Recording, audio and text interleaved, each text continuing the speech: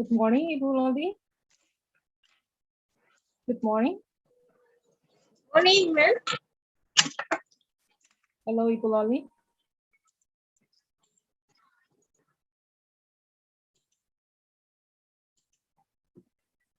Good morning, Ibu Loli. Good morning. Good morning, Ibu. Bisa dengar suara saya, Ibu? We can hear you. Okay. Prof. Zaim has already been here with us, Ibu.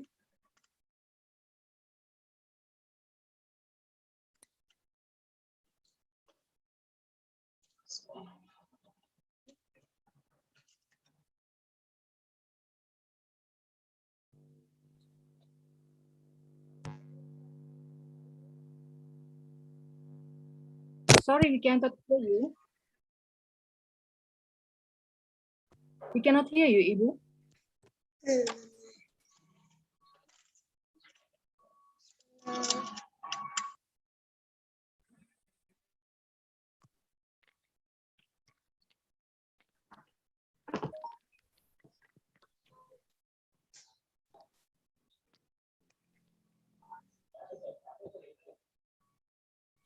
Halo, Assalamualaikum. Waalaikumsalam, Ibu Loli. Bisa dengar ya, Bu? Okay, please speak louder. Oke. Ini masih apa? Sebentar ya, Bu. Ya.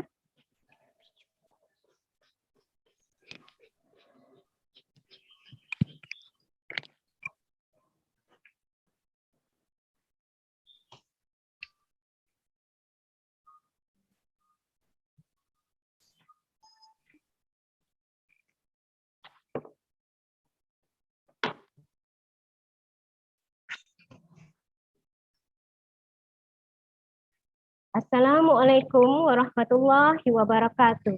Waalaikumsalam warahmatullahi wabarakatuh. Salam sejahtera untuk kita semua. Respectable Minister of Social Affairs of the Republic of Indonesia, Dr. Insinyur Tri Risma Harini MC, Honorable President of the Association of Community Service Lecturers of Indonesia or ACSLI, Professor Dr. M. Zaim M. Hum, Honorable Chief of Coordinator Programs of the Association of Community Service Lecturers of Indonesia, ACSLI, Yoza Novia Devi SPD, MPD, Honorable Chief Executive Committee of Community Service of Activity Online Service, ACSLI, PkM OSA Batch 6, Dr. Insinyur Suciana Widi Rahayu MPD. Very proud of the whole plenary speakers, the members of the committee, the members of ACSLI, and all of the participants. First of all, let us thank to Allah who has provided us with his blessing and guidance so that we can meet in a healthy and humble condition. The second time, prayers and greetings may always be bestowed on the visit of our Prophet Muhammad Sallallahu Alaihi Wasallam, who has brought us from the time of ignorance to the Islamic age. Dear audience, before we continue this seminar, I would like to introduce myself. I am Loli Novita from Sedikit Insan Madani Air Molek Inhu, Riau. I will be the one who is in charge in guiding you all in the first session of today's seminar agenda. The Association of Community Service Lecturers of Indonesia, or ACSLI, membership has spread across 32 provinces throughout Indonesia from Aceh to Papua, with the central management in Padang, West Sumatra, and regions in 32 provinces. The Association of Community Service Lecturers of Indonesia, or ACSLI, membership has spread across 32 provinces throughout Indonesia from Aceh to Papua. STSLI has collected 1,000 staff private university lecturers from 100 sub-institutions throughout Indonesia. In implementing the three Dharma, higher education, research and community service, and developing networks is to improve the quality of human resources. SCSLI has various programs which are carried out continuously every semester. One of the programs is Community Service Activities Online Service, SCSLI or PkM OSA, and the Community Service Online Service SCSLI PkM OSA aim to first increase synergy in community service activities throughout Indonesia and abroad. Second one, collaborating among stakeholders, especially the Ministry of Social Affairs and SCSLI, in contributing to find solutions to community problems. The third one, the aims of SCSLI is to recommend a policy brief to the Ministry of Social Affairs to increase community empowerment through community service activities of PkM in all provinces in Indonesia, provide recommendation for solution for regional development and improving community welfare. Well, audience, we happily declare that for this semester, we are holding the Community Service Activities Online Series SCSLI or PkM OSA Batch 6 International Seminar on 3 continents of cross-field lecturers, community service. And the theme of the today's seminar is Community Empowerment for Sustainable Development. This Community Service Activities Online Series or PkM OSA Batch 6 will last for 2 days, started from October the 9th to October the 10th, 2021. Start from at 9 p.m. We start from 9 a.m. to 6 p.m. It will be also broadcasted through Zoom as application and streaming YouTube. I will deliver some agendas for the first session today as follows. The first session is opening by the moderator who has spoken already. Thank you. And the second agenda is singing the national anthem Indonesia Raya. The third opening speech that will be delivered by the General Chairperson of the Association of Community Service Lecturers of Indonesia, SCSLI, Professor Dr. Zain Empul, and the Minister of Social Affairs of the Republic of Indonesia, Dr. Insinyur Tri Risma Harini MP. In this session, we will give opportunities to the audience to have some short discussion with both of the speakers above. Presentation of the keynote speakers will be the last agenda for our today's session. Our today's keynote speakers are Professor Noel Scott from the University of Sunshine Coast, Australia, and Professor Yeni Rosimela, PhD from Padang State University, Indonesia.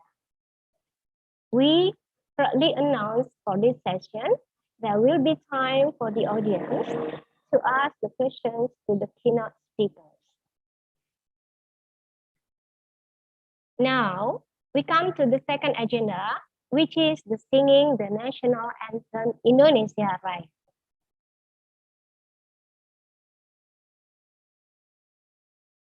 Audience, please stand up.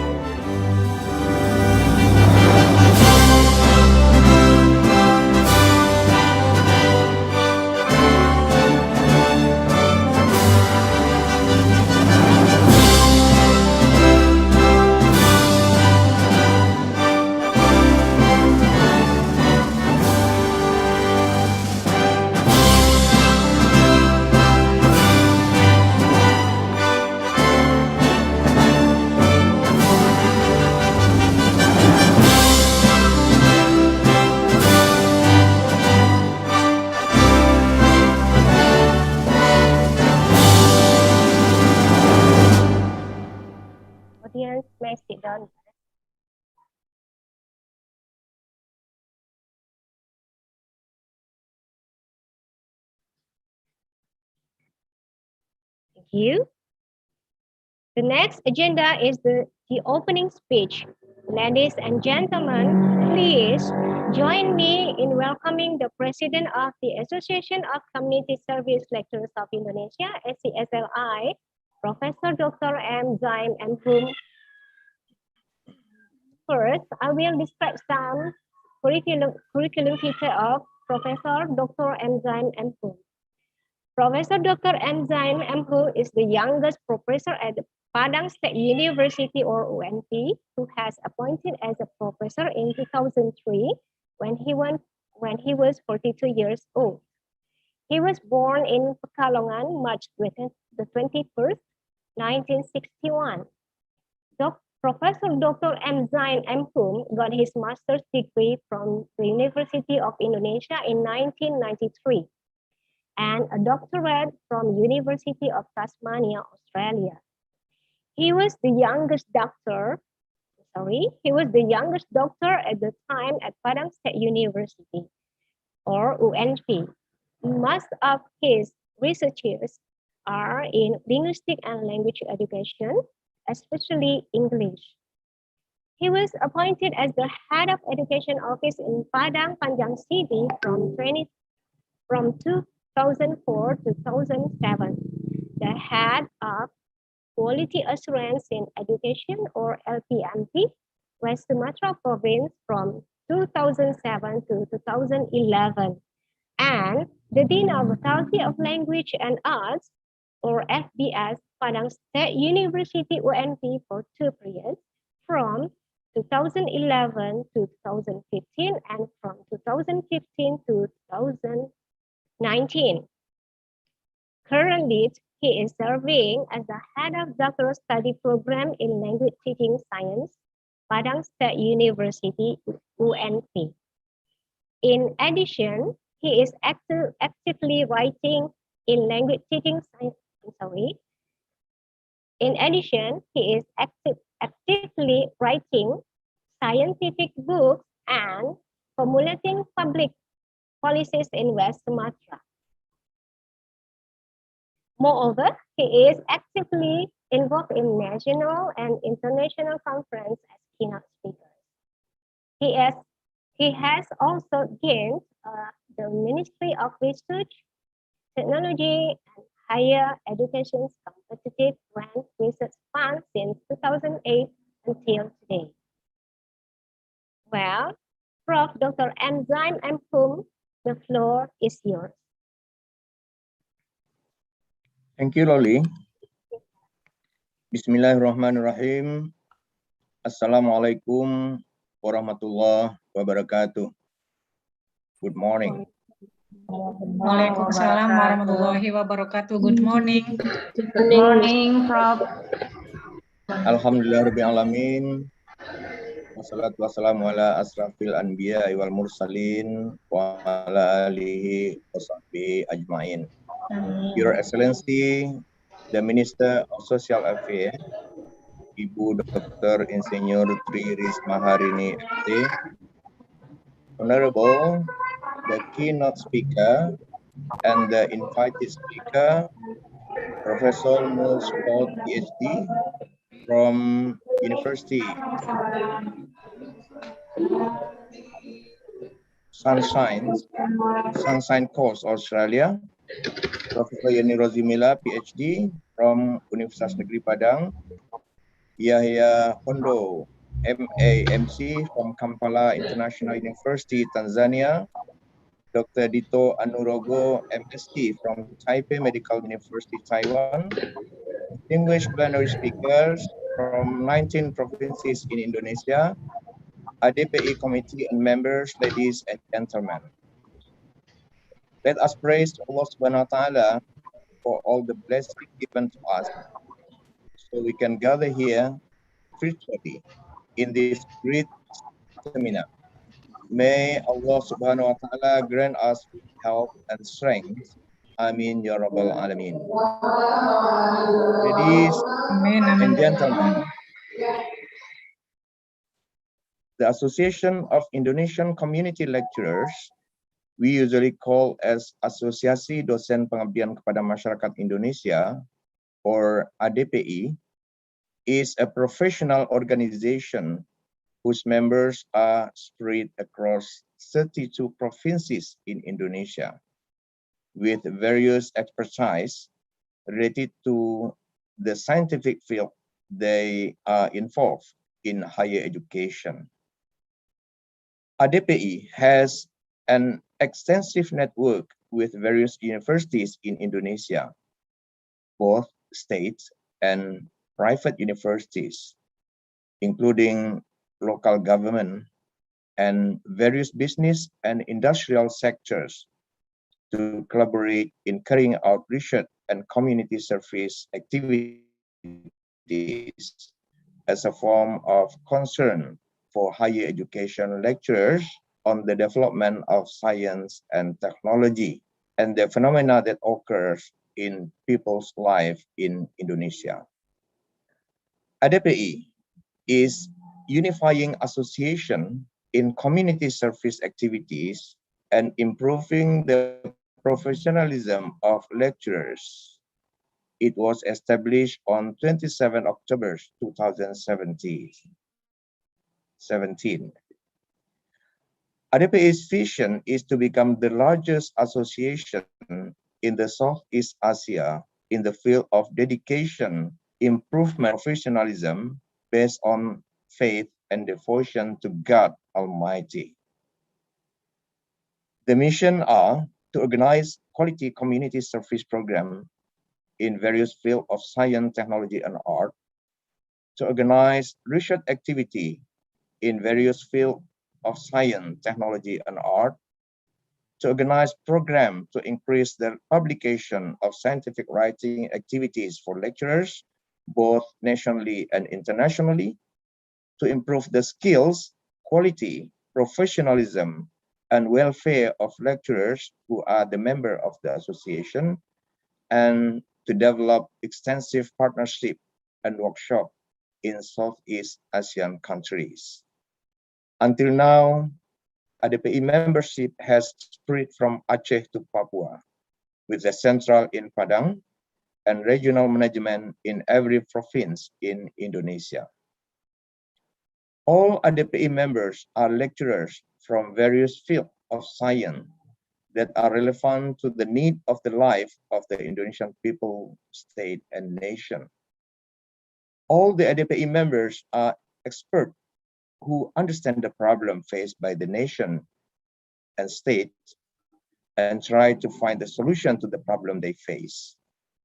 Lecturers at various universities are ones who always participate and play an active role in the development of science, technology, and art, as well as changes in social and cultural phenomena in various aspects of people's lives.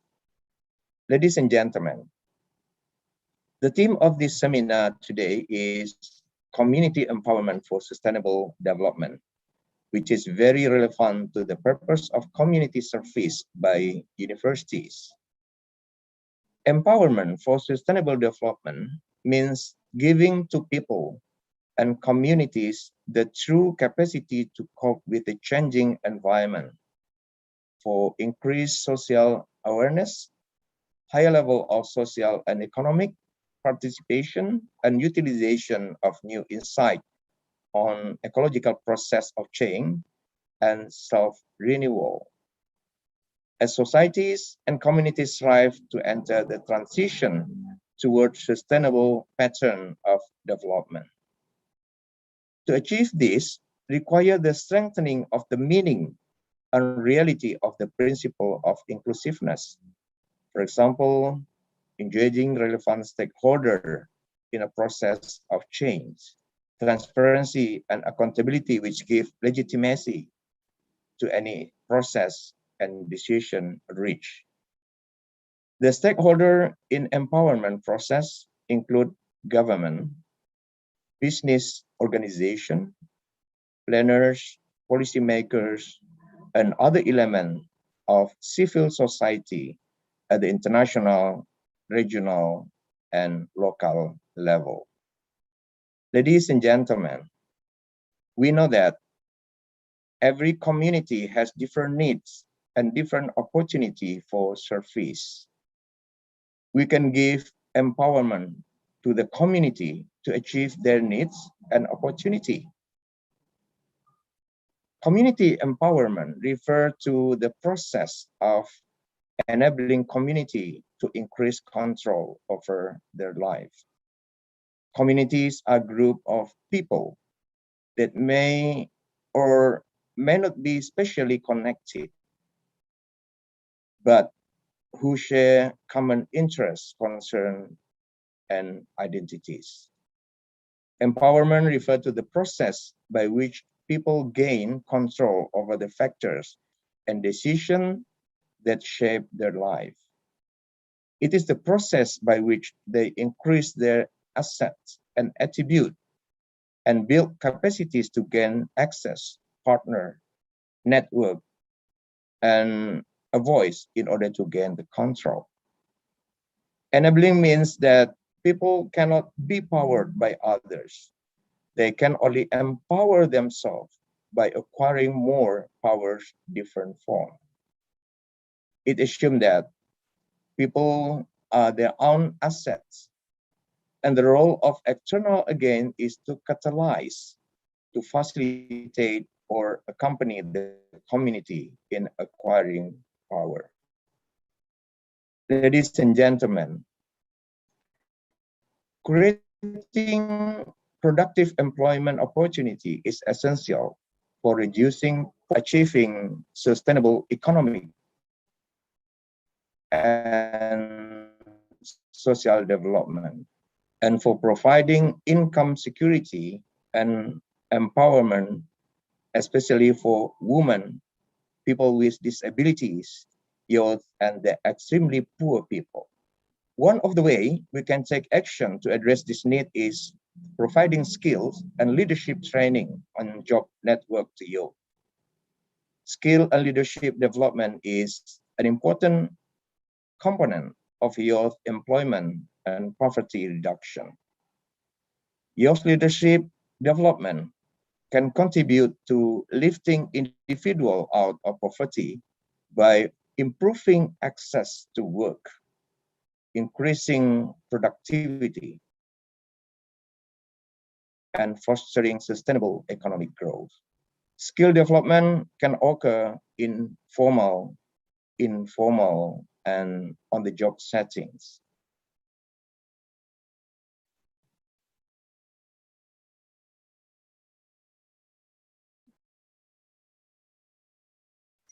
This training should help individuals become fully and productively engaged in development opportunity or job creation. The training should reflect the changing demand and opportunities of the community economic and labor market. Ladies and gentlemen, in connection with that, universities as academic community must carry out synergy and with various stakeholders to carry out community service so that people can achieve a prosperous life. Community service, as stated in Permendikbud number 3, 2020, is an activity of the academic community that utilize science and technology to advance the welfare of the community and educate the nation's life. So the target of achieving community service is to achieve community welfare. The result of community service is solving problems faced by the community by utilizing the expertise of the relevant academic community, the use of appropriate technology, science, technology, development material, or teaching material, or teaching module for enrichment of learning resources. Community services is the form of disseminating the result of higher education research, which is implemented through various community services activities to support the independence of the nation. Ladies and gentlemen, As the president of the Association of Indonesian Community Service lecturer, I would like to thank the Minister of Social Affairs of the Republic of Indonesia, Ibu Dr. Tri Risma Harini. We also express our gratitude to Prof. Noel Scott and Professor Yeni Rosimila as a keynote speaker at this seminar, and all the plenary speakers who have taken the time to deliver their presentation at this seminar. Furthermore, I would like to express my gratitude to the seminar organizing committee, the Association of Community Service Lecturers of Indonesia, in collaboration with LPPM Universitas Muhammadiyah Profesor Dr. Hamka, Universitas Surya Kencana, and Sekolah Tinggi Ilmu Ekonomi Pari Semarang, which has prepared and organized this seminar. Hopefully, this seminar will be useful for all of us in dealing with life in the Industrial Revolution era 4.0 and Society 5.0, as well as in the new normal era as a result of COVID-19 pandemic. We hope that all of us are always healthy and protected from the COVID-19 outbreak by keeping distance, wearing masks, and washing our hands with running water and using soap. Thank you very much. Wassalamualaikum warahmatullahi wabarakatuh. Waalaikumsalam warahmatullahi wabarakatuh.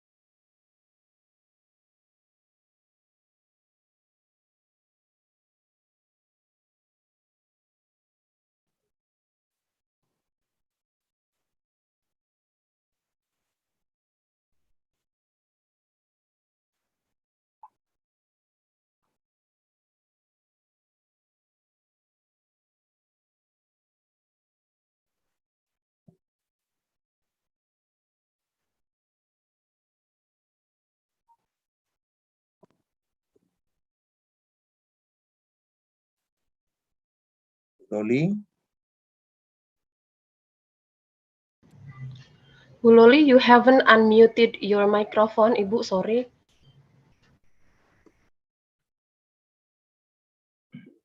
Alhamdulillah, we have heard the opening speech from Professor Dr. M. Zain and Kum, and now we come to the next session.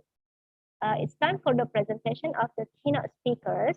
There will be two keynote speakers in this seminar.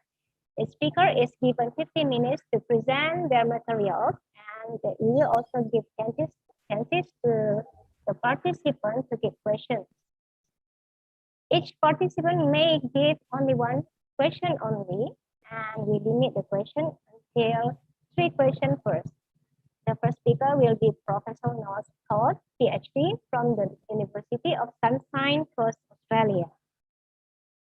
Professor Noel Scott is a professor in tourism management in the Sustainable Research Centre, University of Sunshine Coast, Queensland, Australia. His research interests include the study of tourism experience and destination management and marketing.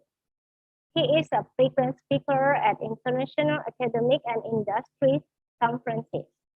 He has over 30 academic articles published, including 17 books. He has supervised 30 doctoral students to successful completion of their thesis.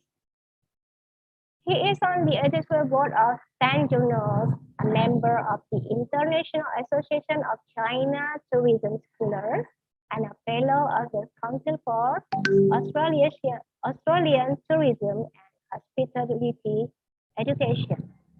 Prior to starting his academic career in 2001, Dr. Scott worked as a senior manager in a variety of business, including as manager research and strategic services at Tourism and Event Queensland.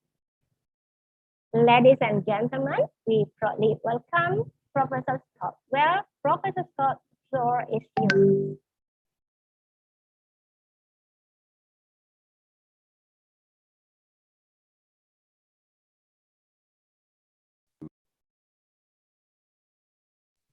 Hello, can you hear me? Yeah. Oh, good. Well, thank you very much for the opportunity to talk today. I certainly would like to thank Professor Dr. Zaim for his kind invitation.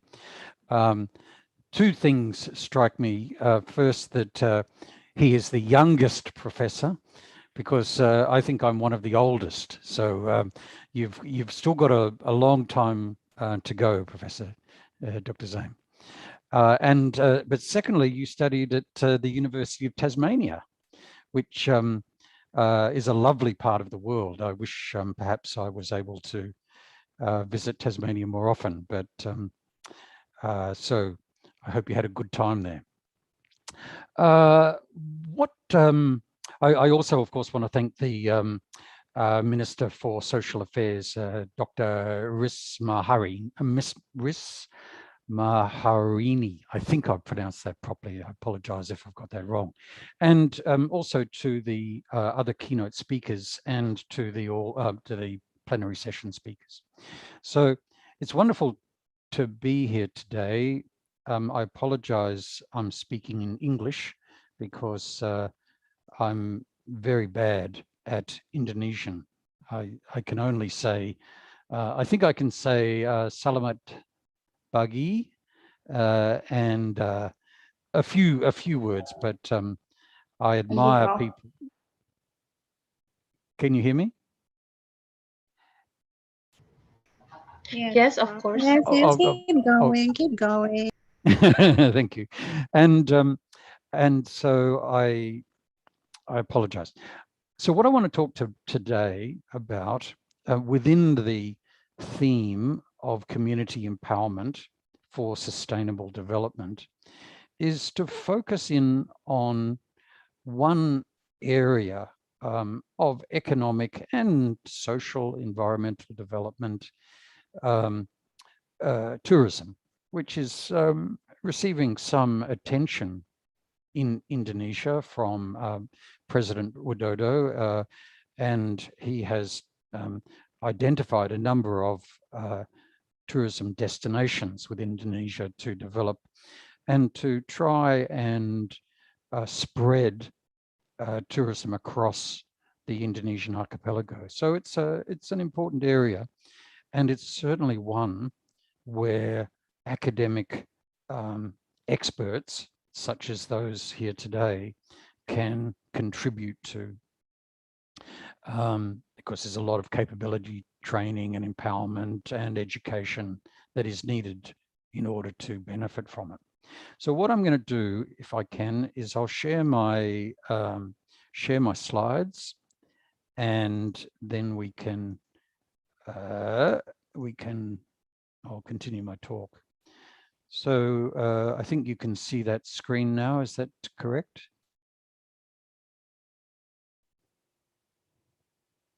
Can you see the screen? Yes. Yes, we can. Yes. Okay, thank you. Okay, so what I want to talk about to begin with is, and this has been, I think, an important issue for the world for many years, but increasingly important, is this idea of sustainable development. And one of the things that people talk about is the need to meet the needs of the present without compromising the ability of future generations to meet their own needs. So sustainable development is development in a way where we don't, where we try and protect and improve the environment. Perhaps we also try and maintain our culture and heritage. And at the same time, we can improve our economic status. So sustainable development is good, but can be a little bit hard to do. It requires a lot of management and planning, which we'll talk about. So the same idea of sustainable development has been applied to tourism. So basically, they just say the same thing. Tourism development that meets the needs of the present without compromising the ability of future generations to meet their own needs. So, so sustainable tourism, that's what we're trying to develop if we're looking at sustainable tourism. And of course, there are three parts that we think about when we think about sustainability in general or in tourism. Optimal use of environmental resources, ecological processes, and conserving natural heritage and beauty. On the socio-cultural side, so we try and maintain socio-cultural authenticity of host communities, conserving their built and living cultural heritage and traditional values. And then in the economic side, generating socioeconomic benefits that are fairly distributed, including stable employment, income earning opportunities, and social services for host communities. So it all sounds wonderful, doesn't it? But with tourism, as in any other type of activity, it can be tricky to implement. In theory, sustainable tourism fits very nicely with sustainability in that increasingly tourists are interested in authenticity of the locations that they're going to. So tourism has developed over time. The original tourism destinations in Europe, Spain and Portugal, and then later perhaps in Bali, really focused on producing a low-cost and pleasurable, relaxing holiday for people. And that's still important. But increasingly, there's a trend towards wanting to better engage with local people, local culture, and the local environment. So those are things which fit nicely with the idea of sustainability and socio-cultural sustainability. Increasingly, in the economy area of the economy generally, as well as in tourism, there's a move from top-down development, where the contribution to the overall economy is the thing that's measured, to ensuring that it's local people who actually benefit from the development. So, and tourism is increasingly looking at where the money goes to ensure that a significant proportion of the income generated from tourism stays in the local community rather than returning overseas, or perhaps even to another part of the country. And the other thing that sustainable tourism is increasingly working towards is protecting animals, nature, protected areas.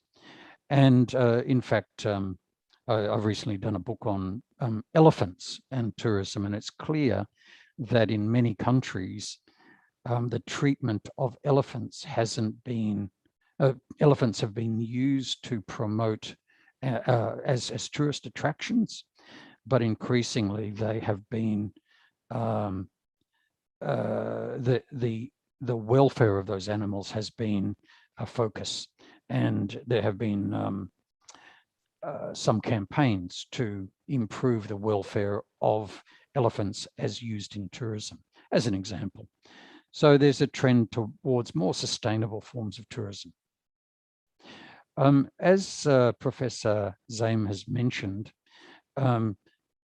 this fits in then with the idea of community empowerment. So community empowerment, as he said, is the process of creating a community with much greater control over its environment. And it's about an effort or way by which people, organizations, and communities are directed to be able to master their lives. That's a very broad statement. And of course, the detail is important in implementation. So let's think about this in terms of tourism. So why do we talk about tourism? Well, that's because Indonesian government and many other governments of many other countries consider tourism as an effective form of regional economic development. So the good thing about tourism is that it relies a lot on small businesses, and in fact, often sole traders or individuals who don't often need a lot of investment to develop their businesses, although they certainly need training and language skills and other forms of education. But the point here is that tourism can be an effective form of regional economic development if managed correctly. So the key issue here is that we need to really understand how tourism works and direct its development into those paths which are going to lead us to the optimum outcome. And that means keeping control of its development, making sure that we are anticipating the positive and negative impacts that it can have on nature and the environment and society. So one of the things they talk about a lot when they talk about tourism is a tourist destination. So that's the place where a tourist visits. You might say Denpasar and Kuta Beach are tourist destinations. They're places where people go and will stay overnight.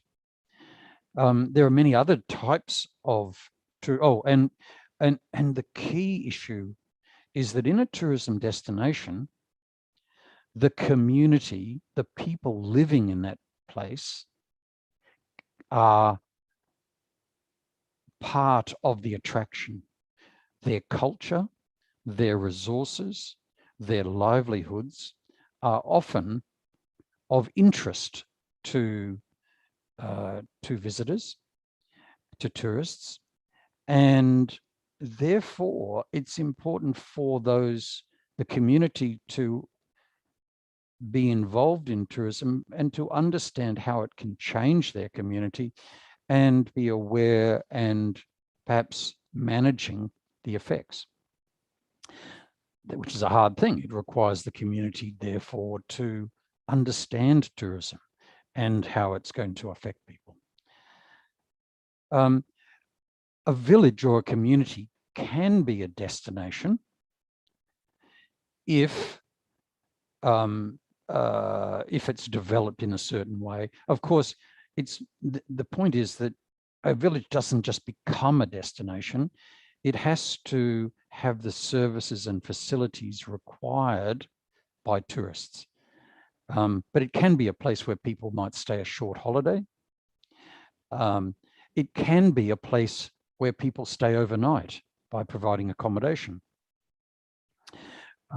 It can provide an attraction where a tour group visits to experience the local culture, but they only stay an hour or two. It can be a place where tourists can buy a meal or a drink or a souvenir on their way somewhere else. They're just passing through. Or it can simply be a photo stop where the tourists take photos. So clearly there's a range of ways that a community or a village can be involved in tourism. And the key thing then is, how do we know which one? Well, that's where we need some careful planning before, hopefully, before or early on in tourism development of a village.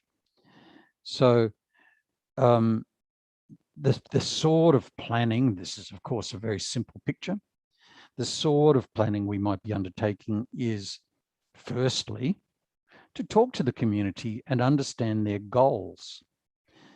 And the problem is often many people in a community don't know what tourism is and how it can affect them. So they tend to have a positive view of tourism and not necessarily understand that it may affect them in ways which are negative. The second thing, so you need to understand the community, what they're trying to achieve, and be realistic and educate them. Secondly, you need to identify and assess the resources that they have, which can be turned into tourism resources, tourist attractions. So there's a difference between a community, for example, may have some heritage. It may have a beautiful cultural dance that that is part of their traditions, and visitors may be interested in that. But the dance, or the idea of the dance, is different to developing a tourist attraction, because there's many other things you need to think about to turn this dance into an attraction that visitors will want to see. So the other thing is, you need to, once you understand the resources and their relative attraction, then you need to think about, well, who are the customers who are going to come and see this thing? How many will be coming? How big is the how unique is the resource, and how far will tourists come to visit? If we think about Borobudur in Java, that's a unique attraction, and people will come from around the world to see that. There are some unique tourist attractions in Papua. The dances and the events that the local Papuan people may have in the highlands are wonderful, but very difficult to get to and expensive to get to. So tourist demand might be lower. Assess the resources, assess the tourism demand, and then, because remember, this is tourism as a form of economic development, create a business plan. Don't just go in and say, well, now we're going to develop it. Try and work out and anticipate the costs, the resources, the inputs you'll need to create the tourist attraction or the tourist facility you want, then implement. And certainly along the way, you'll need to undertake training. Now, all of those things empower or require empowerment of the community, and they don't happen overnight. You're talking about 1 to 2 years minimum, especially if you're dealing with a community which doesn't have a lot of understanding about tourism. So you need to work with them closely. So the different forms of tourism that can be developed require a match of the resources with the marketplace, with the community's capabilities. And there's lots of different ways that can be done. And so if you have a community with high capability, maybe it's had lots of training, then you might be thinking about more complex forms of tourism, which do require often more investment. So think about these options. Quickly, I just want to talk briefly. Hopefully I've got, am I going on okay in terms of time? Please let me know if I'm going too long, because I can talk underwater. Some cases. So here's a study of a small village outside Makassar. It's very interesting. It was one project I've been involved in where a new geopark is being developed. Very interesting. And along the way, they want to try and create some benefits for the local people. And that requires an assessment of the resources, an understanding of what people want, and so on. So one of the first things you need to think about is, what have they got? What are the resources? What can they offer? And who would be likely to visit? Well, of course, at the moment, the only people who would visit are local peoples from Makassar. So perhaps you would be targeting what I would call the domestic Indonesian market, and possibly some people from Jakarta who can fly. How many people could go? Well, the good thing about this location, that's the star on this map that I've got here. So here's Makassar, here's this village, and this whole area here is part of the geopark that they're developing. The good thing is this place is close to a major city. That means that you're able to get a larger number of visitors going to the place, even driving their own cars. So, and good roads are nearby. You could travel for about an hour and a half. So one of the things I would be thinking is that this place is a day trip destination. It's a place where people can go and from Makassar, visit the village or the place and come back. And so that means that there's a reasonably large market, but not necessarily one for accommodation. So if you've got a village, what are you going to show people? Well, certainly there may be some interest or some resources in the local culture and the local wisdom of the people. So the houses are a resource for the local people, but they're not at the moment displayed to tourists. And so that's a real opportunity. It could be that you could turn some of the local houses into lovely coffee shops or places where you could go and eat. So interestingly, one of the ways that academics can help, so here's some pictures of the buildings, some of the detail, and they can be turned into stories and interesting interpretation for visitors. And that's one of the areas where academics can certainly help a community, to help them try and understand and see the value of their culture and heritage and try and interpret it for tourists. Here's another case study, and from a completely different place, one that I've been involved in. So Al Jufa is a place of mirquat for people from Syria, Palestine, Jordan, Jeddah. So I'm sure you understand, I had to learn this, but when people come to do to visit Mecca, they need to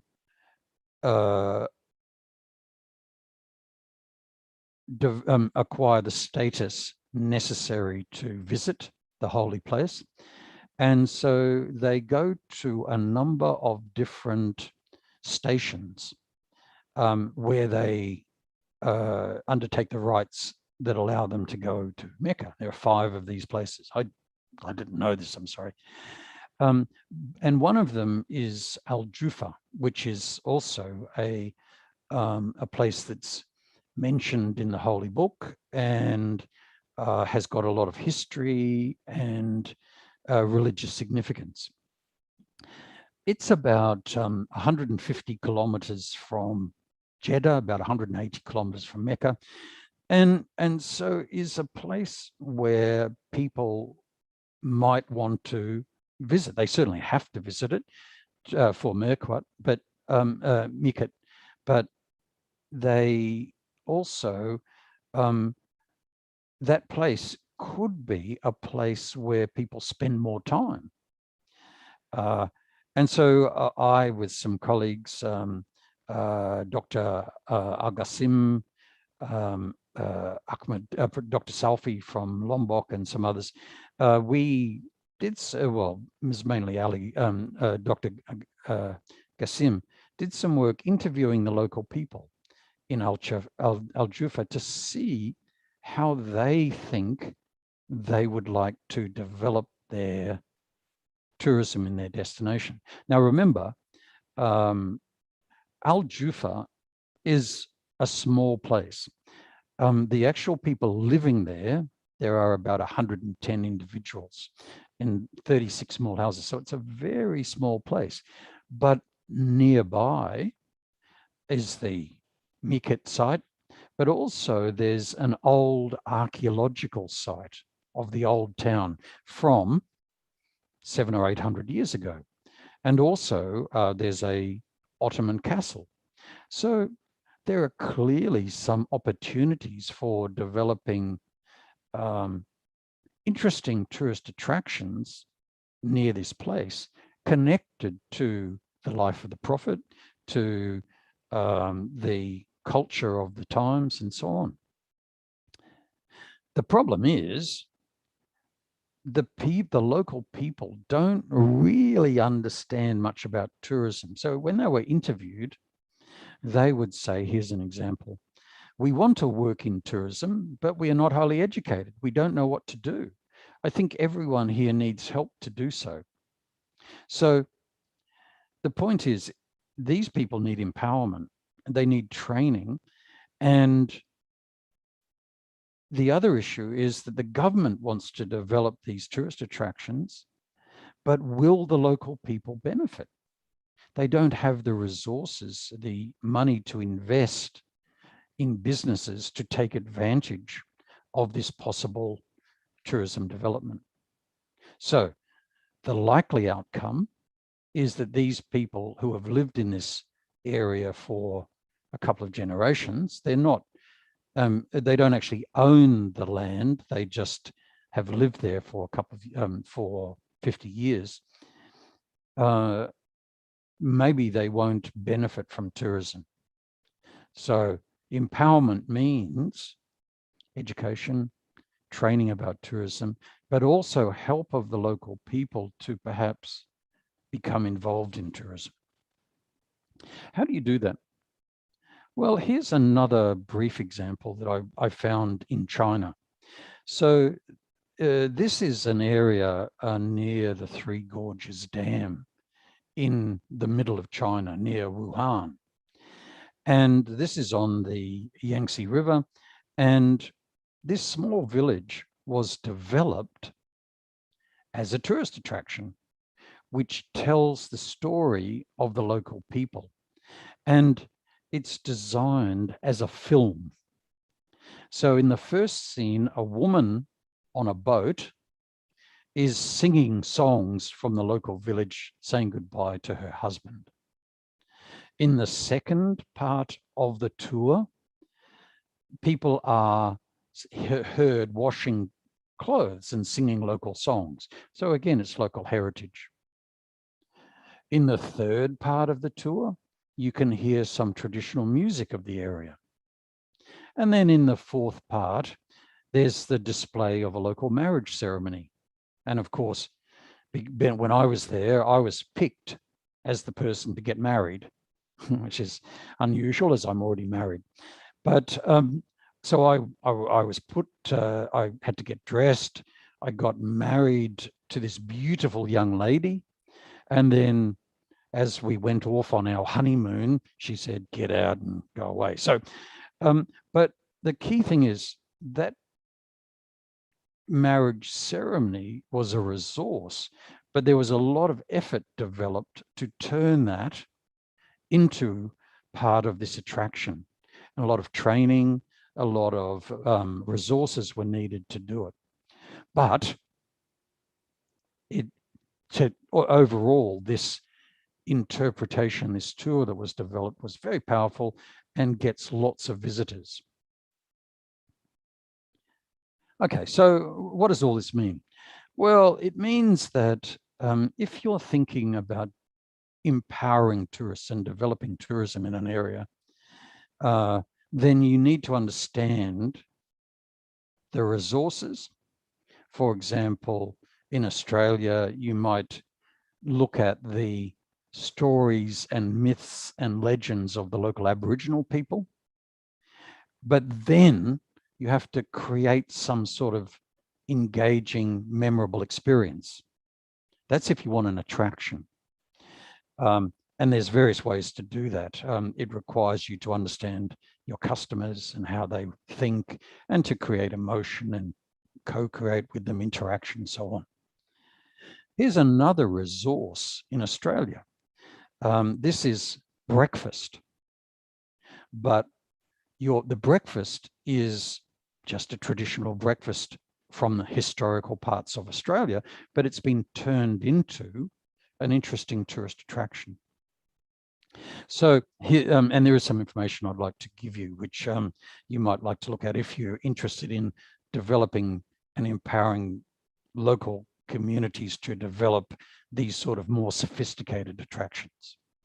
So in conclusion, I'd like you to think about empowering villages for tourism, but in order to do that, understand what the community wants, understand the resources that the community has, often their community, their culture and heritage and history, and the local environment, but then see how those resources can be turned into tourist attractions or tourist products to make money. And that's so my point is that's a little bit complicated. Okay, so that's my talk. Hopefully I haven't talked for too long. I will now stop sharing my screen and I will pass it back to the moderator pass it back to the moderator. So hopefully that was interesting to you. Thank you.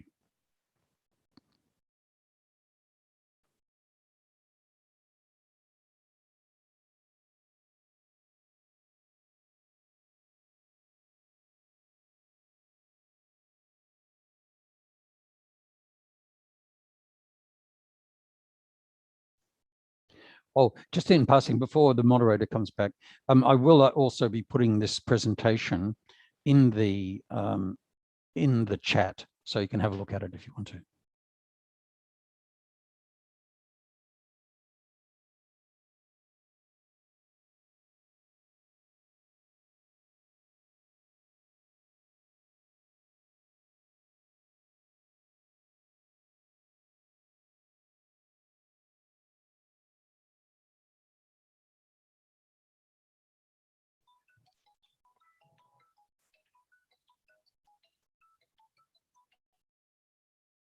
Ya, Ibu.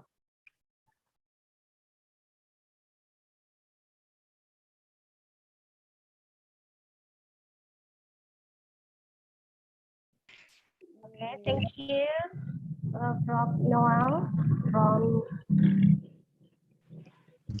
Thank you, Professor Scott from Tanzania, from University of Sunshine Coast, Australia. Now I would love to give the chances to the participants to give questions.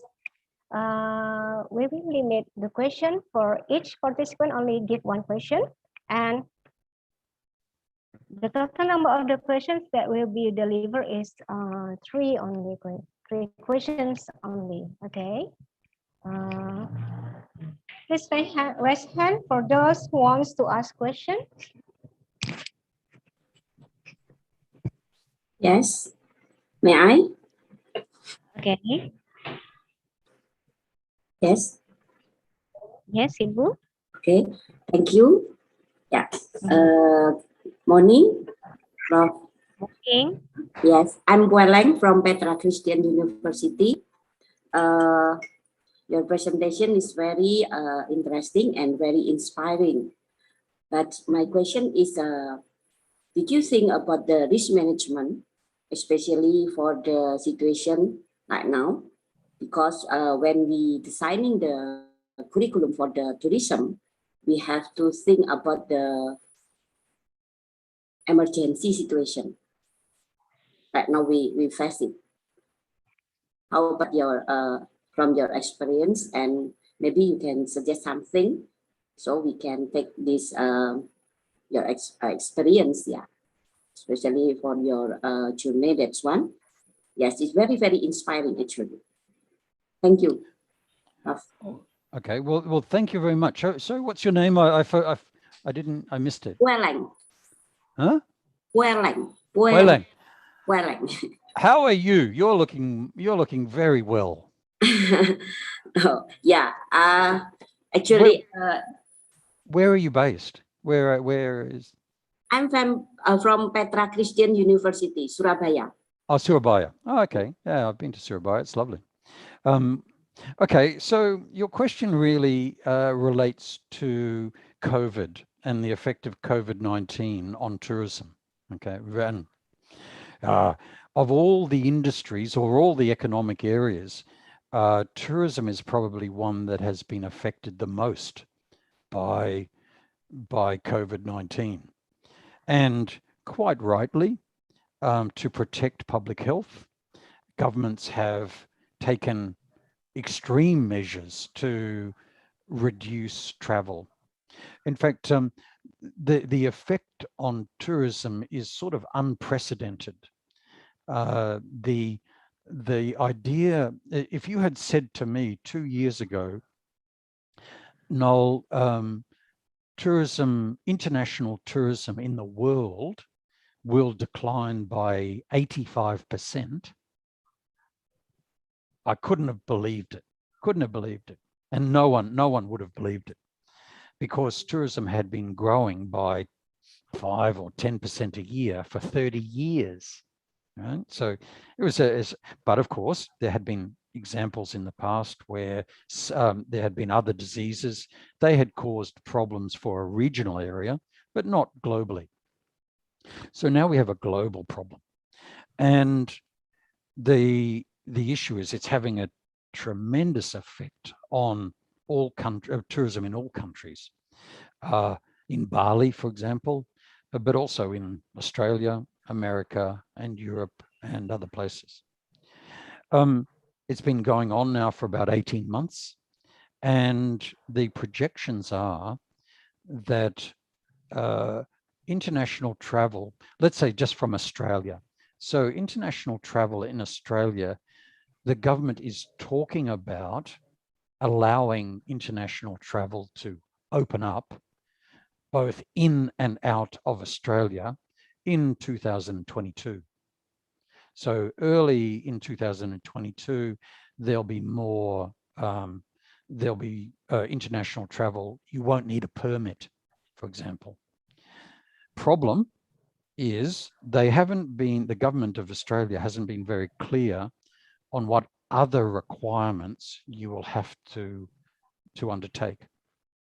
And it will probably be that you will need to be vaccinated to travel internationally, and also to have at least a recent test, both before you leave home and before you come back. Those tests in Australia cost $150. So that's going to be an additional cost to travel. There may be other problems in that the government of Australia may require people arriving in Australia to still quarantine for a certain period of time. The talk is that for residents of Australia returning to Australia, they may have to home quarantine, so stay at home for a week. That's not a problem. I don't think that's going to be a real problem for people traveling. But it could be that the government of Indonesia requires people to quarantine when they arrive. Or It could be that if I go through Singapore on the way to India, that causes me to quarantine when I go to India. So there's a number of different issues related to COVID which haven't been clearly defined, which affects when international tourism will start to revive. But I believe it will start to grow again, although slowly, from 2022. What does that mean? Because there's another interesting issue to do with COVID-19. When people in Australia can't travel overseas, they still want to travel. They still want to take holidays. So what we've found is that domestic holidays of Australians in Australia has actually grown, or and some regions, when people can travel, when there's no lockdown, people actually, some regions close to capital cities have done very well. Sometimes they have done better than before COVID, because people can't travel overseas. They want to spend money on a holiday. They go to somewhere local. Now, I think that same thing applies in Indonesia. And one of the things that I would be thinking about is to target, you see, in Indonesia, tourism developed differently from Australia. In Australia, tourism developed first for local people, then for people from other parts of Australia, and then to internationals. But in Indonesia, because of the development of the country, the tourism developed first based on international, right? But domestic tourism is by far the largest part of the tourism economy. So what I would be doing in Indonesia is to target domestic tourism and try and develop day trip destinations. You know, you see it in Bandung, I think. Is it Bandung? Near Jakarta in the mountains. That's domestic tourism. In Padang, it's Bugatini, I think. Is it Bugatini? So there are day trip destinations that can be places where local people want to visit. Perhaps it's just that the tourism offers aren't developed well for local people because everyone's been chasing the international market. So something to do, and you can develop the local market by doing events and other things. But of course, it all requires the COVID to be under control. So in the long answer to your question is COVID has a big effect on tourism. We need to address its effect in the short to medium term, 1 to 2 years, perhaps by addressing more local tourism. But in the longer term, it will come back because people want to travel. They want to visit Bali, but it will probably take 2 or 3 years minimum to get back to the sort of levels that we had before. And it will probably be a bit more expensive because air capacity is lower, and it may be more expensive because of COVID testing or other testing and other requirements as well. And so again, think about, and also market tastes are changing. So if you can develop more natural tourism, where you're not dealing with so intensively developed destinations like Denpasar, but more natural places in the country, then that might be useful as well. But anyway, so it's a big issue, a very good one. Yeah.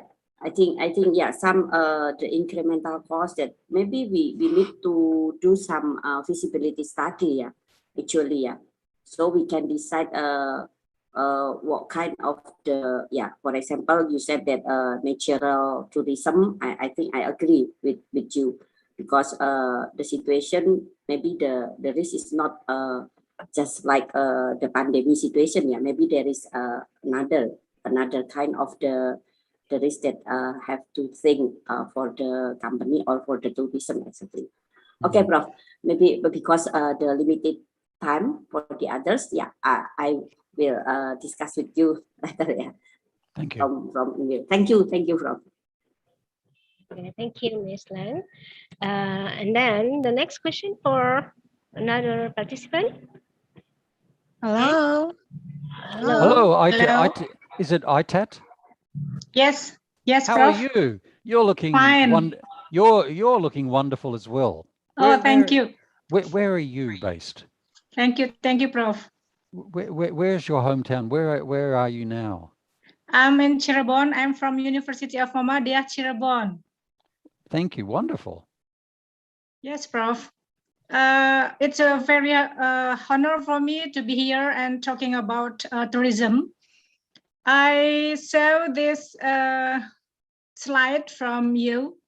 That is so many steps in here, step in tourism planning. I just want to say, I just to ask about which one the best to do about step, because the condition now is what is it? The condition now is pandemic, Prof. Which one the best we choose? Okay. Well, there's I think, you know, I think that the pandemic has allowed people the opportunity to think about the future. So clearly, you know, up until 2019, tourism was growing and growing and growing, and everyone was, you know, developing new hotels and things. And when COVID struck, it meant that tourism was paused. Okay.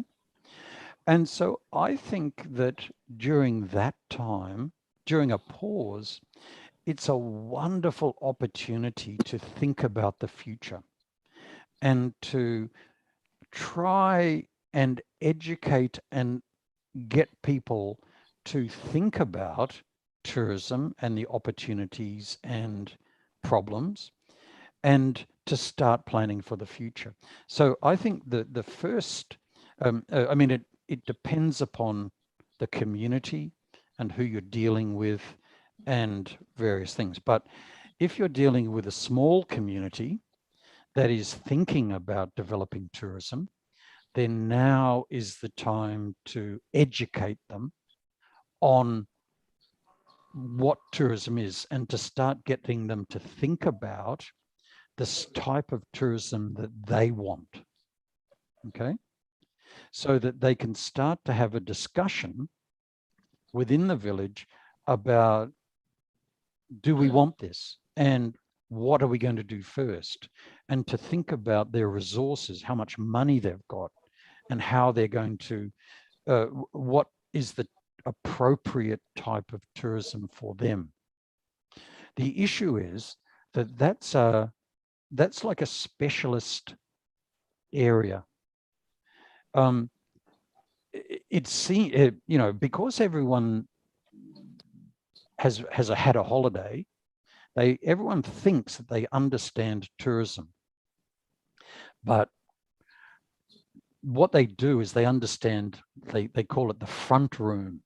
They understand the customer parts of tourism and not the back room, the operations and the marketing and the finances and the investments and all the things that make tourism work.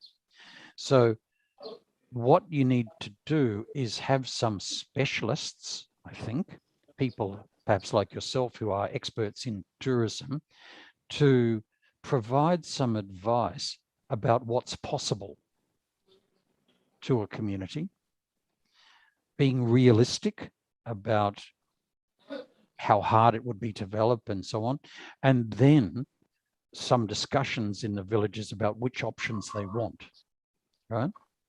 So there are two things to do. One is to do a sort of feasibility study of the different types of products that a village could do, what their resources are and how they could be commercialized, and then start the discussion with the villagers about what they want. That would be my suggestion of what to do now in anticipation that tourism could be developed in a year's time, when could start to make money in a year's time when people start traveling internationally. Does that make sense? Okay, thank you, Prof. I hope not only this event we meet with you. I'm very happy to talking with you, and I give to another question. Thank you, Prof. Thanks, Ida. Anna. Where are you, Anna? Anna Susanti. Yes, Professor. Can you hear me? I can hear you very well. Okay, then. Thank you, Professor. No. So I'm Anna Susanti Yasma. I'm from Muhammadiyah University of West Sumatra, Padang. You lucky thing. Padang's a wonderful place. Thank you. You're talking about Bukit Tinggi, right? Yeah. So university location, one of them is in Bukit Tinggi. So for this morning, it's really awesome to get to your presentation. And, you know, you make make up my mind. So I think about documentary for movie, I mean. So if according to documentary movie, so what should we do the first? I mean, so for step by step, because I think in West Sumatra, we have a nice culture that we can inform to movie. That's the first one. And the second one, if my college want to collaborate with your university, so is it possible to do that? Good. Okay, well, thank you. So two questions. The first one is, was it about making a movie? Yes, documentary movie. Like and a commentary movie. So what sort, do you mean like a promotional video, or do you mean like a film or a documentary? A documentary, please, because we have like some culture about wedding or something like that. Thank you. Okay. Thank you. Yeah, well, look, so it depends. So it depends upon where you want to use the movie or the documentary. If you can produce a documentary that can be placed on national television and shown, you know, like a cultural, documentary, and that can be shown on national television, that would be wonderful. But that requires a fairly high standard of production quality. So you'd have to think very hard about how you're going to produce it, and you'd have to get maybe people who are video experts and able to develop films to do it. But it's a good idea. But so start with your market. Go and talk to the people in the on the television channels and say to them, here's what we want to do. Will this work? Right. So that's one thing I do. You know, there's all sorts of options. In Australia, we have a show on local television called The Long Weekend. And what they do is they go around to all the different places to visit near my hometown, and they have a little segment, a little video about it, and they interview people and they talk about it. So that's produced by the local television station, and the idea is it helps to generate visitors, local visitors, to go and see these local places. Now, that's another option. You don't have to necessarily have a documentary. It could be more like a series of short interviews and stories about different places to visit. The other thing that you may want to do is to use social media. Now, this can be very important. So often on places like YouTube or other social media sites, people are especially interested in seeing short videos, not long ones. They can be about a minute, but you don't want to, you know, maybe you can do it for 5 minutes, but you don't want a very long video. But if you can produce a video which is really interesting and which can capture people's imagination, it can be very powerful as a way of promoting a place. But again, you've got to think, who is my audience and what can I show them that they think would be very interesting?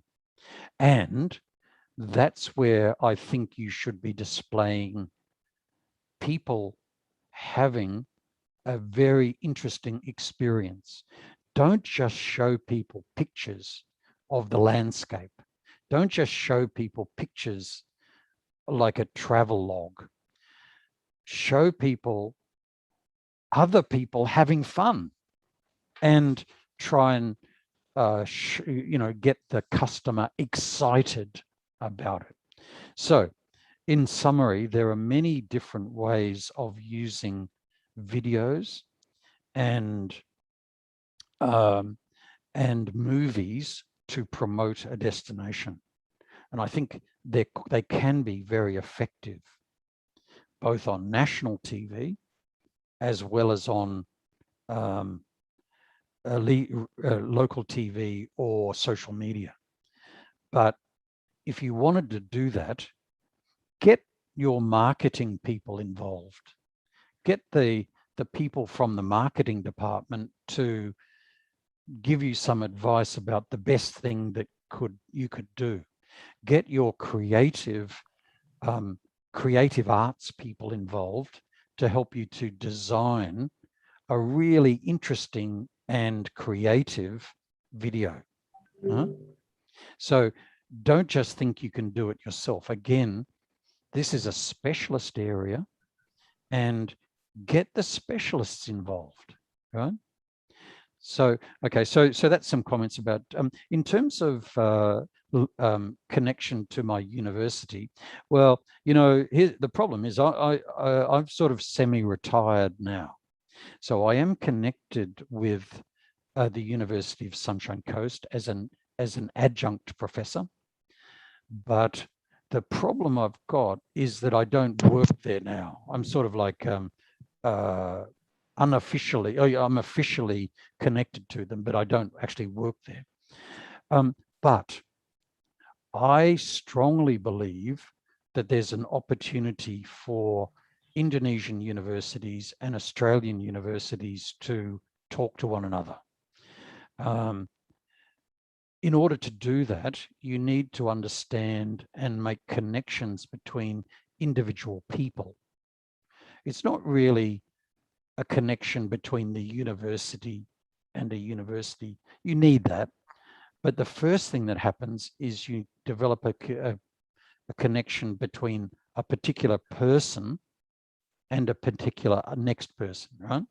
And you get some research or things going, and then that becomes formalized in an agreement. So then the question is, how do you get those connections going? Well, here's the problem. You know, if you talk to people in Australia, they'll all say, oh, I'm too busy, you know, working hard, writing papers. And so you need to try and attract their attention.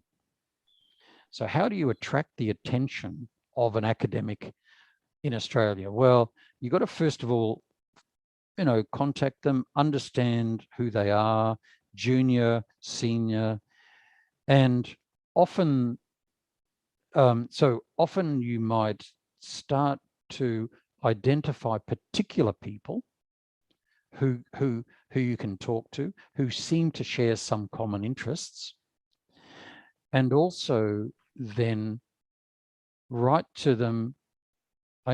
This is not good. I'll just tell you the truth. I'm not trying to make it easy, but often you say to them, "Oh, professor in Australia, you are so wonderful.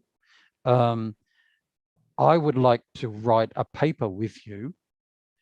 I've collected some data. Can you help me?" There's all sorts of issues involved in terms of ethics and data collection, and but that's one area. A second area that will attract their attention, and again, I'm just telling you the truth, is money. So the thing that a person who's an academic in Australia wants is to get promoted. They get promoted by writing academic papers and receiving funding.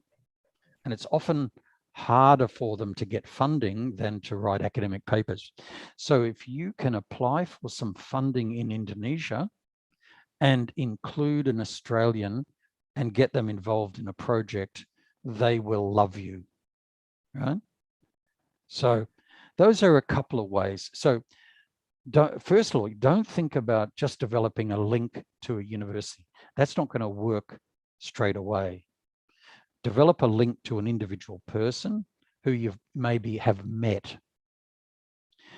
Then you have to work on it and try and develop some project that that person can be involved in, and then maybe another project, and then the university will say, hey, this is a good relationship, let's formalize it, right? Does that make sense? Yes. All right, thank you, Professional. Actually, I mean, my university won prize from the tourism ministry about some places we call, I'm sorry, I forget, but that's the second winner. So my university and my government want to make the place to become an international. So that's nice to have. Yeah, it's good. It's nice. And so that demonstrates that your university has good capacity for doing research in tourism, which is wonderful. But, you know, think about it not from your perspective, but from the university people in Australia, because they often have other existing relationships or other existing connections to universities. Like I used to work at the University of Queensland, and I said to people at the University of Queensland, let's develop this relationship with this university. And they said, no, we have got 1,000 MOUs with universities around the world, and about 200 of them are active, right? So from the university's perspective, they say, no, you prove to us that your relationship is going to be useful, then we will develop a MOU. Now, I know that may be right, may be wrong, but that's just the way the universities in Australia think. I don't think that way, but if you want a relationship with a university, that's what. So then the other thing is, so I do know that there are a number of universities, not just my university, but other universities in Australia where they may be interested in developing relationships. There are some that I know about in Western Australia.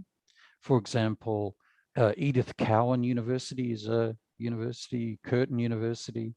In South Australia, in Eastern Australia, and where I live, there are two main universities, Griffith University, University of Queensland, and then University of the Sunshine Coast, which I'm connected to. So there are a variety of universities you could target, and if you could give me some specific information about the type of projects that you want to work on, I'd be very happy to try and introduce you to some people who might be interested, if that was helpful. Sure, that's very fantastic. That's nice. I love it. Okay, so the key thing is that, you know, we need more I would need more information. The other thing you might want to do is, have you been to any conferences in Australia? I was an alumni for Curtin University 2009. Okay, so sorry, did you say you studied there or you went to? Yes. I finished my master in Curtin. Okay, But, I'm glad I said Curtin University was a good university. Yes, Western Australia. Yes. But maybe they would be a good place to target first, especially if you could talk to some of the professors who you met at that time. Okay, so one thing to do is to target them, but otherwise, one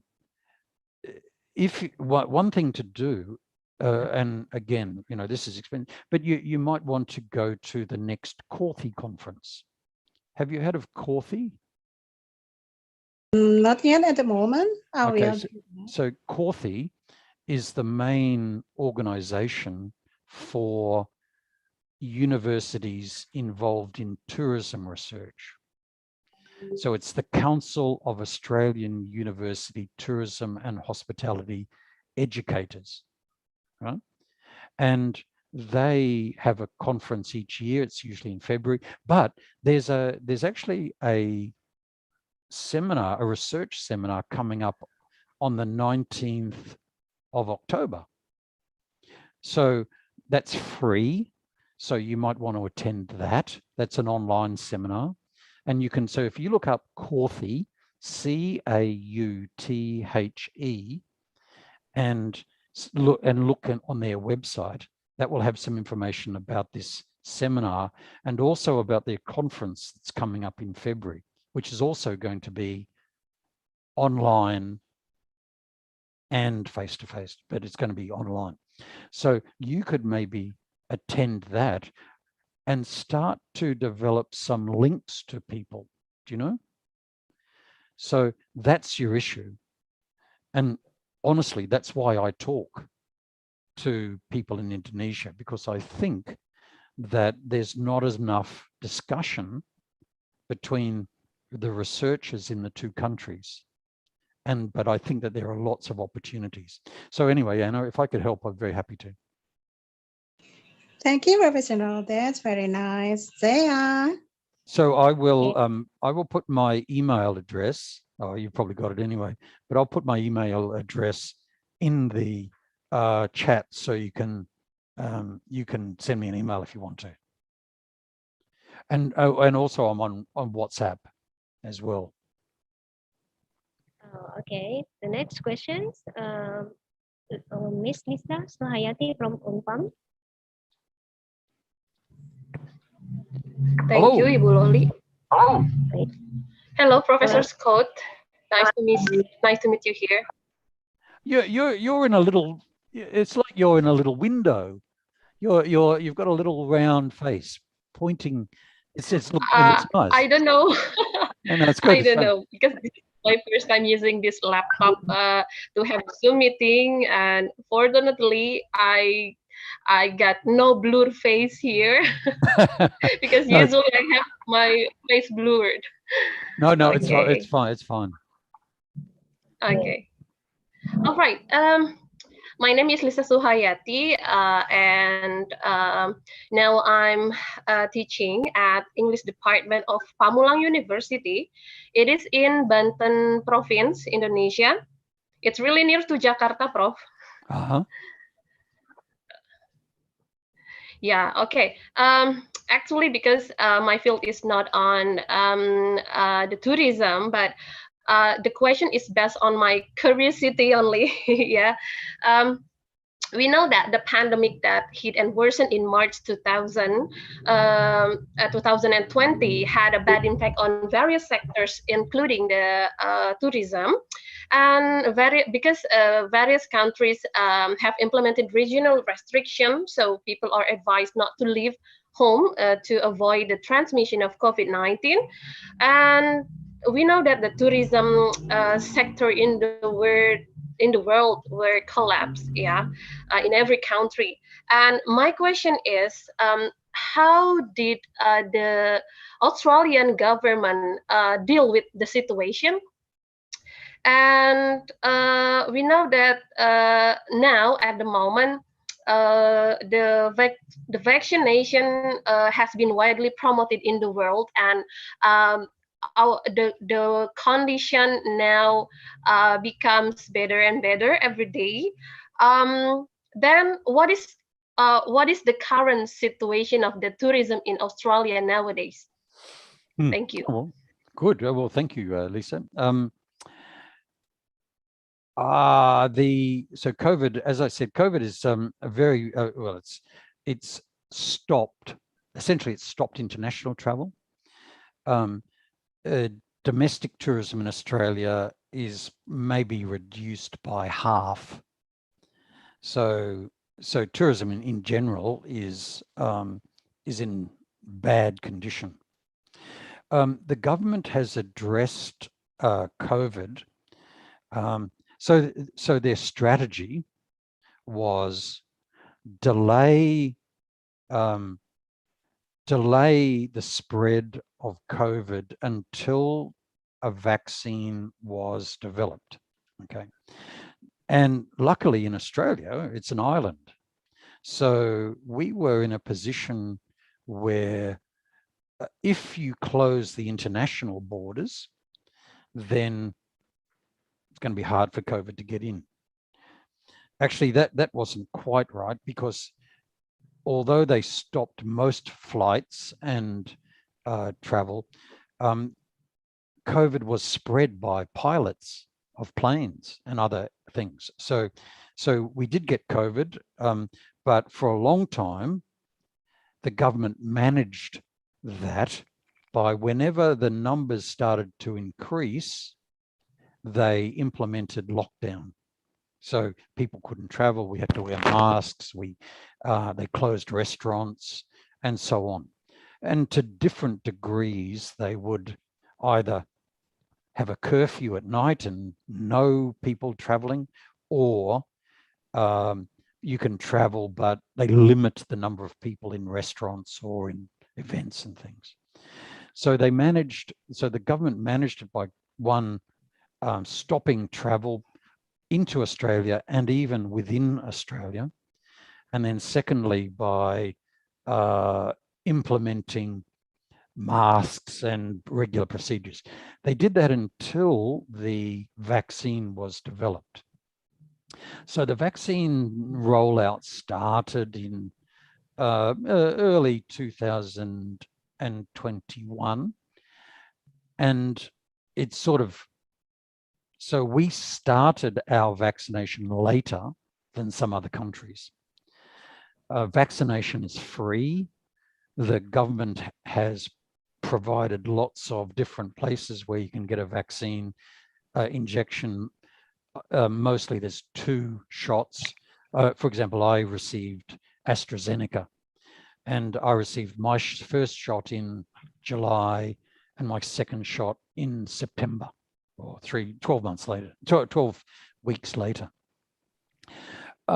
Since that time, the percentage of the population that has been vaccinated has increased, and I think across Australia, for people over 16, about over 50% are fully vaccinated, and around 70 to 80% of people are partially vaccinated. 70 to 80% of people are fully vaccinated. So the government has said, when we reach 80%, then we will open up. But They'll still have some restrictions, but you'll be able to travel freely. So that's going to happen by November, by next month, end of this month, November. So we'll see what happens. That's why I say probably in January, Australians will begin traveling overseas. But, sorry. Okay, I'm sorry, Professor. We have come to the end of your session. Yes, I'm sorry. I talk too much, but I apologize. Sorry, Professor. Thank you very much for your presentation. Thank you for answering the question for the participant patiently. Thank you very much, Professor Scott. Okay, ladies and gentlemen, now we would love to watch the presentation of the second keynote speaker, Professor Yeni Rosimela, PhD. Okay, Professor Yeni Rosimela, PhD, time is yours.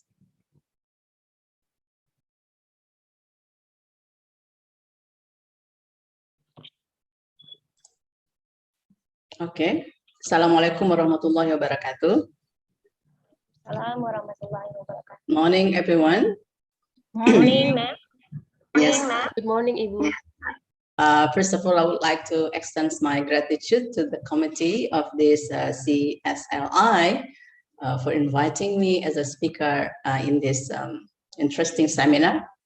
And I would like to address, of course, Your Excellency, the Minister of Social Affairs of Indonesia, and the President of CSLI, Professor M. Zaim, Prof. Scott from Australia, all speakers and participants. Let's thanks Allah first for giving us health and opportunity to be here virtually. I wish we could meet offline, but this pandemic has actually made us only meet through virtual meeting. Participants, I will do my best to speak in English because it's the international seminar, and I believe my English will not be as good as Prof. Scott not because of Prof. Scott. I did stay in Australia for more or less 5 years in Melbourne. I graduated from the University of Melbourne, a nice place, a garden city. The place there where I miss it very much. But when I was in Australia, I didn't have chance to visit Sunshine Coast. Maybe next time, Prof. Scott. Okay, the theme is actually community empowerment for sustainable development. As my background is education, so I would like to talk about empowerment in the context of education. So I hope this is applicable and it's suitable for all participants here, because you are all, I assume that we are all lecturers or teachers who are concerned with education, right? Well, and I will narrow down to only one aspect of empowerment in education, a very small thing that is, but very essential, that is collaboration. Okay, well, let me share script.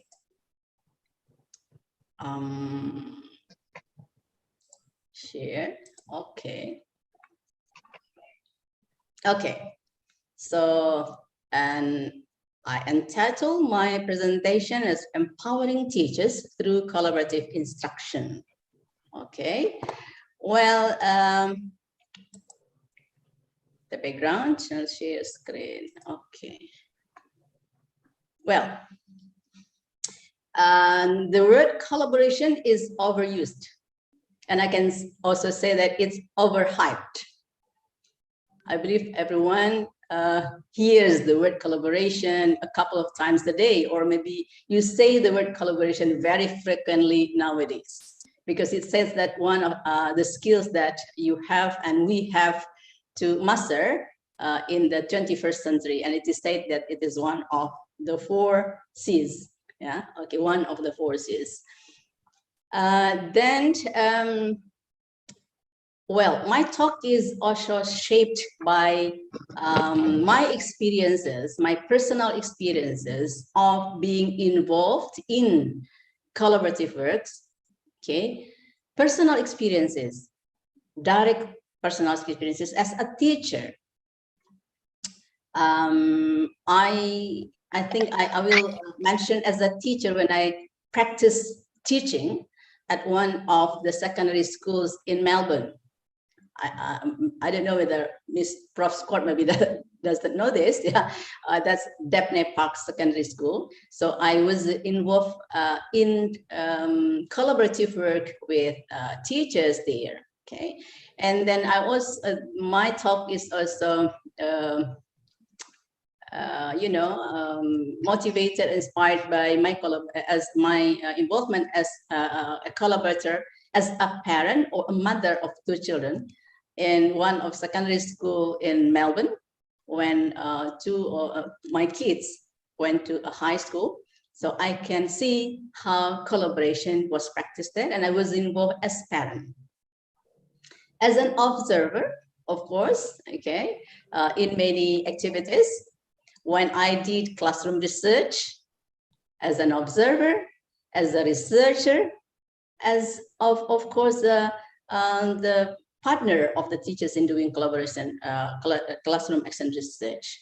When I become a resource person in various workshops, usually we call Indonesia is Teachers Association meeting or MGMP in many forms and ways. Okay, and also my experience of being involved in JICA project 3 years ago when I was assigned one of the lectures following a short-term lesson study, and maybe some of you have known this lesson study, and I also observed how collaborative work was applied in Japan schools, and of course my readings about collaboration.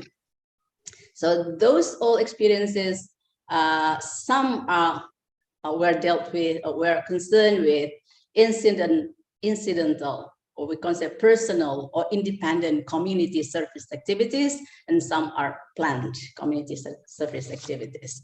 So let's go on.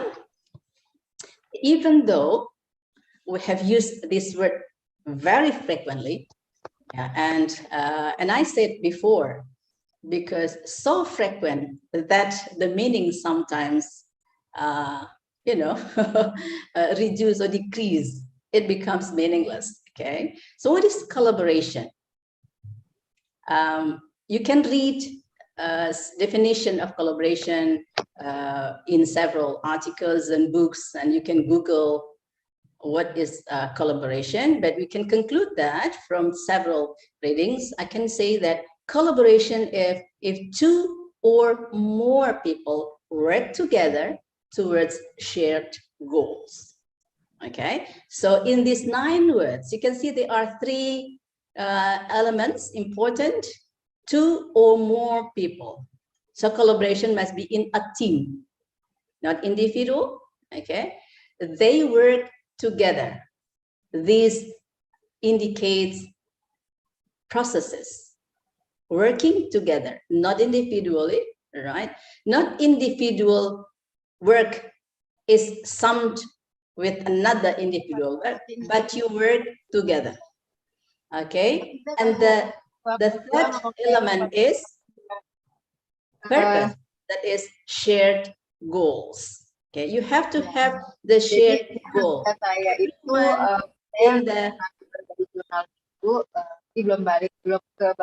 Can you hear my explanation? I hear another voice. Yes, ma'am. Okay, right. So it means that you have shared the same goals to reach. That is collaboration. Now, if you have different goal, then you don't collaborate. Okay. Well,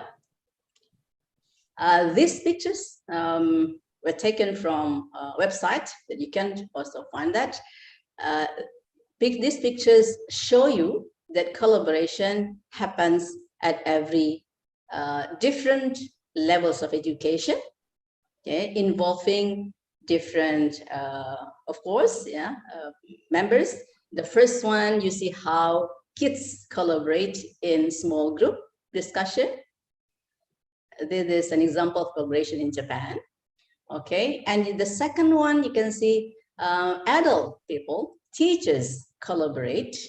That is a picture of teacher collaboration.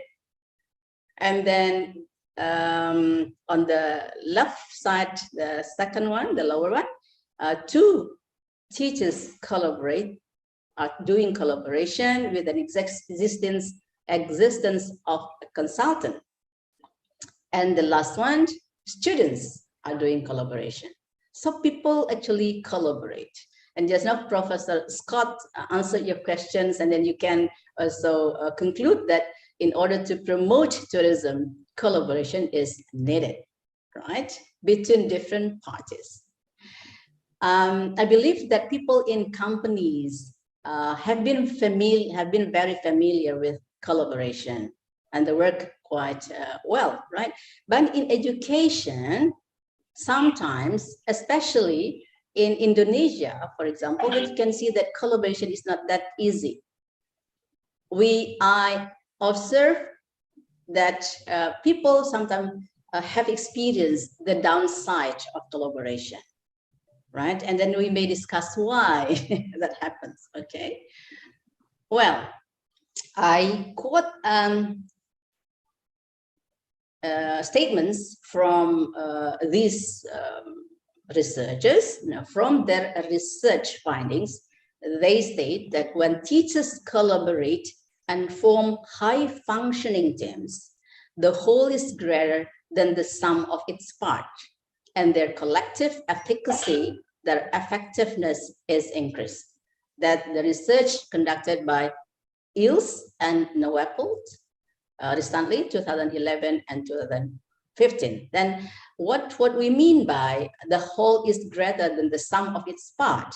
So if you do a small part and then you plus with another part done by another friend or another teacher, if you sum this, then when you do one thing together, so doing one thing together is greater than summing its parts, the individual work, okay? And the second one is Maxwell. He found that many successful programs and practices were built heavily on teacher collaboration. So that I have read, you can read many articles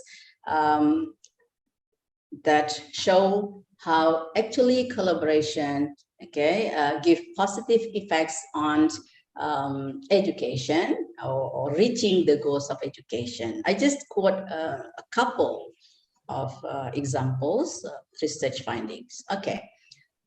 Well, I hope this works. I would like to, okay, please listen to this. What do people say about collaboration?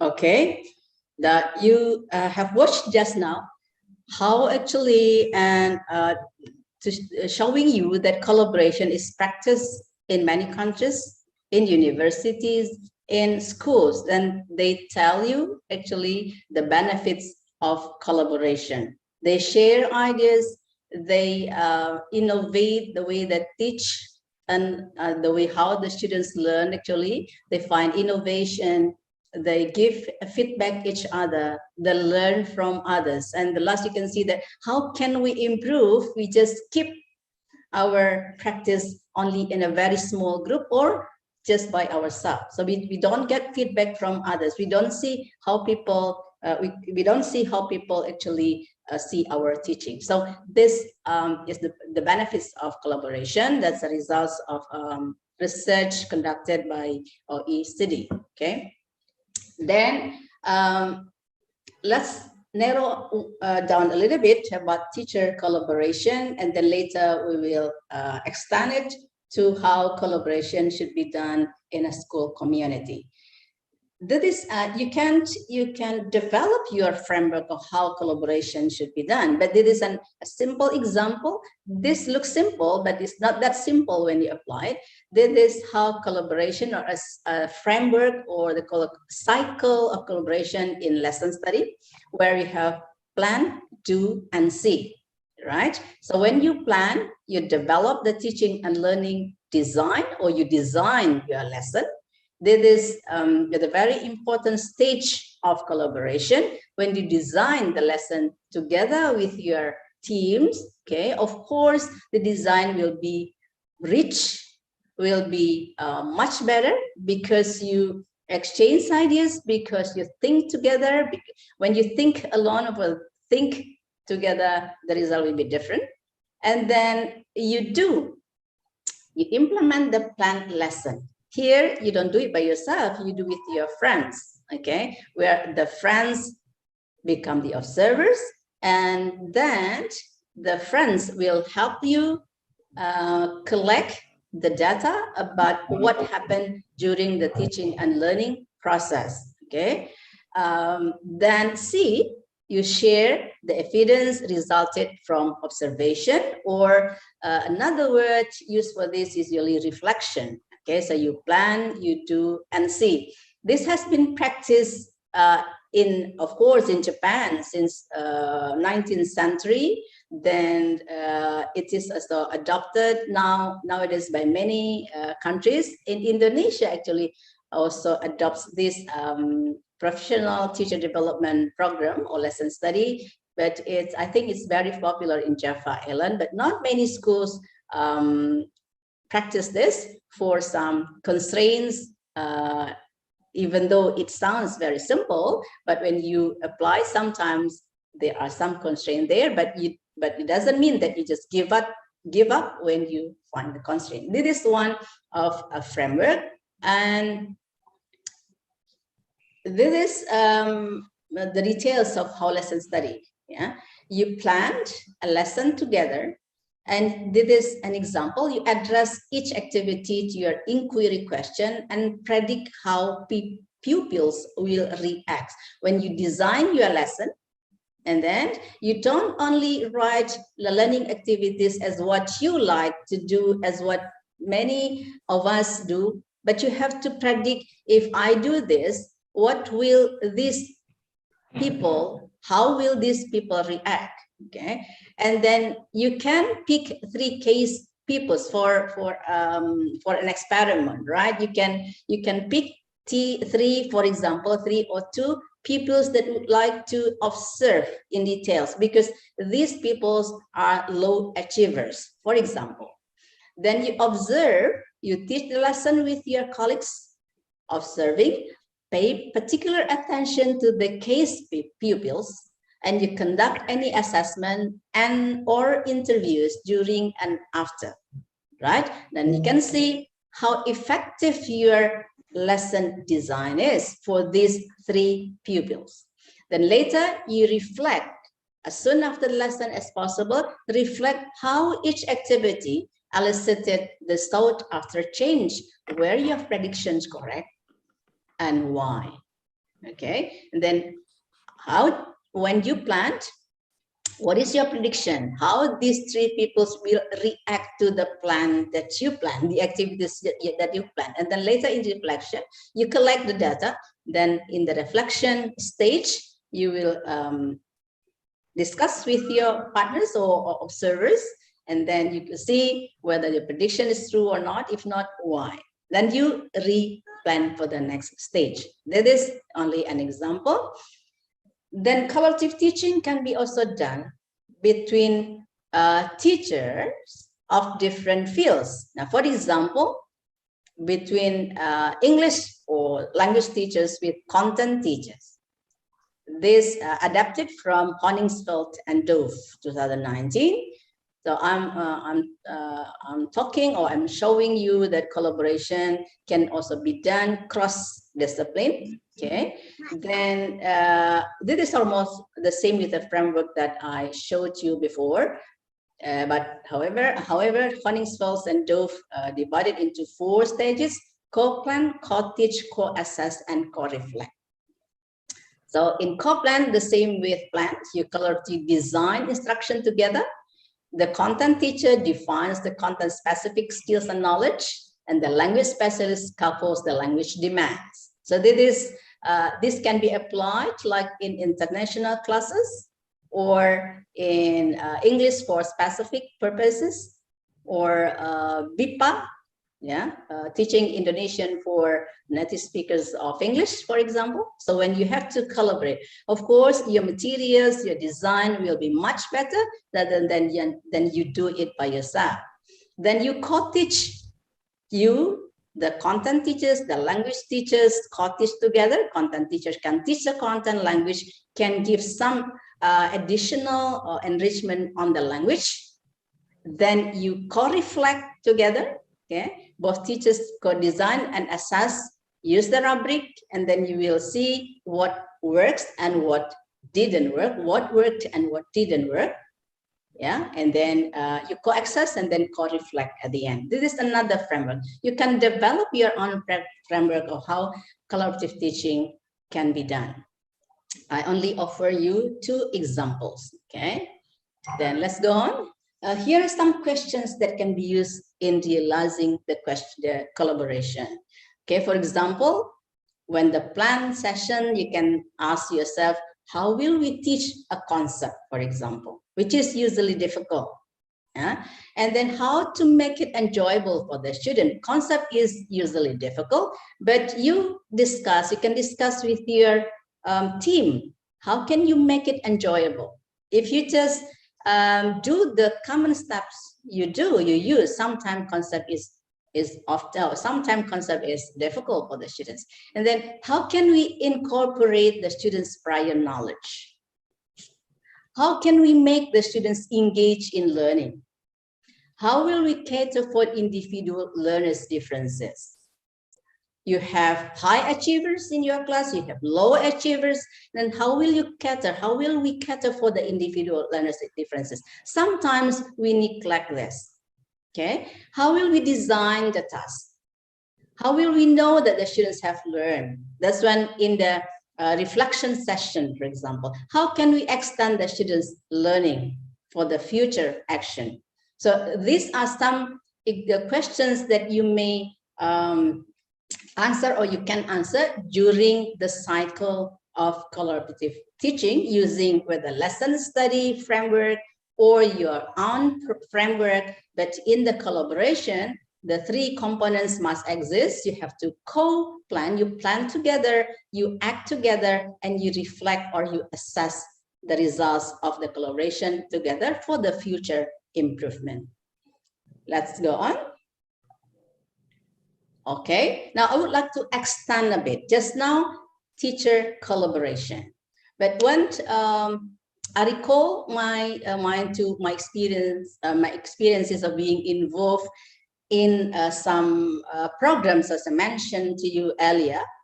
Yeah, well, the collaboration in education is successful if teachers are supported by some concerning parties. Now, for example, when I was involved in collaboration as parent in Brunswick secondary school, for example, here in Indonesia in particular, you may know that you have also experienced that parents are usually involved at schools when there is a meeting about raising fund, when the kids have problems and the school call the parents to come to the school to talk about the students' problems. So on very rare that the parents are involved in school activities.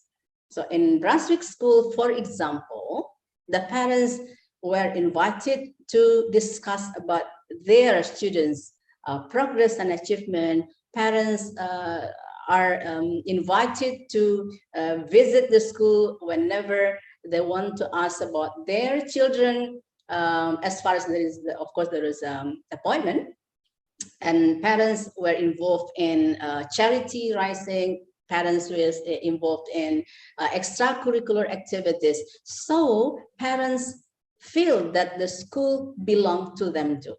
And they think that in this case, teachers also get support, okay?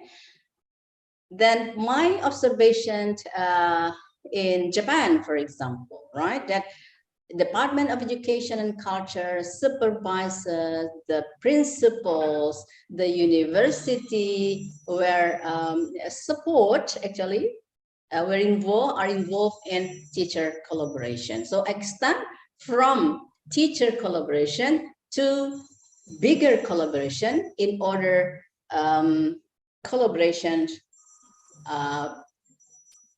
applied successfully. Sorry.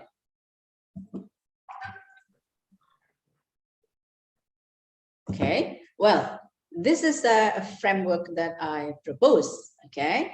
University, Department of Education and Culture, the head, the supervisor, and school, in the school itself, there is the principal, the teachers, the students, and society, parents, people around the school, right? So the parents should get support from these three big different groups of people. When, for example, when the teachers program the collaboration in a team, the principal has to give motivation, encouragement, and also, if possible, visit the classes sometimes, okay? And then when there is an open class where maybe once a year or twice a year, the teachers are given opportunity to open the teaching and learning processes to other people, right? Then the people or someone from Department of Education and Culture, the supervisors should come and give encouragement, give some feedback, right? Enrichment to the teachers' collaboration. University people, teacher educators should play a role as consultants or researchers, where actually when teacher educators, when people from university go to school, visit and see what happens at school, they are not only the consultants of the school, but the teachers, educators, the lecturers also learn from the teachers and the students. And then later, the results of learning will be brought back to the university for research, okay, and to convey whether the theories they explain, discuss at university work at school. If it works, of course it's good. If it doesn't, why? Parents should be involved in school programs so that the teachers' collaboration worked well. Okay, so this is a bigger framework of collaboration to empower teachers. Okay, then you can look at these pictures. This is how an example of how different parties or different concerning people are involved in classroom collaboration. Here there are some observers from different schools, even from different universities, okay, and then students and teacher. And then you can see 4 students, okay. When people visit their class, they don't, they do not react differently from how they usually do the activities in the classroom, because it's a common thing for them, okay. Then the teacher feels confident. Why does he feel confident? Because the design of the lesson is planned together in a team, and these observers come to see, to collect data, to learn from the students, from the and the teachers. They don't visit this classroom they visit the classroom not to critique the teacher, not to criticize the teacher, but to learn from each other. And you look at the second one, the pictures, that is how actually parents involved in extracurricular activities. This picture showed how parents were involved in extracurricular activities in Brunswick Secondary School. And look at the next picture. This is not in Japan. This is not in Australia. The 2 pictures below. This is not in USA, right? This is in West Sumatra. This is in West Sumatra.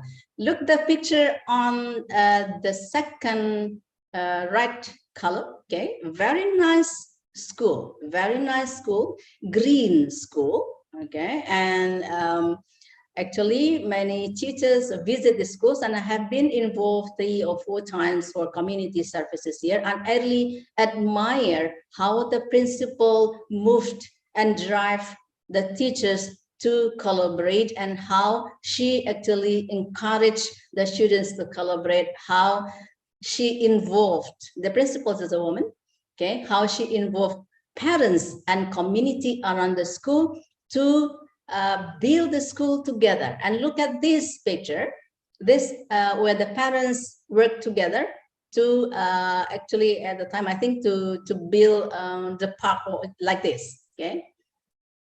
Now, where is this? This is in actually Padang Pariaman. So one day, if you visit Padang Pariaman, please visit this school, and then you can ask the principal how actually she builds collaboration. So it means that collaboration can happen not only in the developed countries. Sometimes you can say, oh yeah, this is in Japan. Of course, it is in Australia. Of course, it is in USA. They have good facilities. The teachers have good degrees. No, that can happen in Indonesia too, even in Padang.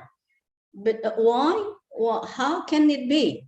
So there are some things, key points that I can tell you. Commitment.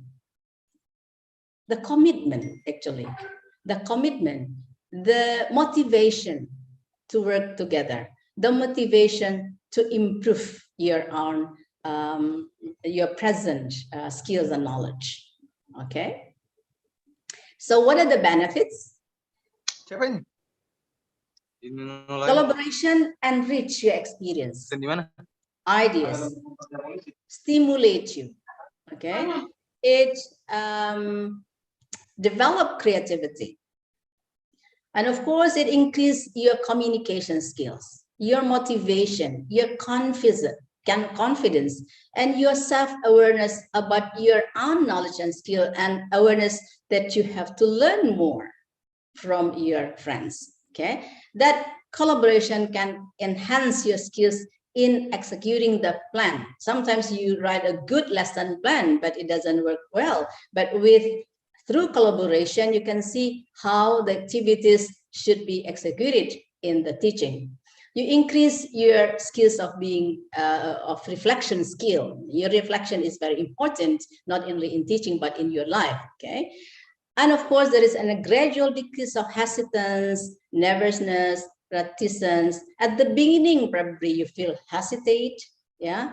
You are nervous, you are silent, but gradually, through frequent collaboration, then this feeling will decrease. And you will increase learning ownerships. Now you feel that your teaching is your teaching. So you feeling ownership. You are not, you don't teach only because you are asked to do, but because you want to do it, because you love it. Okay.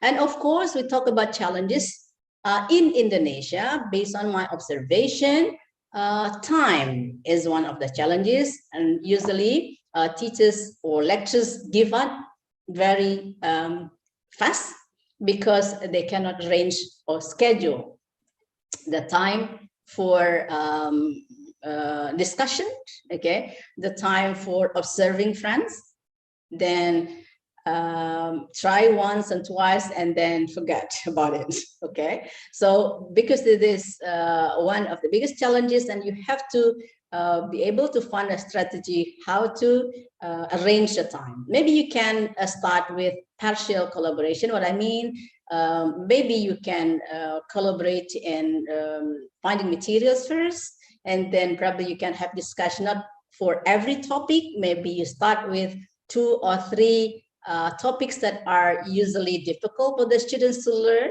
and then you start for these. Then I think later you will be able to set the time for a collaboration, a collaborative work, observation, and collaborative planning. Now, if you say it's difficult, sometimes the time is very short, time is not available, but why can people do it? So there should be a question. There must be, if the school support, this has to be programmed by school, and I believe this can be done, okay? That's called scheduling problems, and convincing different parties is also a challenge. How we convince that this is important, this is good, and we have to convince the supervisors. We have to convince the university people. You have to convince your head of departments, your head of study programs, the importance of collaborative work. Then, of course, this cannot be done once, but you have to socialize this, frequent meetings, and later I think gradually the people will understand that collaboration is important and will program it. Okay, so what do we need to have successful collaboration? I hope that I can do it quickly. First, this is from Dove and Koningsveld. First is trust relationship. Okay, you can start with a group, a small group. You can choose team teaching first. Okay, trust is very important. You have to build trust that when you design a lesson, for example, bad or good, it's your design. not someone design. That's your group design. And the trust number 1 is stand for talent, report, and responsive, ask factor, structures, and time. What we mean by talent, we have to know that each of us has assets for learning. So please discover each other's assets for learning. Each of us has strengths. We believe, and you have to believe. Okay, so of course, maybe you have heard this saying, no one can do everything, okay, but everyone must be able to do something, right? No one can do everything, but someone must be able to do something. So please discover your strengths that you can contribute in the collaboration, and also the members have to know and understand, have to be aware that your friends have strength. Okay, and the second one, report and responsiveness. Please establish a professional connection and forge a teaching partnership based on mutual respect for each other. So probably if you are the one that is usually considered a very good lecturer or teacher, okay, and then in your team, you know that probably your friends are not that good somehow, right? But you have to respect that. Maybe he is not good in that case, but he must be good in another thing. So you have to, mutual respect is very important. And then ask factors. What do you mean by ask factors? It's, you have to move from I to we, okay? I, so this is not my, but this is our design. And the next one, structures. Please set up, okay, mechanism and routines that help develop a shared ownership of teaching and learning process. And the last one, time. Spend time and take the opportunity to nurture the co-relationship. And of course, you have to have shared goal, share the decision making, joint risk-taking, fostering high expectation, relying each other, and overcoming fear of vulnerability. And next, you also have to have and build, yeah, collaboration and communication skill. That's what we have to have in order to have successful collaboration. But it's not just like flapping your palm. Okay, of course, this will be built through process. And last, the implication, what I can see and observe, especially in Indonesian context of education, schools and universities. And I think there is a need to design a program that involve all concerning parties. So when you have collaboration, when you want to collaborate, okay, it's good if you design it at the level of at least a university, at the department or faculty, if possible, university. So everyone understands about the importance of collaboration. And please, regular collective instruction activities. Now you can, as I mentioned before, you don't need to have, if your time is your concern, you don't have to do it every week. Probably you set up a time for monthly first, maybe once in a semester. Then later you find out how to arrange your schedule so that you can have regular collaborative activities.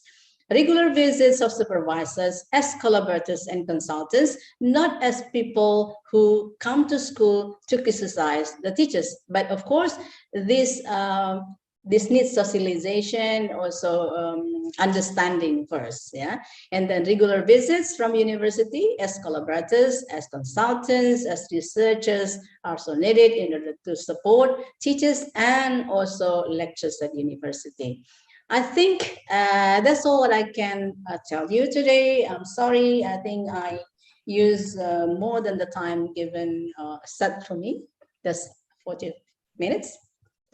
Thank you very much. I give it back to moderator. Okay, thank you, Professor Yani Rosimela. Okay, but I have to remind you all that we have very limited time, but there is only one participant that can ask question to Prof. Yeni, because we have very limited time. So we call one participant who wants to ask question to Prof. Yeni. Yes. Yes. May I? Miss Len? Yes, thank you. Yeah, Prof. Yeni, thank you. Yes. Yeah, very interesting, yeah. As a collaboration. Actually, I have one research with my team about the inclusive school. But my question is about the technique, yeah.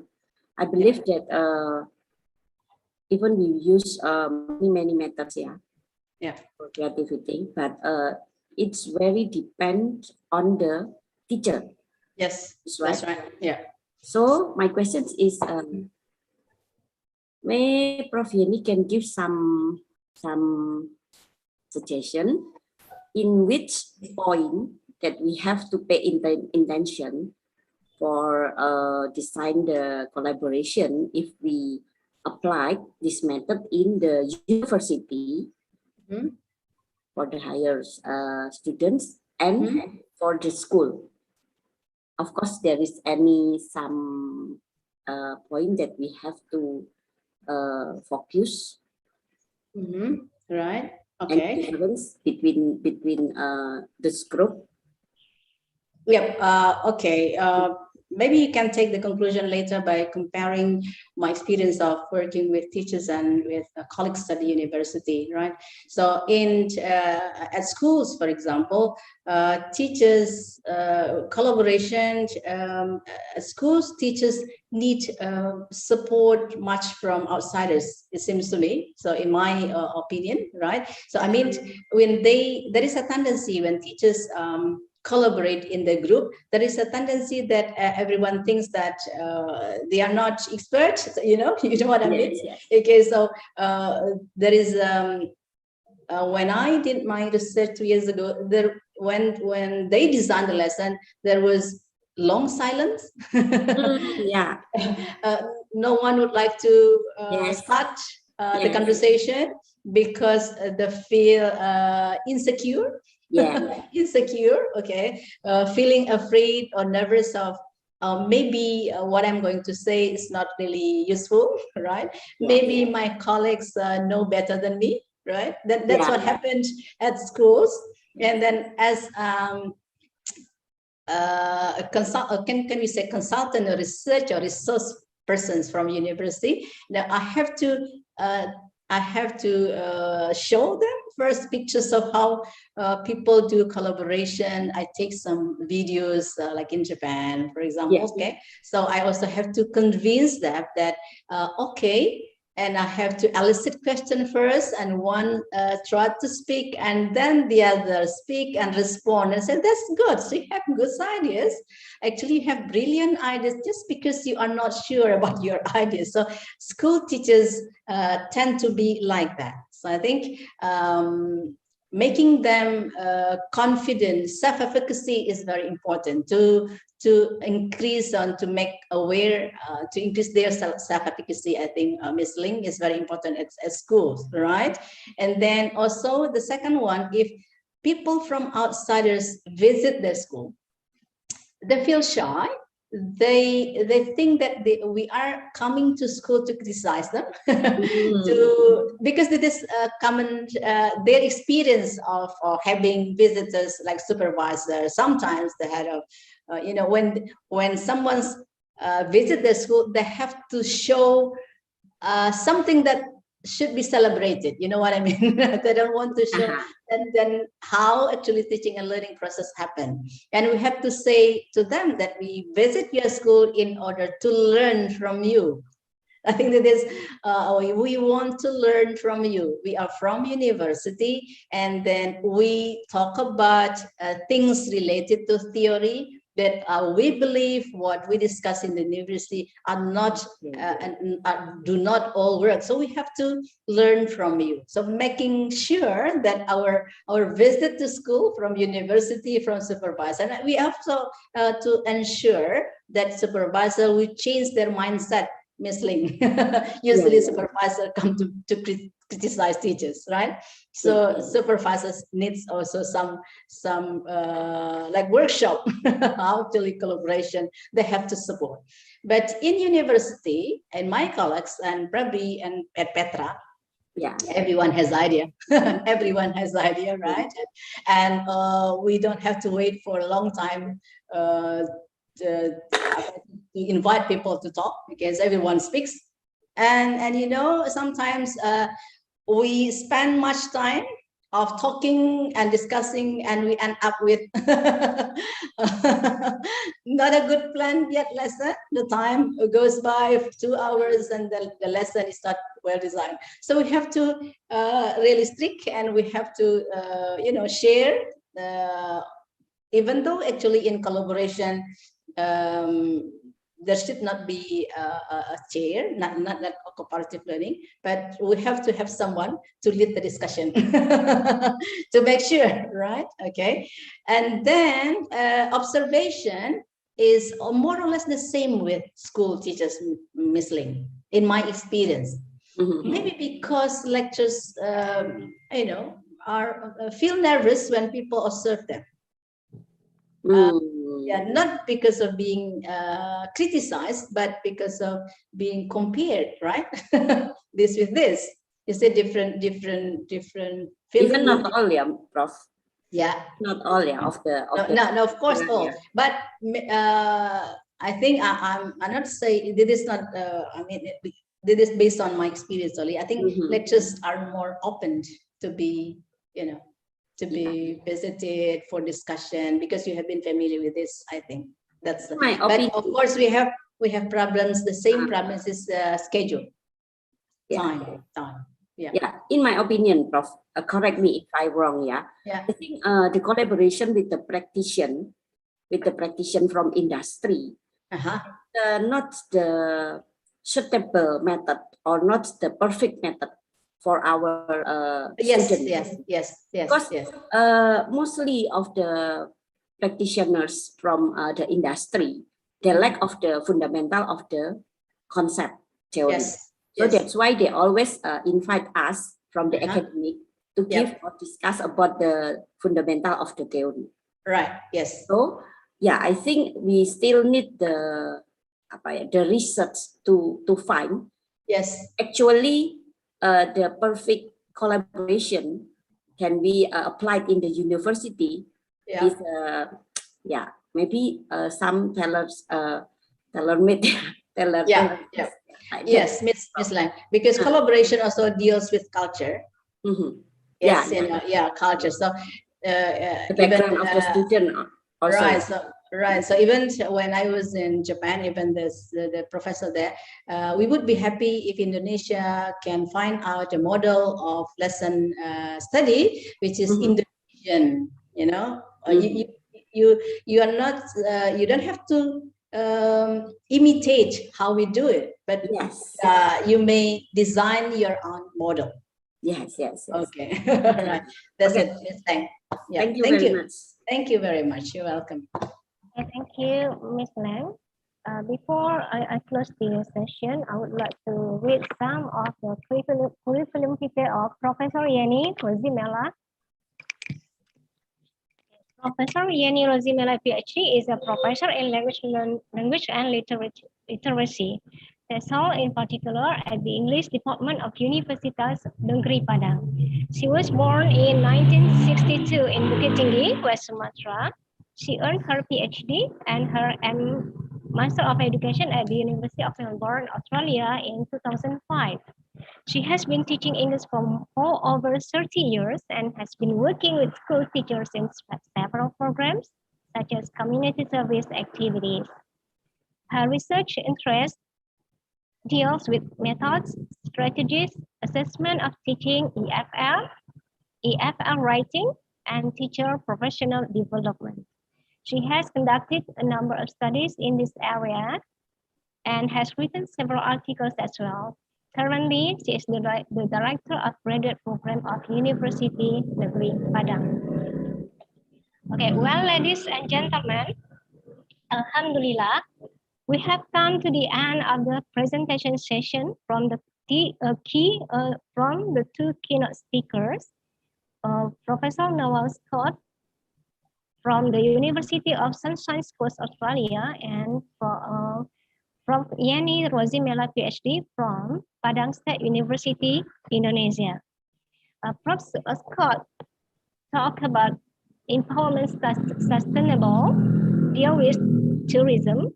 Meanwhile, Professor Yani talked about empowering teaching and collaborative teaching. Alhamdulillah,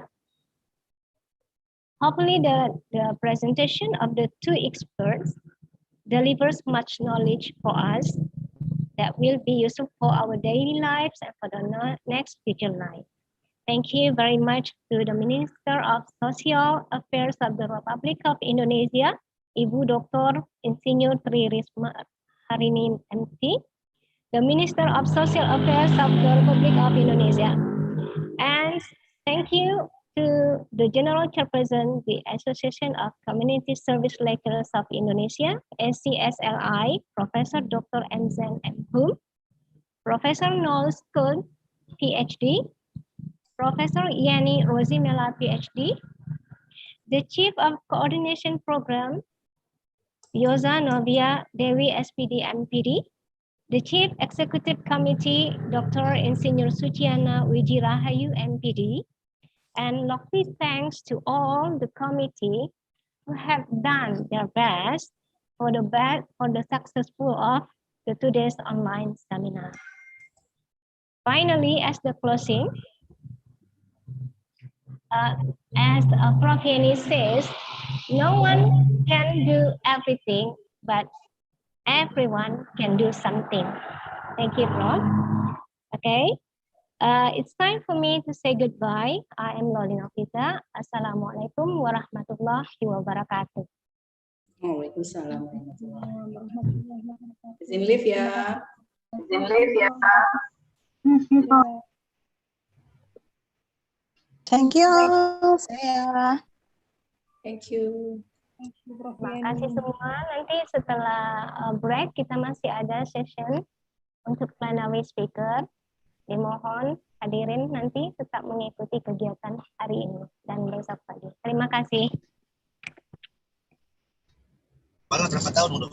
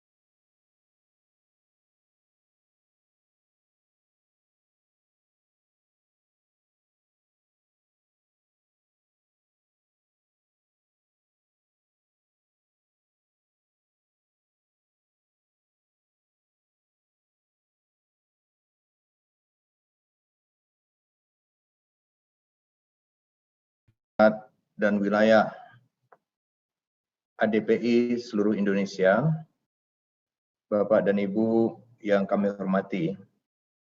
Pada hari ini kita akan mengukuhkan kepengurusan Asosiasi Dosen Pengabdian kepada Masyarakat Indonesia periode 2019-2023. Sebelum pengukuhan, kami ingin menyampaikan bahwa kita mempunyai visi, misi, dan value yang akan kita laksanakan dalam menjalankan kepengurusan kita ini. Oleh karena itu, agar semua program bisa berjalan dengan baik, maka marilah sama-sama kita cermati kembali visi dan misi serta value yang akan kita pegang dalam menjalankan organisasi ini. Visi kita adalah menjadi asosiasi terdepan di Asia Tenggara pada bidang pengabdian dan peningkatan profesionalisme dosen berdasarkan keimanan dan ketakwaan kepada Tuhan Yang Maha Esa. Sementara misi kita adalah menyelenggarakan program pengabdian yang berkualitas dalam berbagai bidang ilmu, teknologi, dan seni budaya. Yang kedua, menyelenggarakan kegiatan penelitian yang unggul dalam berbagai bidang ilmu, teknologi, seni, dan budaya. Yang ketiga, menyelenggarakan program peningkatan aktivitas publikasi karya tulis ilmiah dosen, baik nasional maupun internasional. Yang keempat adalah meningkatkan skill, kualitas, profesionalisme, dan kesejahteraan anggota. Dan yang kelima, mengembangkan kemitraan dan jaringan kerja yang luas di Asia Tenggara. Dan kita mempunyai 3 value, yaitu dedication, kompetensi, dan meaningfulness. Sebagai pengurus, kami berharap Bapak Ibu bisa memahami visi dan misi ini, serta value yang kita anut, sehingga apapun yang kita lakukan harus berdasarkan pada visi, misi, dan value tersebut. Dari sisi kepengurusan, kita punya struktur jabatan mulai dari pengurus pusat dan pengurus wilayah di setiap provinsi, kemudian pengurus di luar negeri. Hari ini saya akan mengukuhkan kepengurusan telah dibentuk pada bulan Desember yang lalu, sehingga dengan demikian roda organisasi kita bisa berjalan dengan lancar.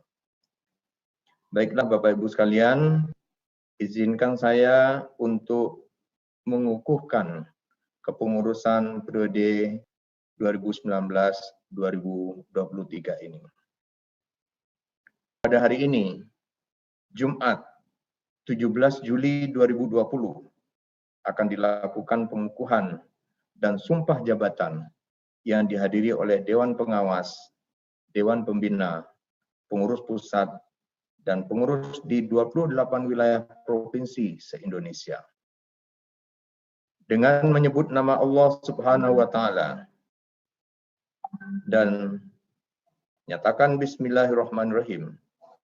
Nama-nama terlampir, yaitu yang berjumlah 95 nama dengan rincian 18 pengurus pusat dan 77 pengurus wilayah provinsi, dikukuhkan sebagai pengurus pusat dan pengurus di 28 wilayah provinsi se-Indonesia. Semoga memegang jabatan, selamat memegang jabatan, semoga amanah. Baik Bapak Ibu sekalian, selanjutnya kami ingin membacakan sumpah jabatan, karena ini terkait dengan amanah yang diberikan kepada kita untuk menjalankan kepengurusan ini. Oleh karena itu, mohon Bapak Ibu mengikuti apa yang saya sampaikan dengan mengulangi apa yang saya sampaikan, sehingga sama-sama kita mengucapkan sumpah ini. Bismillahirrahmanirrahim. Bismillahirrahmanirrahim. Dengan memohon ridho, rahmat dan maghfirah Allah Subhanahu wa taala. Dengan memohon ridho dan maghfirah rahmat Allah Saya Subhanahu wa ulangi. Saya ulangi. Dengan memohon ridho, ridho, rahmat dan maghfirah rahmat dan maghfirah dari Allah Subhanahu wa taala. Dari Allah Subhanahu wa taala. Saya bersumpah. Saya bersumpah. Satu. Menyerahkan diri bagi pengurus pusat dan pengurus wilayah Asosiasi Dosen PkM Indonesia. Dan bagi pengurus dosen Indonesia. Tolong ditayangkan Bu Yosi, Bu Yosa. Supaya sama-sama kita lihat, mungkin bisa ditayangkan Bu Yosa. Halo Bu Yosa.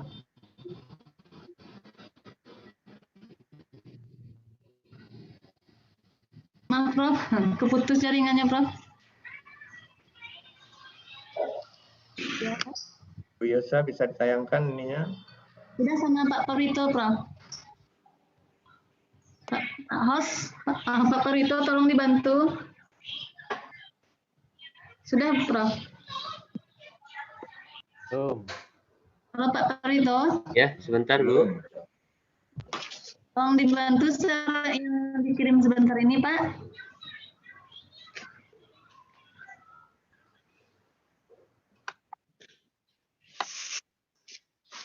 Di WA dikirim tadi Pak, di WA Bapak.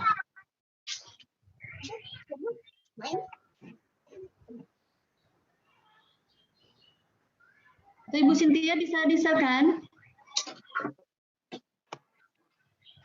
Ada slide yang dikirim di WA Ibu bisa di-share?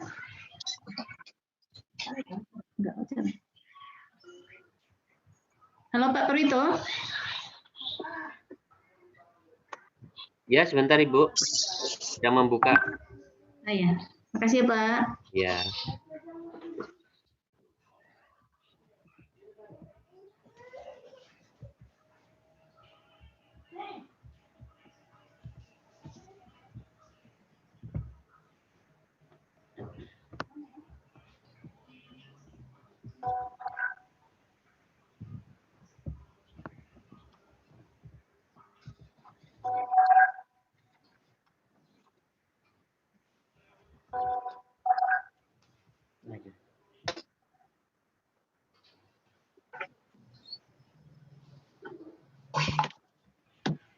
Baik, apa sudah terlihat? Ya, sudah. Halaman berikutnya, Pak. Baik, makasih, Pak.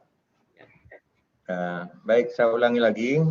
Tolong dibaca setelah saya membacakan ini.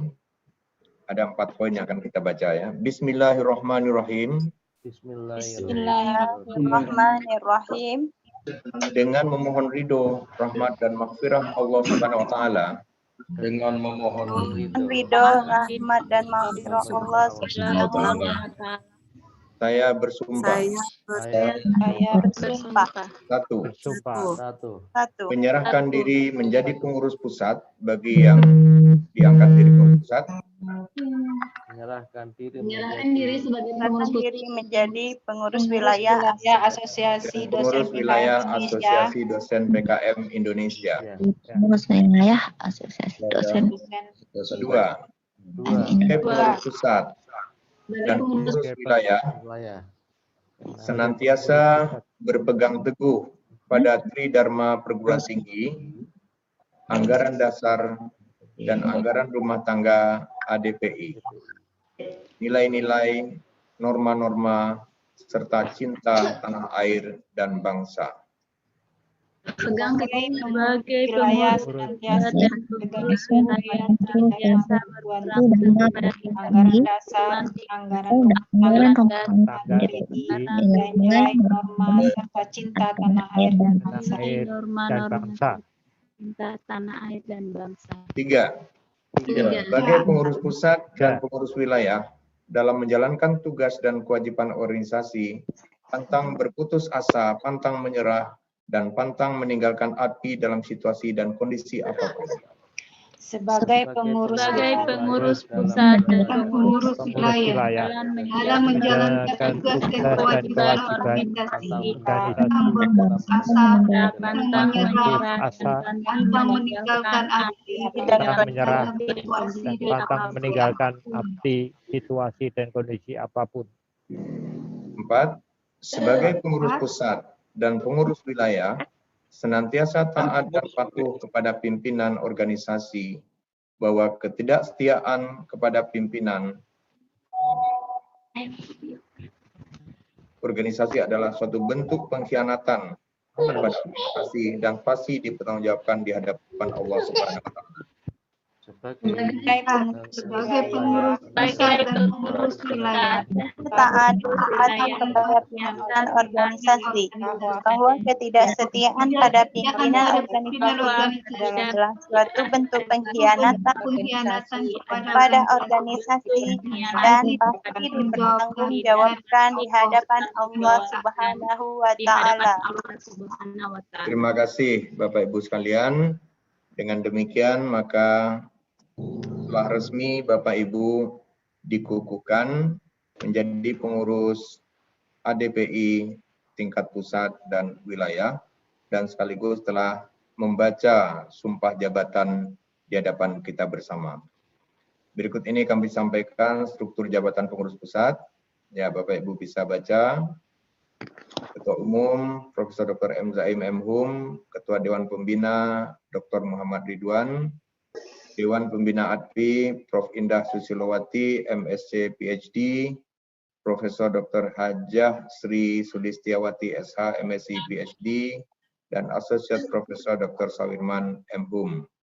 Wakil Ketua 1 ADPI Jauhari SEMM, Wakil Ketua 2 Yosa Novia Dewi SPD MPD, Bendahara Umum Elis Trisnawati SSI MPD, Wakil Bendahara Umum Refni Widyastuti, dan Sekretaris Umum Shirley Francisca SPD MPD, Wakil Sekretaris Umum Dr. Nurman Ahmad M. SOS SC. Kemudian ada koordinator-koordinator untuk wilayah ADPI bagian Barat adalah Pak Jamilullah SPD MSI, koordinator ADPI Indonesia bagian Tengah Arif Widyatma SC MSA, dan koordinator ADPI bagian Timur adalah Zulkarnain Hamson SOS MSI. Koordinator Humas ADPI adalah Dr. Mas Ruki Maskuri Sutomo SE MSI. Kemudian Humas untuk ADPI Indonesia Tengah, Dr. Insinyur Martinus Bambang Setiarto, Humas ADPI Indonesia Bagian Barat, Abdul Wafa Muhammad, Eskom Mkom, dan Humas ADPI Indonesia Bagian Timur, Dr. Abdul Ghafur Marzuki, SPD, MPD. Mohon dibacakan Bu Cynthia.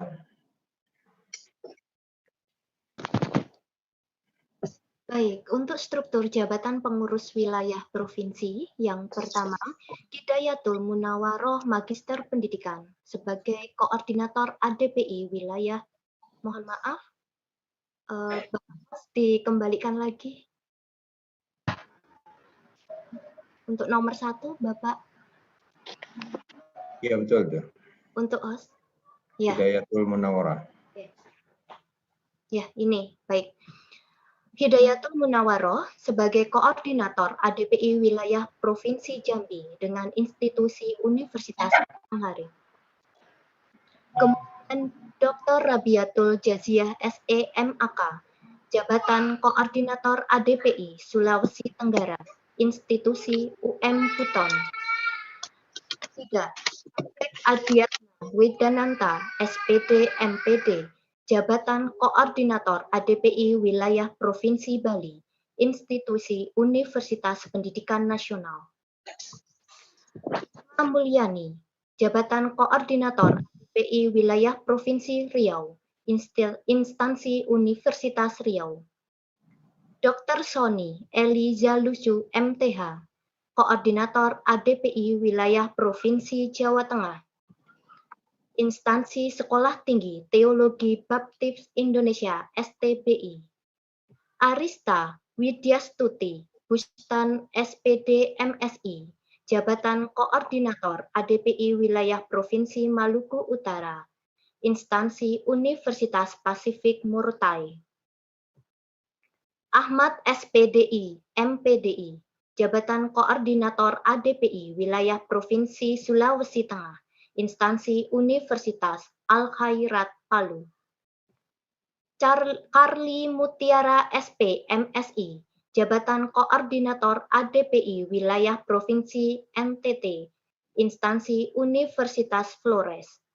Sri Astuti Ratnasari Mangu SEMAK, Koordinator ADPI Wilayah Provinsi Sulawesi Barat, Universitas Sulawesi Barat. Muhammad Sudi SEMSI, Koordinator ADPI Wilayah Provinsi Papua, Instansi Institut Ilmu Sosial dan Ilmu Politik Yapis Biak. Indriana Kristawati SEMM, Koordinator ADPI Wilayah Provinsi Jawa Timur, Instansi STI AMAK Barunawati Surabaya. Robert Tua Siregar PhD, Koordinator ADPI Wilayah Provinsi Sumatera Utara, Instansi STIA Sultan Agung. Resista Fikaliana SSI MM, Koordinator ADPI Wilayah Provinsi DKI Jakarta, Instansi Institut STI AMI atau STIAMI Jakarta. Rahmawati SEMAKT, Koordinator ADPI Wilayah Provinsi Kalimantan Timur, Sti Muhammad Pirau. Abdi Tama Sri Fitriani, Koordinator ADPI Wilayah Provinsi Bengkulu, Instansi Universitas Profesor Dr. Hazairin SH Bengkulu. Syahminal SEMM, Koordinator ADPI Wilayah Provinsi Sumatera Barat, Instansi STIT Syekh Burhanuddin Pariaman. Nani Harliana Nurdin, Nani Harlinda Nurdin MSI, Koordinator ADPI Wilayah Provinsi Sulawesi Selatan, Instansi Universitas Indonesia Timur. Dr. Ibrahim MSc, Koordinator ADPI Wilayah Provinsi NTB, Instansi Universitas Muhammadiyah Mataram. Dr. Yunia Mulyani Aziz SPD MPD, Koordinator ADPI Wilayah Provinsi Jawa Barat, STIE Ekuitas Bandung. Berikutnya host.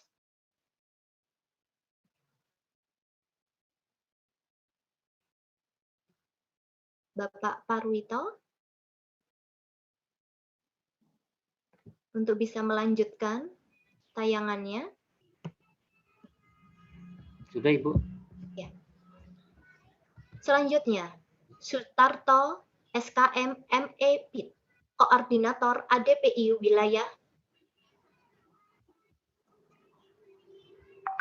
Mohon maaf atas gangguan yang terjadi.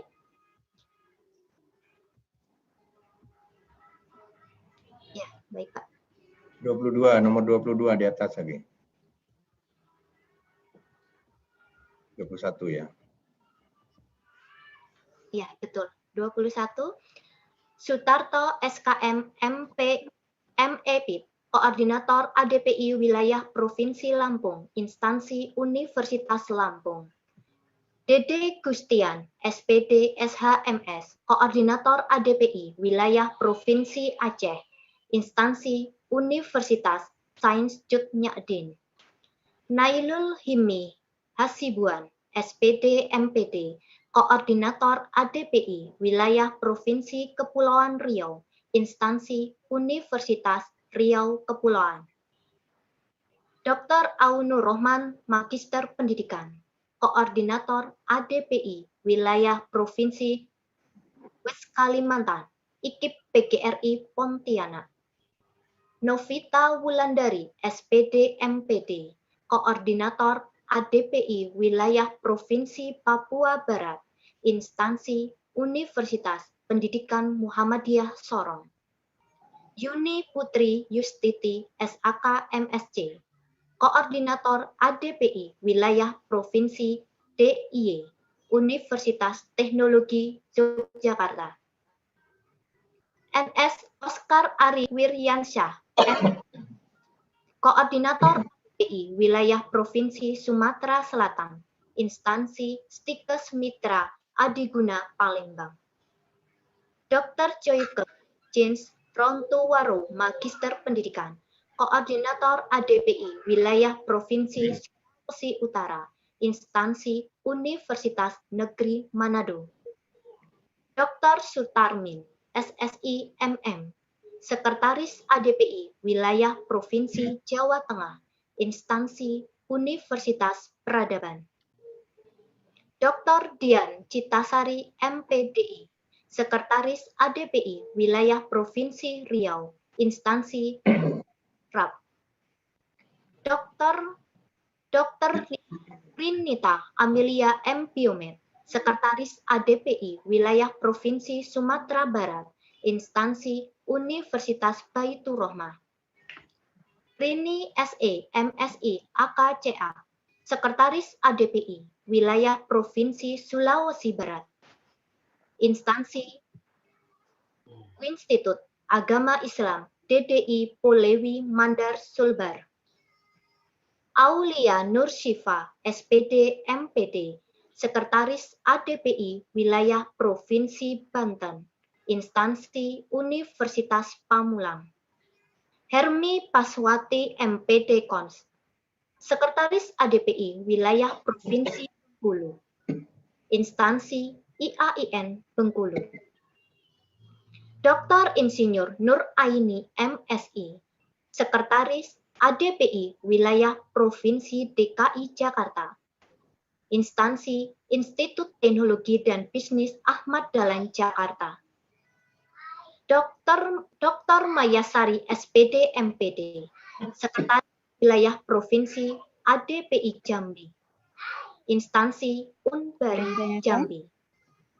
Amrussalam STMT, Sekretaris ADPI Wilayah Provinsi NTB, Instansi Universitas Cordova. Dr. Ratna Dewi Puspitasari SPOG, Sekretaris ADPI Wilayah Provinsi Lampung, Instansi Universitas Lampung. Omega Raya Simarangkir SPI MSI, Sekretaris ADPI Wilayah Provinsi Kalimantan Timur, Instansi Stiper Utai Timur.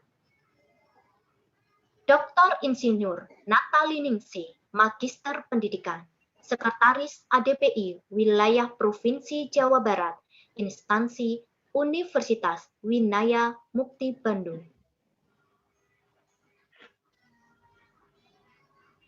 Dr. Sigit Hermawan, SEMSI, Sekretaris ADPI Wilayah Provinsi Jawa Timur, Instansi Universitas Muhammadiyah Sidoarjo. I Komang Swastika Arimbawa, SAG MAG, Sekretaris ADPI Wilayah Provinsi ADPI Bali, Instansi Institut Hindu Dharma Negeri Denpasar.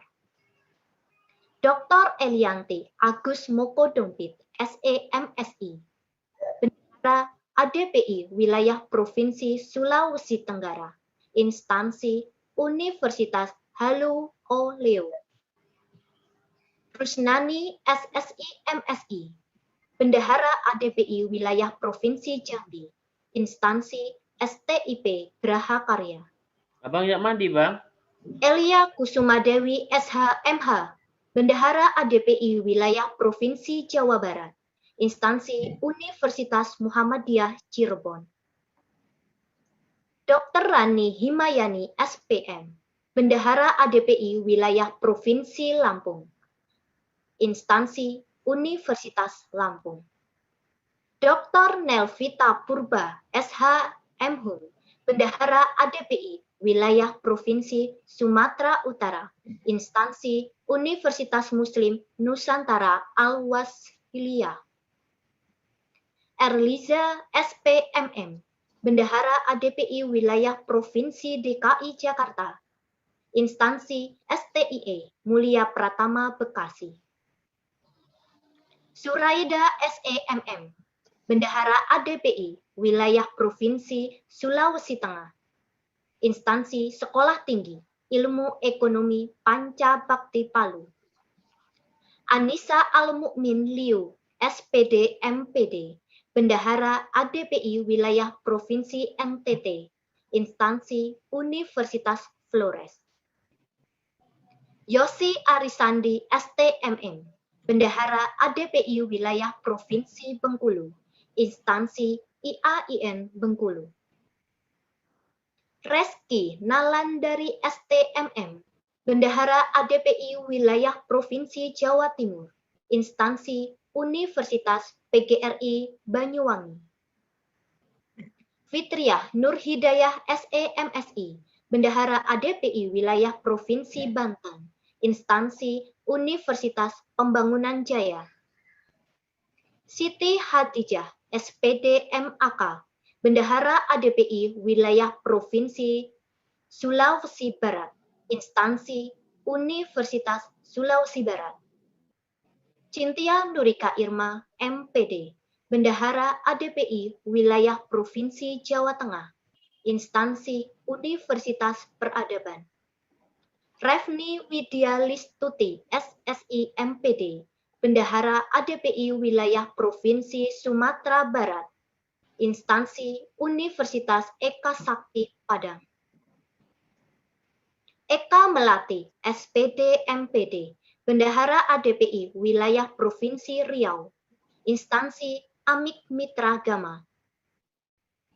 Miss Riana MT, Bendahara ADPI Wilayah Provinsi DI Aceh, Instansi Politeknik Negeri Lok Sumawi. NS Apriana Sartika Eskep MKep, Bendahara ADPI Wilayah Provinsi ADPI NTB, Instansi Stikes Hamsar. Dr. Andes Deden Iwan Kusuma MSI CA AK, Humas ADPI Wilayah Provinsi DI Yogyakarta, Instansi STI JKPN.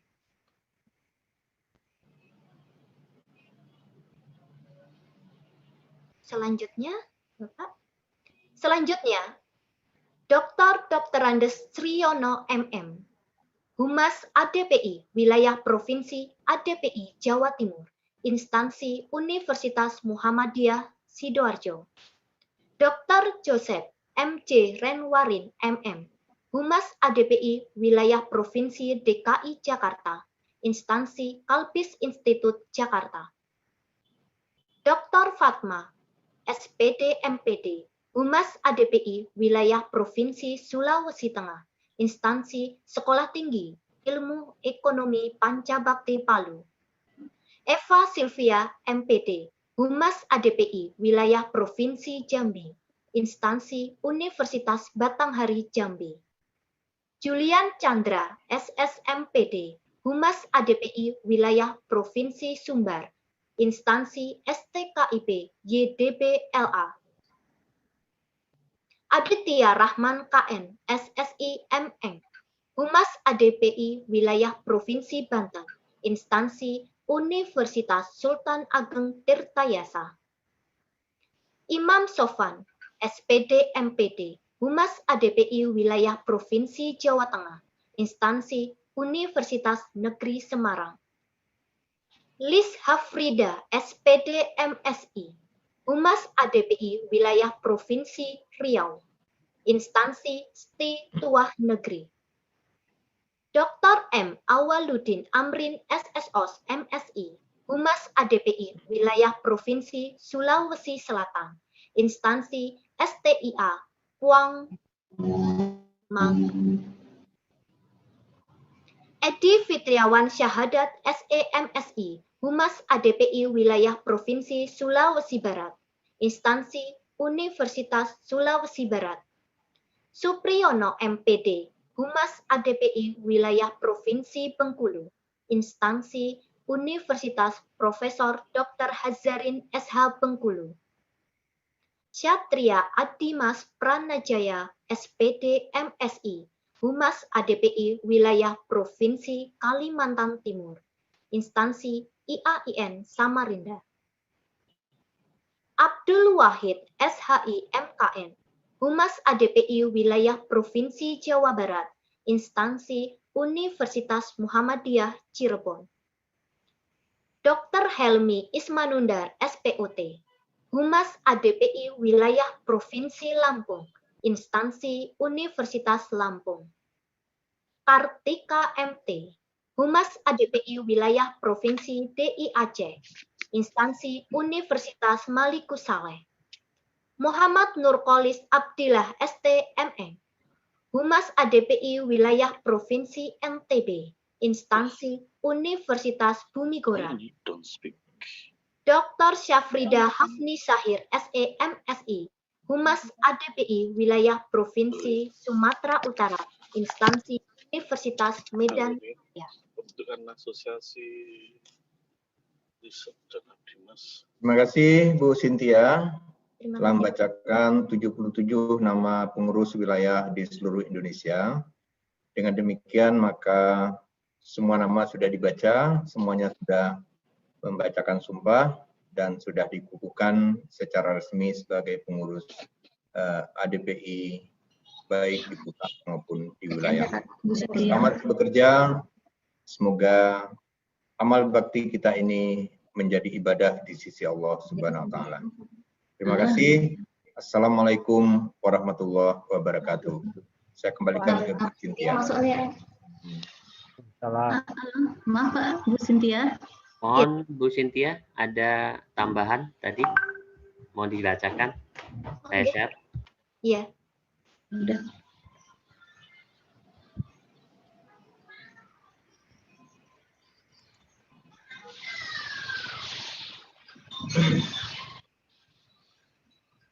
Ada aktif, kita 78 ya. Nomor 78 lagi Bu Cynthia. Ada tambahan, nggih, mohon maaf. Untuk nomor 78, Bapak Amin Slamet SHMH, Bendahara ADPI Wilayah Provinsi Kalimantan Timur, Instansi Universitas 17 Agustus 1945 Samarinda. Apakah sudah lengkap? Mohon maaf, Bapak dan Ibu. 7980 belum.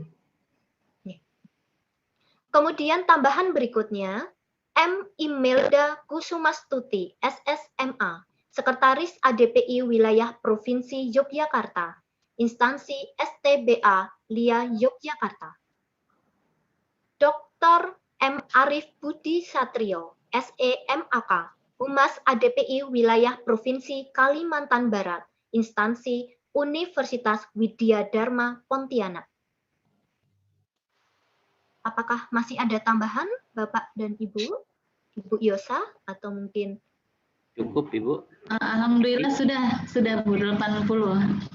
Mohon maaf Bapak dan Ibu apabila ada penyebutan nama, gelar maupun instansi yang saya sebutkan tadi, saya mohon maaf apabila ada kesalahan dalam pengucapan. Terima kasih.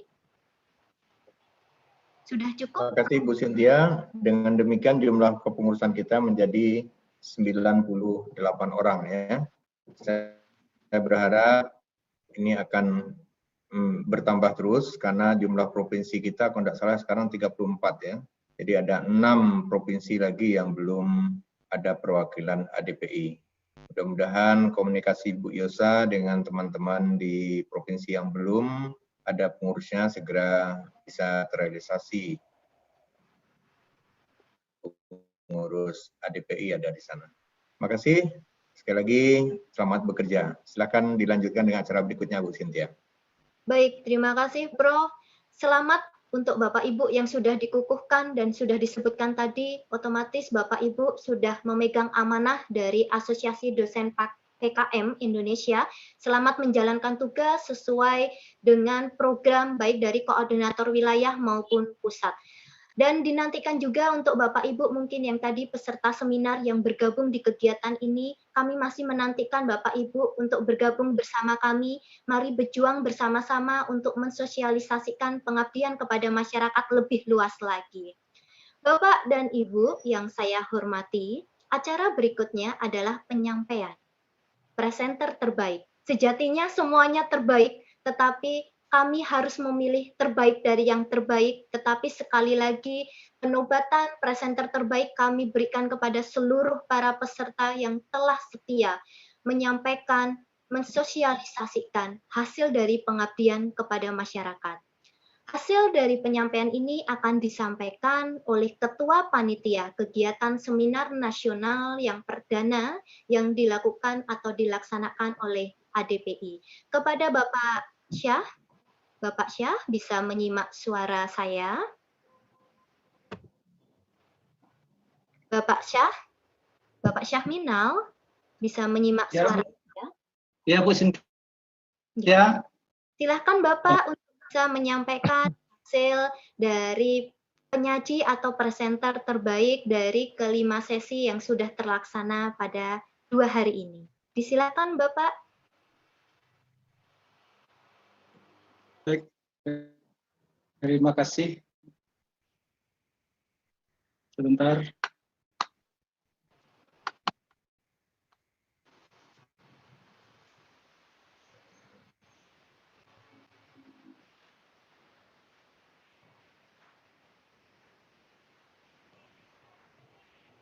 Baik, Bapak dan Ibu peserta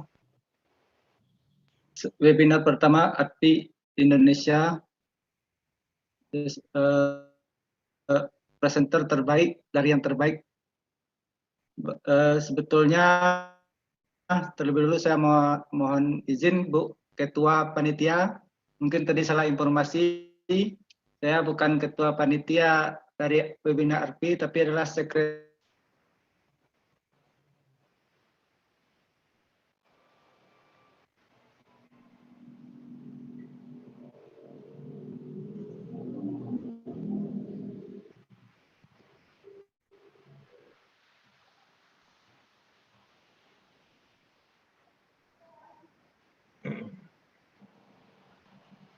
Bapak Syah. Sepertinya jaringan, Ibu. Sepertinya jaringan, Ibu. Bapak. Gangguan jaringan, Ibu, mungkin, Bu.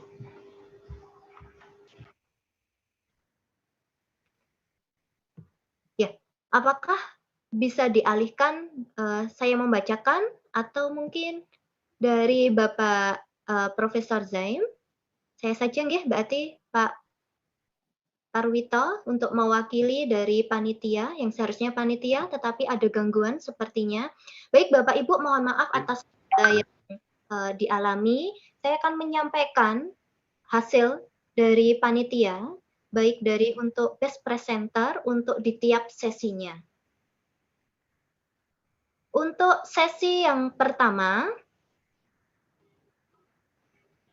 dengan judul Pemberdayaan Masyarakat Pengembangan Potensi Biji Karet Menjadi Produk Alternatif di Sumpur Kudus Si Junjung. Mohon maaf kalau nanti ada kesalahan dalam penyebutan. Atas nama tim Hadiyatul Idrus. Apakah hadir atas nama Hadiyatul Idrus? Apakah ada pemakalah yang sudah bergabung di sini atas nama Hadiyatul Idrus ataupun timnya?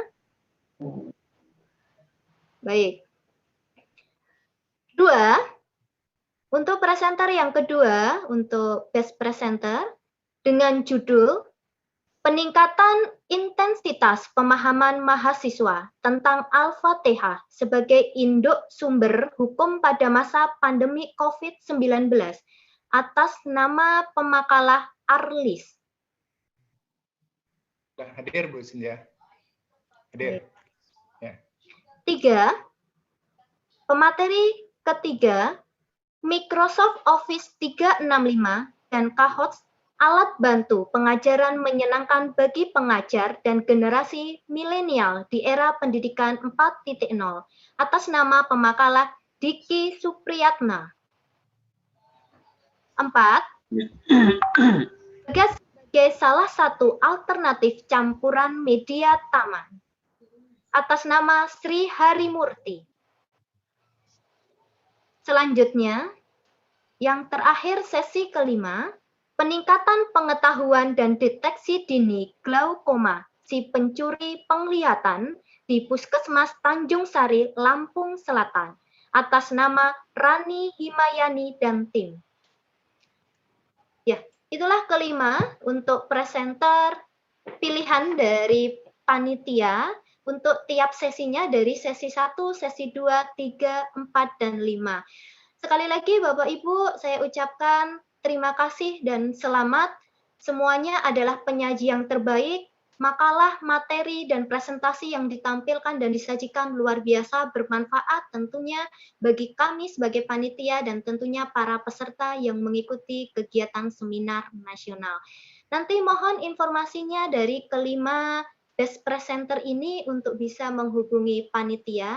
Akan ada voucher ADPI dan kemudian juga ada sertifikat dari panitia yang akan kami berikan kepada 5 presenter dan tim terbaik tersebut.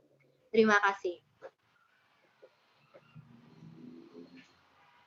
Baik Bapak Ibu yang kami hormati, kegiatan berikutnya kita masuk ke pembacaan doa yang akan dibacakan oleh Bapak Arlis. Bapak Arlis sudah bergabung bersama kami? Sudah, Bu. Silakan Bapak untuk bisa memimpin doa untuk kegiatan pengukuhan Asosiasi Dosen PkM Indonesia. Disilakan. Terima kasih, Bu. Suara jelas ya? Jelas, Bapak?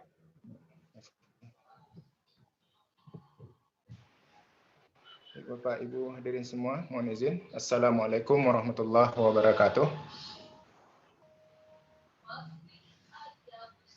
Waalaikumsalam warahmatullahi wabarakatuh.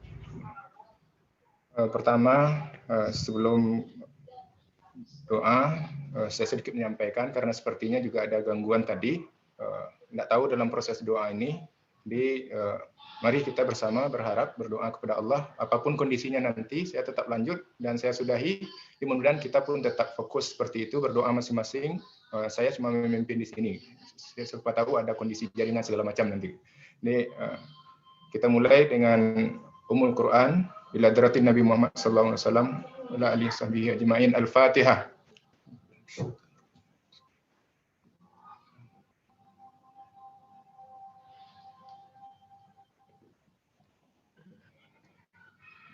Na'udzu billahi minasy syaithanir rajim. Bismillahirrahmanirrahim. Alhamdulillahi rabbil alamin. Wal aqibatu lil muttaqin. Wassalatu wassalamu ala asrafil anbiya'i wal mursalin.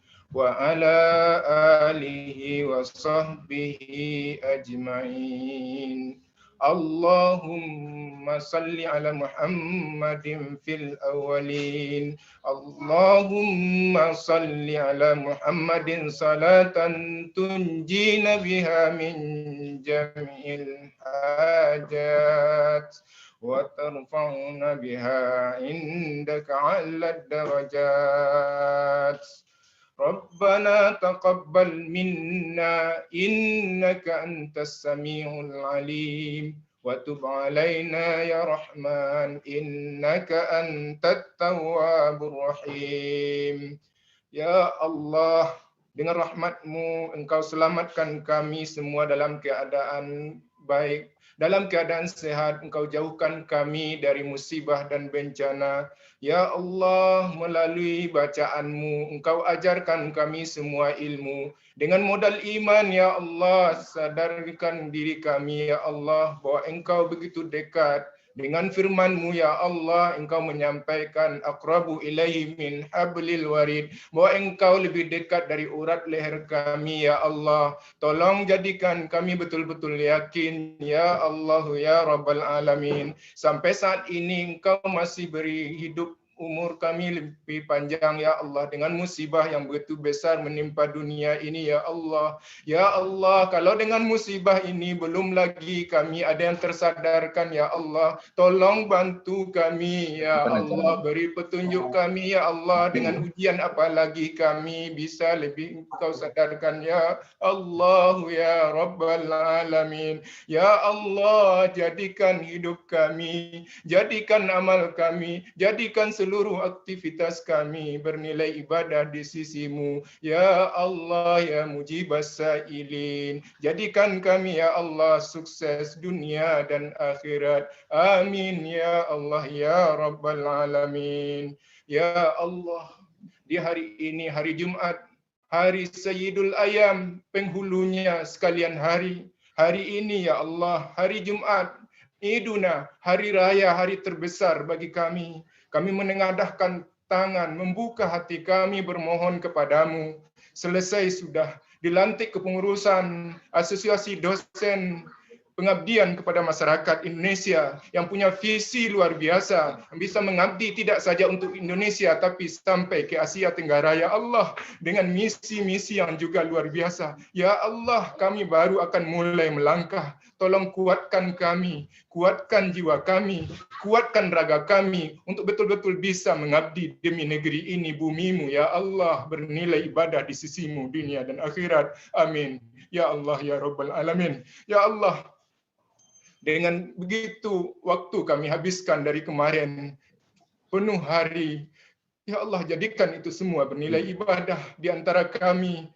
Engkau jadikan yang terbaik. Semua kami jadi yang terbaik. Amin ya Allah. Jadikan itu bernilai ibadah di sisi-Mu. Ya Allah, ya mujibas sa'ilin. Ya Allah, Engkau yang mengabulkan doa. Tolong kabulkan doa dan permintaan kami. Ya Allah, ya Rabbal Alamin. Bismillahilladzi la yadurru ma'asmihi syai'un fil ardi wala fis sama' wa huwas samiul alim. Dengan nama-Mu ya Allah, tidak ada sesuatu pun di bumi dan di langit yang bisa memberikan bahaya. Engkaulah yang Maha mendengar, Engkau yang Maha mengetahui. Allahumma inna nas'aluka ilman nafi'an wa rizqan halalan tayyiban wa amalan mutaqabbala. Ya Allah, sesungguhnya kami memohon kepadamu ilmu yang bermanfaat, rezeki yang halal, amalan yang diterima, serta doa yang diijabah. Engkau kabulkan ya Allah. Rabbana taqabbal minna ya Allah ya Rabbal Alamin.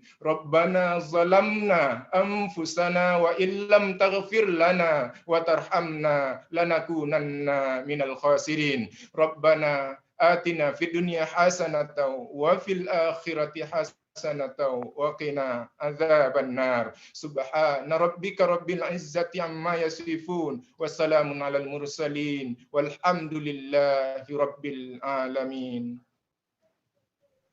Assalamualaikum warahmatullahi wabarakatuh. Waalaikumsalam warahmatullahi wabarakatuh. Semoga doa-doa yang disampaikan oleh Bapak Ibu di sini untuk kemajuan bersama, khususnya dengan bergabung bersama keluarga besar Asosiasi Dosen PkM Indonesia. Bapak dan Ibu yang saya hormati, usai sudah di acara pengukuhan Asosiasi Dosen PkM Indonesia. Ajang ini bukan hanya sekadar sekali tatap bersilaturahmi, tetapi nanti akan berkontribusi berkelanjutan di kegiatan-kegiatan berikutnya. Salah satunya adalah kegiatan yang rutin akan dilakukan oleh ADPI PkM Indonesia, yaitu PkM Online Series ADPI Batch 2, yang akan diselenggarakan insya Allah tanggal 18 hingga 25 Juli 2020. Pamflet sudah saya sampaikan di kolom pesan, jadi Bapak Ibu yang belum bergabung, silahkan bergabung bersama kami untuk mengikuti kegiatan PkM Online Series ADPI Batch 2 pada tanggal 18 hingga tanggal 25 Juli 2020, yang tentu akan diselenggarakan besok siang pukul 12 siang. Baik Bapak dan Ibu, terima kasih sudah bergabung bersama kami di sini di acara pengukuhan Asosiasi Dosen PKM Indonesia. Senang bisa berkenalan dengan Bapak Ibu dimanapun berada, dari Sabang hingga Merauke. Semoga lain kesempatan kita dapat bertatap muka secara langsung. Dinantikan setiap koordinator wilayah untuk mensukseskan kegiatan dari ADPI PkM Indonesia dengan beragam kegiatan yang tentunya berakhir dalam kebermanfaatan. Bapak Ibu yang saya hormati, terima kasih telah mengikuti kegiatan Seminar Nasional ADPI PkM Indonesia mulai dari tanggal 16 hingga hari ini. Hal ini tidak usai sampai di sini, sekali lagi masih ada kegiatan-kegiatan berikutnya. Silakan Bapak Ibu bisa mengikuti kami melalui website, YouTube, maupun Instagram.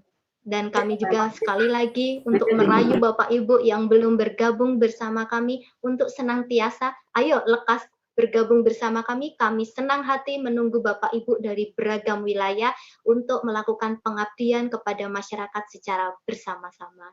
Terima kasih Bapak dan Ibu yang saya hormati. Terima kasih sudah sedia hingga waktu senja akan tiba di sini. Semoga Bapak Ibu senantiasa selalu dilimpahkan ragam nikmat oleh Allah, senantiasa juga berkontribusi khususnya dalam hal pengabdian kepada masyarakat.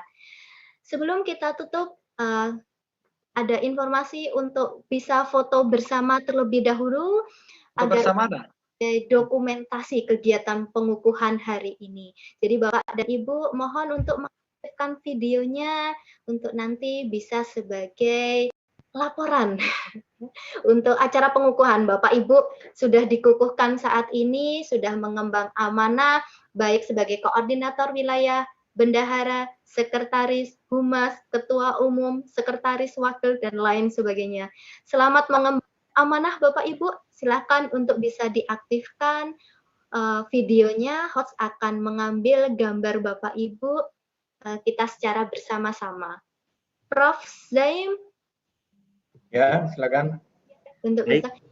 Terima kasih Ibu Cynthia. Baik Bapak Ibu semuanya, walaupun hari sudah sore dan sudah gelap di sini, tetap semangat dan tetap senyum. Oke, silakan Bapak Ibu senyum. Saya hitung sampai 3, kita senyum sama-sama untuk slide pertama. Oke, 1, 2, 3.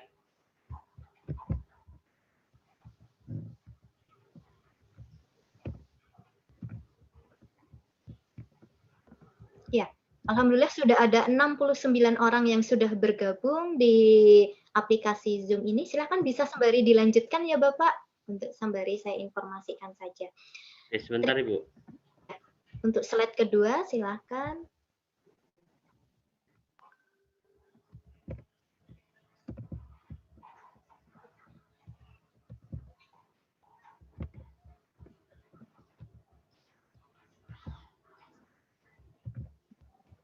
Oke, slide kedua.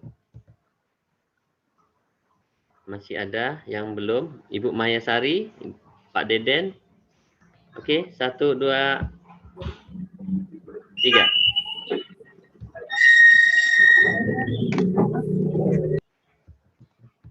Oke, slide yang ketiga.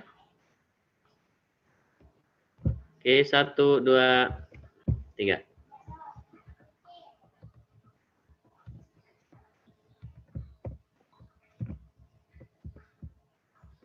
Sudah Bapak Parwi? Sudah Ibu. Terima kasih Ibu. Silakan. Terima kasih Bapak dan Ibu yang sudah bergabung bersama kami di kegiatan ini. Selamat beraktivitas kembali. Saya mewakili panitia. Mohon maaf setulus-tulusnya bila ada kendala maupun hal-hal yang kurang berkenan bagi Bapak dan Ibu. Terima kasih juga Bapak Ibu antusias sekali mengikuti beragam kegiatan ADPI PkM Indonesia. Sampai berjumpa insya Allah kegiatan besok siang untuk di PkM Online Series ADPI betul.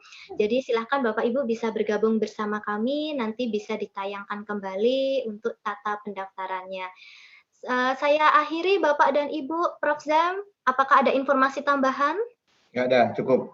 Oke, Ibu Yosa, apakah ada informasi tambahan? Oke. Untuk Bapak Ibu lain juga mungkin ada tambahan Ibu Cynthia. Ya, terima kasih. Udah cukup kayaknya. Dan kawan-kawan semuanya, mari kita siapkan mulai hari ini karena kita sudah diresmikan oleh Prof. Zaim selaku Ketua Umum dan nanti kita sudah mulai berkontribusi untuk ADPI PkM Indonesia.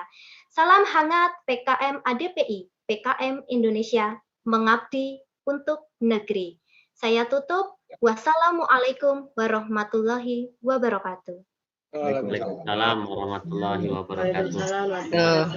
Ya, terima kasih Ibu Cynthia dan Prof. Zaim, terus Bu Ketua Panitia Ibu Josa dan Sekretaris Pak Sam.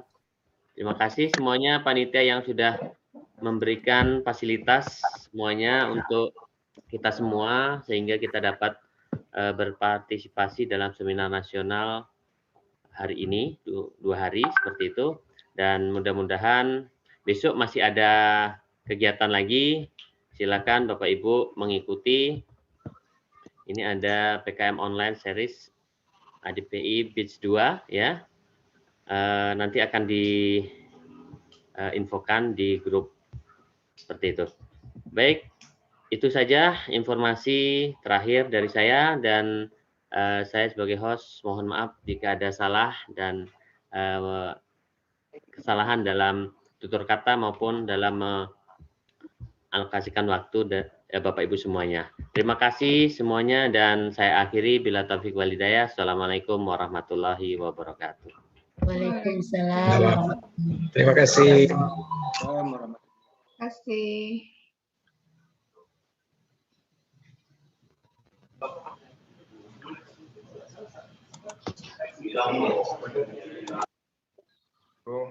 Silakan jika ada yang ingin diobrolkan, kami sudah selesai jadi nggak apa-apa. Silakan Bapak Ibu ingin menyapa dari Sabang sampai Merauke, silakan Ibu Bapak.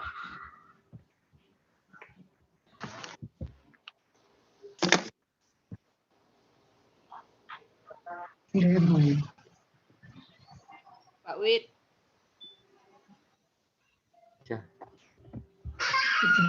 Apa itu? Saya. Mohon maaf, tadi ada salah ucapan nama Bapak dan Ibu. Ya, tadi ada satu nama. Mana ini Ibu Ketua Koordinator Wilayah Bengkulu? Penyebutannya. Mohon maaf. Ya.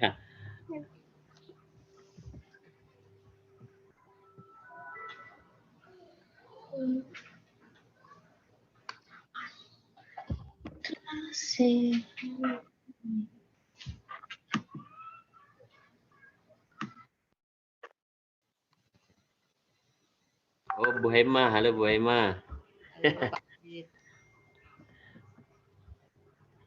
Pak Wid. Ya, Bu. Kartu anggotaku dikirim kemana ya? Belum dikirim ya? Oh iya, kartu anggota sudah dikirim tapi masih di koordinator Bu Adi Tama. Oh, sudah sama Bu ini. Bu Tama. Iya, Bu Pit. Iya. Juga yang apa? Sertifikat itu juga aku minta yang dicetak sama panitia gitu. Oh gitu. Boleh nanti 58. boleh Bu, nanti akan dikirim oleh panitia Bu. Iya. Maaf. Ajak bergabung. Iya Bu. Maaf Bapak Perito, saya mau informasikan. Ya, untuk peserta makalah ya, semuanya dapat cetak sama ya Bu ya. Kami juga mengirimkan nanti dalam bentuk untuk peserta yang presenter sama author yang sudah registrasi akan kami kirimkan e-sertifikat dan print out sertifikat beserta goodie bag karena nggak ada makan siang ya. Jadi kami ganti dengan goodie bag sama souvenir api. Seharusnya kan kita live ya di Sumatera Barat di Universitas Negeri Padang. Tapi karena kemarin April itu ada pandemi, jadi diundur ke Juli dengan webinar. Kemudian kami tidak mungkin mengembalikan berbeda nanti dengan peserta yang akan mentransfer sebelumnya. Jadi untuk mengembalikan tidak bisa, jadi kami ganti dengan goodie bag senilai makan siang sama souvenir-souvenir Bapak Ibu dari ADPI. Ya, sudah Pak Purito? Baik Ibu, terima kasih informasinya. Terima kasih. Jadi Bapak Ibu semuanya akan dikirim nanti ke koordinator atau ya koordinator wilayah masing-masing Ibu ya, Bu Yesa ya. Pak, itu akan dikirim ke alamat masing-masing. Oh, alamat Nanti masing-masing. yang konfirmasi sama Ibu Sherly. Bagi member ADPI tentu mereka gratis ya, yang belum ada ID card-nya kan kami kirim bersama ID card. Tapi bagi non-member ADPI tentu Bapak Ibu harus konfirmasi ke panitia karena kami tidak punya alamat. Khusus member ADPI yang pendaftaran Juni Juli itu kami kirimkan bersama ID card, jadi tidak ada ongkos kirim. Sedangkan non-member ADPI kami tidak tahu di alamat karena hanya email sama nomor HP ya yang ketika melakukan pendaftaran. Nanti akan kami umumkan di grup author sama presenter. Mohon tidak leave grup dulu untuk pengiriman ID card dan souvenir dari kami. Begitu Pak Parwito. Oke, baik. Mungkin sudah jelas Bapak Ibu semuanya ya. Jadi informasi terkait keanggotaan bisa dihubungi sekretaris umum atau Ibu Yosa langsung bisa. Terus di grup ya, di grup anggota dan pengurus juga ada seperti itu. Silakan bagi pengurus untuk berlomba-lomba mencari anggota biar bergabung ke ADPI kita seperti itu.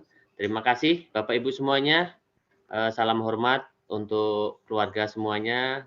Semoga pandemi ini cepat berlalu dan kita benar-benar normal seperti itu. Terima kasih. Saya undur diri Bapak Ibu. Mohon maaf jika ada kesalahan. Terima kasih sekali lagi. Ya, Assalamualaikum warahmatullahi wabarakatuh. Waalaikumsalam warahmatullahi wabarakatuh. Terima kasih. Besok Bapak Sutarmin tampil ya. Insya Allah Bu, mohon maaf tadi lagi bantu ngetar TK. Jadi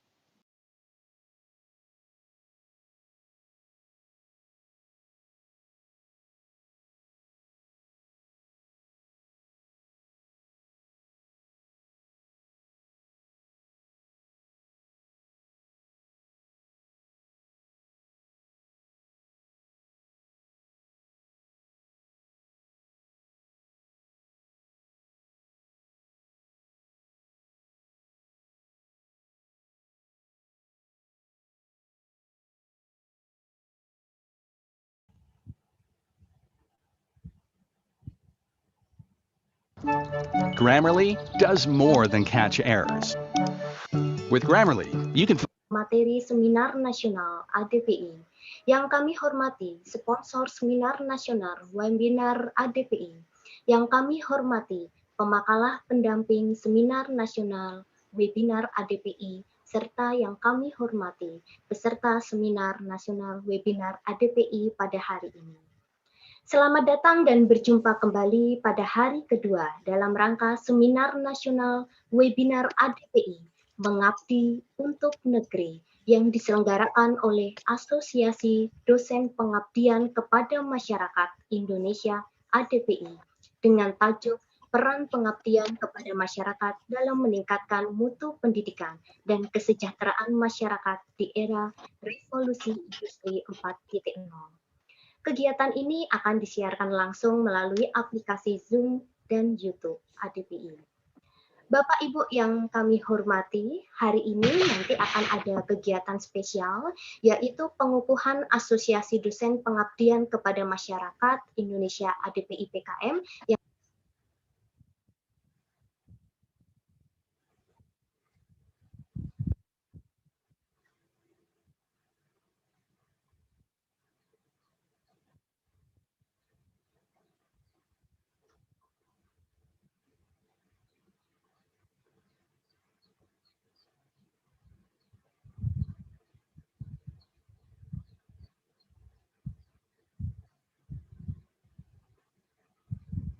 hari sebelumnya. Jadi kalau hari ini kita minta satu-satu, kami tidak ada waktu, Pak. Karena masih banyak yang belum kasih PPT. Baru tadi pagi masih ada yang baru.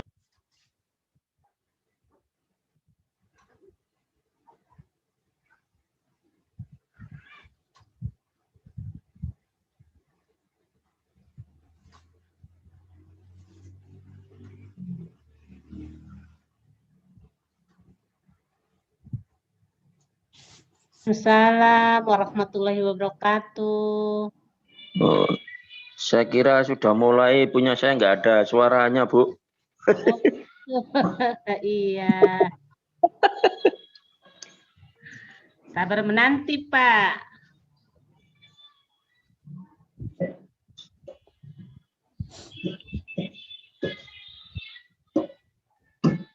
USN Koalaka, Bu. Mana itu, Bu? Di Sulawesi Tenggara, Pak. Mana? Sulawesi. Sulawesi Tenggara. Oh. Di sana jam berapa, Bu? Sama, Bu? Kalau beda 1 jam, Pak. Oh. Kalau di Jakarta jam 11, berarti di sini jam 10. Ini saya di Cirebon, Bu. Oh, di Cirebon ya, Pak ya. Oh. Iya. Bapak sebagai dosen di sana, dosen apa, Pak? Saya dosen hukum, Bu. Wah, mantap itu, Pak. Luar biasa. Enggak sama aja, Bu. Ibu dosen apa, Bu? Saya dosen di keperawatan, Pak. Oh. Malah bagus perawat, Bu. Hari ini kesehatan dibutuhin, no. Iya, tapi resikonya juga Pak, luar biasa. Tapi yang namanya mengabdi untuk masyarakat, untuk negara itu sudah itu yang harus kita terima dengan ridho, toh. USN ya, Bu ya? Iya. Sebenarnya saya itu Pak 36 tahun saya sebagai bidan di puskesmas. Tapi baru saya integrasi di USN itu mulai tahun 2017, jadi baru. Asli Sulawesi, Bu? Dari Bandung, Pak, dari Limbangan, Garut. Oh. Kebetulan saya tugas itu tahun 83. Dari Bandung ke Sulawesi, kebetulan di Sulawesi. 83 saya SMP kelas 2 itu, Bu. Ya, oh iya, Pak. Oh, begitu. Saya sudah tugas itu 83. Kebetulan itu hari kan Sulawesi Tenggara membutuhkan tenaga bidan. Jadi kita diboyong ke Sulawesi Tenggara. Langsung saya ditempatkan dari Sulawesi Tenggara langsung ke Kabupaten Kolaka. Jaraknya 100 kilo lebih. Termasuk Ibu awet muda ya, saya SMP sudah jadi pegawai ya. Oh, begitu, Pak. Alhamdulillah.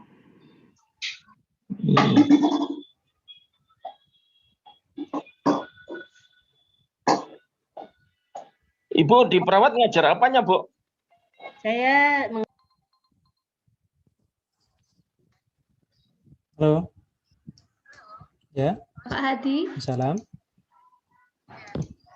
Kalau enggak bisa dari saya, enggak apa-apa, Mbak Dia. Monggo. Oke, Ya, saya coba saya screen dulu. Ya.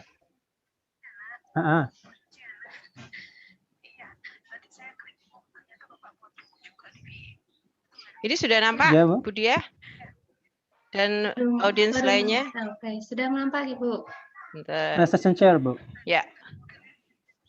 Ini ya, Ya. saya coba untuk ini sudah nampak Ya, ya. cuman ini masih ada orang ya, hostnya masih nge-share ini, masih nge-share 10 menitan ya, screen, jadi Bu Diah ya. Wah, kan ini hostnya yang share screen. kecepatannya harus cepat ini.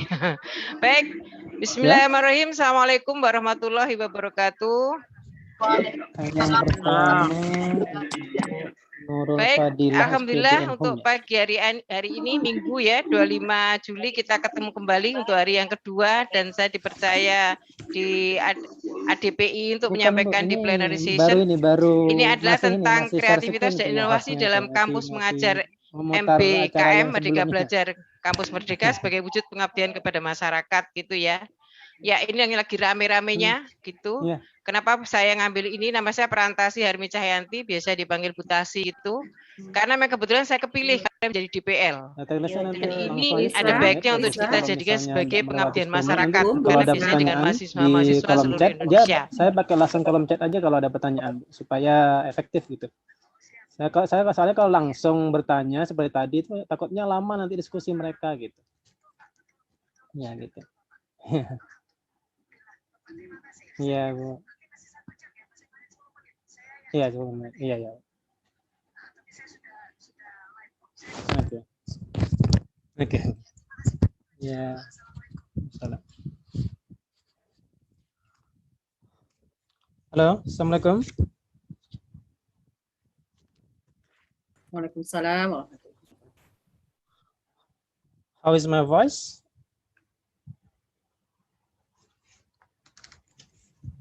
Yeah, Is clear. my voice clear? Clear. It's clear, audible. Okay. Well, let's start our program, our session this afternoon. Okay, Assalamualaikum warahmatullahi wabarakatuh. Good afternoon, ladies and gentlemen. Welcome to parallel session 1 of the International Seminar on Community Empowerment for Sustainable Development. My name is Ahmad Jailani. I am as the session chair for this parallel session. Well, before inviting the first speaker, let me tell you the rules related to the parallel session. Number 1, every speaker is given 10 minutes to speak. If you exceed the time, I will remind you. That's the first one. The second rule is if you have any question about the topic being presented, please type your question in chat room. So there is no direct question because we consider about the effectivity and also the efficiency. I will choose 1 or 2 questions to be answered by the presenter after his or her presentation. But it depends on the remaining time. So I really hope that the presenters can use the given time, that is 10 minutes, not more than 10 minutes. But if you exceed the time, don't worry, I will remind you. Well, then let me introduce the plenary speakers on session 1. The first speaker is Ibu Dr. Nurul Fadilah SPD M.Hum from Daerah Istimewa Aceh with the title Effective and Fun English Learning Using Smartphone Applications. And the second speaker is Bapak Dr. Hendra SE MSI from North Sumatra with the title Google Classroom Digital Training for Methodist Group Teachers in North Sumatra, Indonesia. Maybe for the second plenary speakers, Dr. Hendra, he cannot come to the Zoom directly, so he sent a video. That's why we will play the video for you later. And the third speaker is Ibu Lisa Suhayati SSMPD with the title Kahoot, a fun way to engage students in synchronous learning during COVID-19 pandemic. She is from Banten. And then the fourth speaker is Ibu Dr. Mary Sri Hartati MPD with the title Parenting of Sexual Education for Children in Sekolah Langit Biru. She is from Bengkulu. The fifth speaker is Ibu Dr. Dian Citasari, MPD, from Jambi, with the title Sustainable Development. The sixth speaker is Ibu Dr. Insinyur Suciana Wijirahayu, MPD, from Daerah Khusus Ibu Kota Jakarta, with the title fostering literacy and creativity through virtual strategy training during COVID-19 pandemic. And then the seventh speaker is Bapak Dr. Amin Kuncoro MM from Central Java with the title Mixed Method.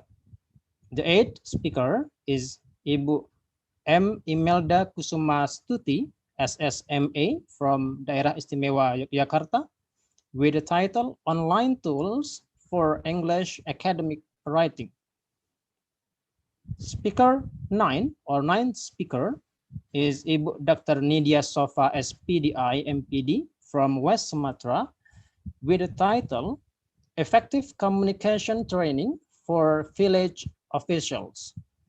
And the 10th speaker or the last speaker is Ibu Eli Dwi Masita MPH from East Java with the title Community Empowerment through the Management of Resilience Houses in Suburban Communities.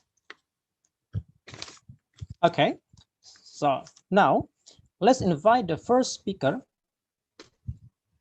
Ibu Dr. Nurul Fadilah SPD MHUM. Yes, I'm here. Okay, are you here already? Okay, Yes. I see you. Well, for Ibu Dr. Nurul Fadilah SPD MHUM, time is yours. Okay, I will share my screen. Thank you very much for the opportunity. Thank you, moderator. Thank you, ADPI. Assalamualaikum warahmatullahi wabarakatuh. Waalaikumsalam. Is it visible, my PowerPoint, my presentation right now? Yeah. Yes. Since the time is very limited, I will start now. My presentation is about effective and fun English learning using smartphone application. It is presented in International Seminar of ADPI, PkM OSA, batch 6 in Padang, 9 October 2021. Okay, this is a little bit about me. I am an English lecturer and head of English Deputy Head of English Department of Education and Teacher Training Fakulti IAIN Lok Semawe, which is located in Aceh. I'm also a translator of English Education Acehnese. As my background study, translation about manuscript in my PhD, researcher on language teaching and translation study, managing editor at Journal of English Teaching, Linguistic and Literature, JALI. It is in IAIN Lok Semawe, and also I am editor and reviewer of Abdimas Shoshum from ADPI Journal, Community and Service Association. And then the last one is board of Share to Care Internation Volunteer Division of Public Relation and Cooperation. That's why I put the logo there. Yeah, there is PkM and also my institution, also Share to Care. Okay, we start from this question. Why, how, what? Because when we want to teach our students, we want to deliver the knowledge for them, we need to know why we do that. What is our cause? So we need to find the why first. What do we believe in about the education, about the knowledge that we want to share? Then the second one is how. What is our method? Which is the correct one or the better one, the best one for our students? And then how do we achieve our why? The previous question. And then the next one is what do we offer for our students? What do we do to achieve our why again? Yeah. So this is related to why vision, our vision, and what is about our strategy, and how is the tactics that we deliver our knowledge, our lessons, our students. Well, there is a problem here. Yeah. New appropriate when it is coming in our time now, because the change of our way how to teach the students because of the pandemic era, then we need to find out how to overcome this situation. So first, find a solution to teach the students online during and after COVID-19 pandemic. And then well, what is the new appropriate effective method to teach students online? Because it is related to the situation now. And then introducing and applying some application used for English learning. So when we know how to overcome these kind of things, then the successful teaching and learning process in digital era will be done very well. Okay. And then this is one of quote that I believe that everybody have heard this. Technology gives students keys that opens door that release creativity. So when students have the capacity of using the technology, it's a good way, actually, a good thing for us as a teacher, that we believe that the students have the keys that opens the door, and their creativity will, they will build the creativity and will use it for their learning. 5 important components of language teaching. So when we want to teach the lesson, we want to teach the knowledge for them, we need to know, or we need to understand the 5 important components of language teaching. Here we have students, teachers, materials, teaching method, and evaluation. So this is these components related to each other. Based on materials development by Brian Tomlinson, 2011, yeah, 2011, refers to any sources of language input in ways which maximize the likelihood of intake. The teachers may bring pictures or advertisement in the classroom. Compose a textbook, design a student worksheet, read a poem or article aloud. So I highlight here the advertisement in the classroom. So the technology, the smartphone, the student can use this for their learning. So from the material development here, that we can find that some technology here. So one is principle. We need to expose the learners to language in authentic use, help learners to pay attention to features of authentic input, and provide opportunities for outcome feedback, achieve impact in sense that they arouse and sustain the learner's curiosity and attention. The next one is technology. So when we are talking about the material development, we are talking about the advertisement, the technology is involved about that. Electronic means of delivering language learning material or of facilitating electronic communication between learners. It includes the internet as resources, as well as emails, YouTube, chat rooms, blogs, Facebook, video conferencing, and mobile phone technology. This is what I use for my presentation: mobile phone technology, smartphone application. So in development this material, we can see that this is about talking about CALL, C-A-L-L, CALL, computer assisted language learning.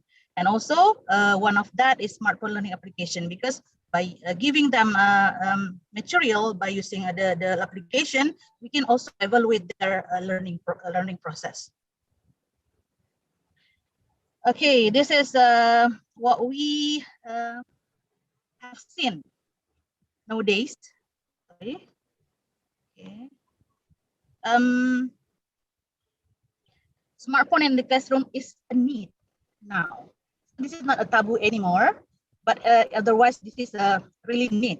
It's a need for our students. So when the teacher gives some lessons, it is related about technology, and the students can the teacher can give them some application, some example from application, so they can use that application to learn about the lesson. Okay, this is some of application that I use for my students in the classroom, but there are some others application more. So I never limit my students if they find something.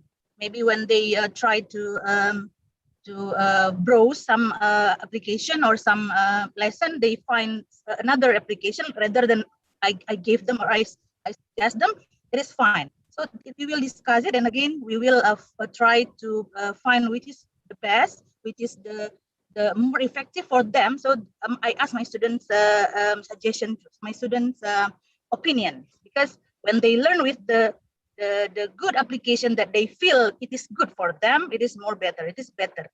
Okay. When talking about giving material about learning, about the process of learning. So we need to have, you need to have this kind of things for providing materials, applying method strategy, but do not forget that we need to evaluate the learning process too. How our students achieve the knowledge. So not only giving them the material, not only let them to use the technology, to use them the application, but without evaluating. So because we want to know how far, how good, how better, how they achieve the lesson that we give as a teacher. Okay, why we need to use the application using smartphone in learning? Because there are some benefits of using smartphone application that I have mentioned you. I show you some of the applications, but still many more for my students. This is a fun, interesting, and attractive application, kind of reduce the boring circumstance, because it is new for them. Not only listening listening the teacher to give the lesson, but they have some activities, some other activities which is fun.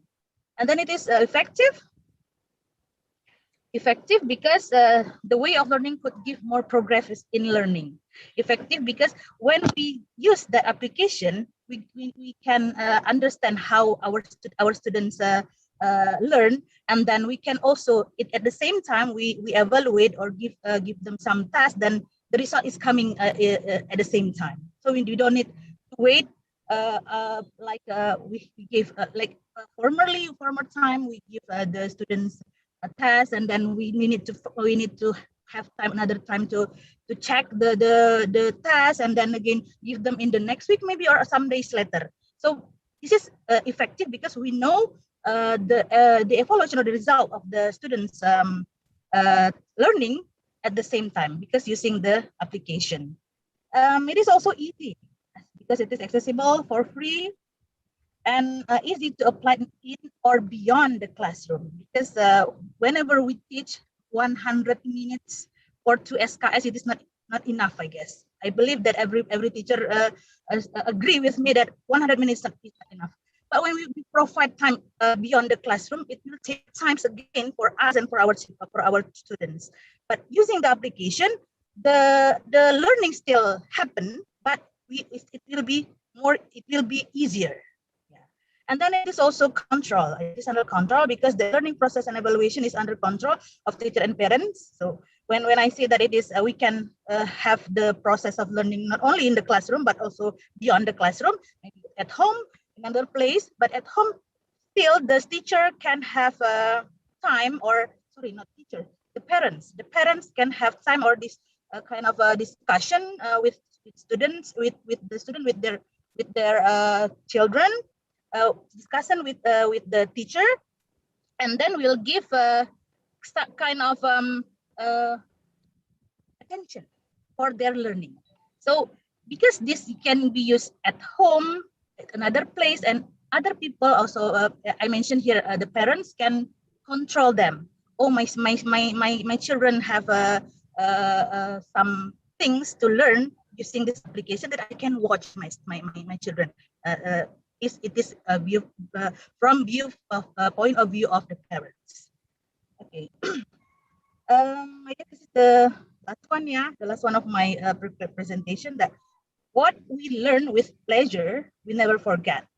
This that we can give to our student, that they need to learn with pleasure, so they will never forget what we have teach them, what we have taught them. Yeah. Sorry. Okay, thank you very much. This is my last presentation. Thank you, moderator.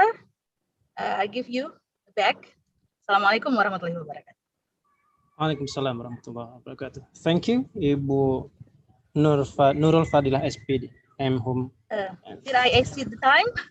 Or yeah, actually. But you didn't remind me. I'm trying to speak fast as possible. Thank you. Okay. Well, thank you, Dr. Nurul Fadilah SPD, M.Hum. It was a nice presentation. and it seems that there is no question. So we move to another plenary speaker. Actually, it should be Dr. Hendra SCMSI, but he cannot attend directly here in the Zoom, and it's on video, and we are still trying to download the video, so we have to delay. So we come to the plenary speaker 3, Bu Lisa Suhayati, SSMPD. Are you I'm here, with Pak. us, Bu Lisa? I'm here. I'm here, Okay. Pak. Oh, well, thank you. Now let's invite Bu Lisa Suhayati, SSMPD. Time is yours, Bu. Okay, let me share my screen first.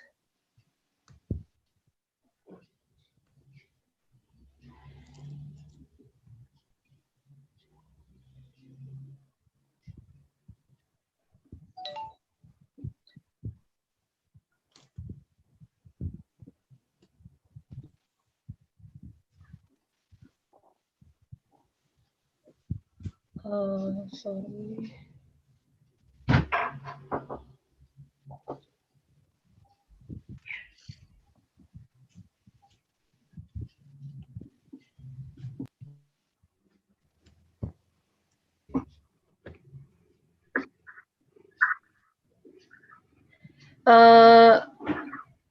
Is my PowerPoint already seen, Pak?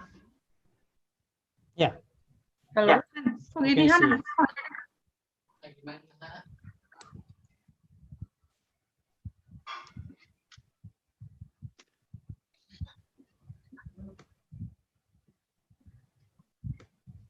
Oke. Ya, Assalamualaikum warahmatullahi wabarakatuh. Waalaikumsalam warahmatullahi wabarakatuh. Yeah, good afternoon, everyone. Thank you for the committed to let me present my presentation here. First of all, I would like to introduce myself. My name is Lisa Suhayati. Now I'm teaching in English department, Pamulang University, Banten. Actually, the previous presenter has shown us a wonderful presentation, and it's related to the application that can support the teaching and learning process. It's very wonderful, and actually it opens my presentation also, but I specifically discuss on Kahoot, a quiz application that we can download from the Play Store or the iStore. Yeah. Okay. The title of my presentation is Kahoot, a fun way to engage students in synchronous learning during COVID pandemic. This is the points of my presentation. The first one is background, and then the second one is online learning, the third one is Kahoot, and the fourth is implementation, and the last one is conclusion. Okay, as we know that this is the background, as we know that in December 2019, the Chinese authorities treated dozens of cases of pneumonia of unknown causes. Then now we know this as COVID-19 virus. And in March 2020, some countries in the world announced the lockdown.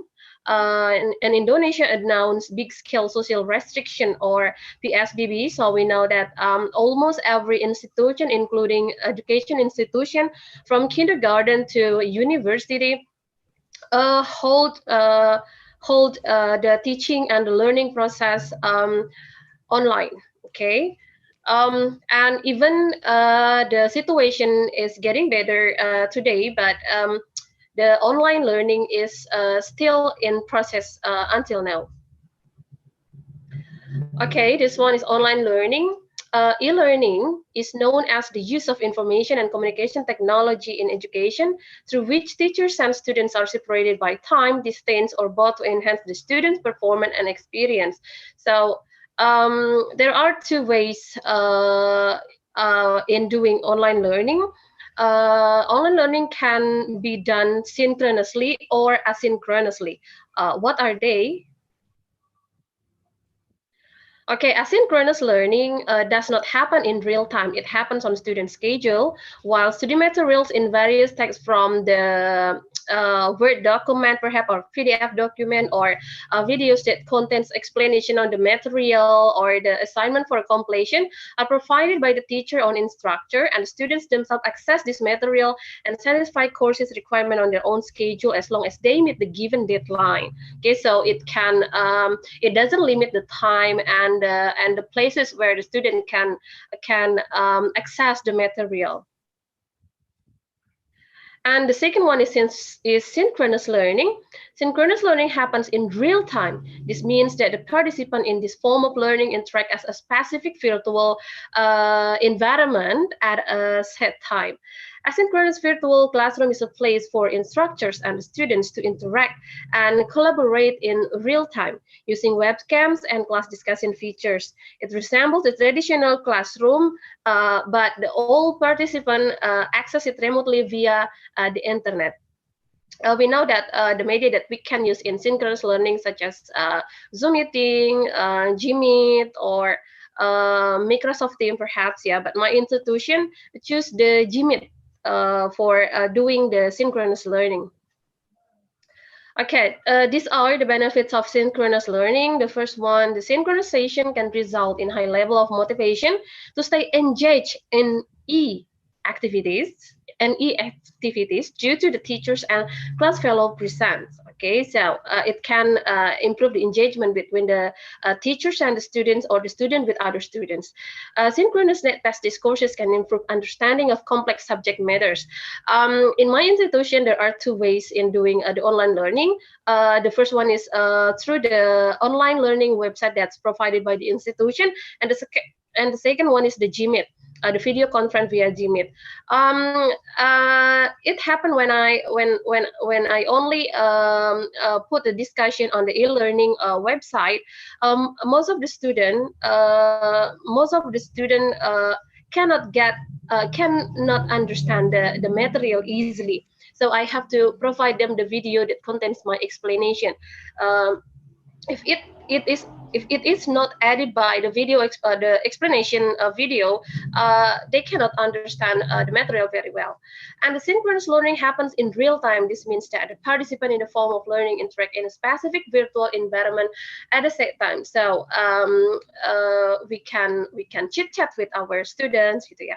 And a native English speaker can outperform face-to-face language. So because my department is English department, so the students can perform the language in the video conference meeting.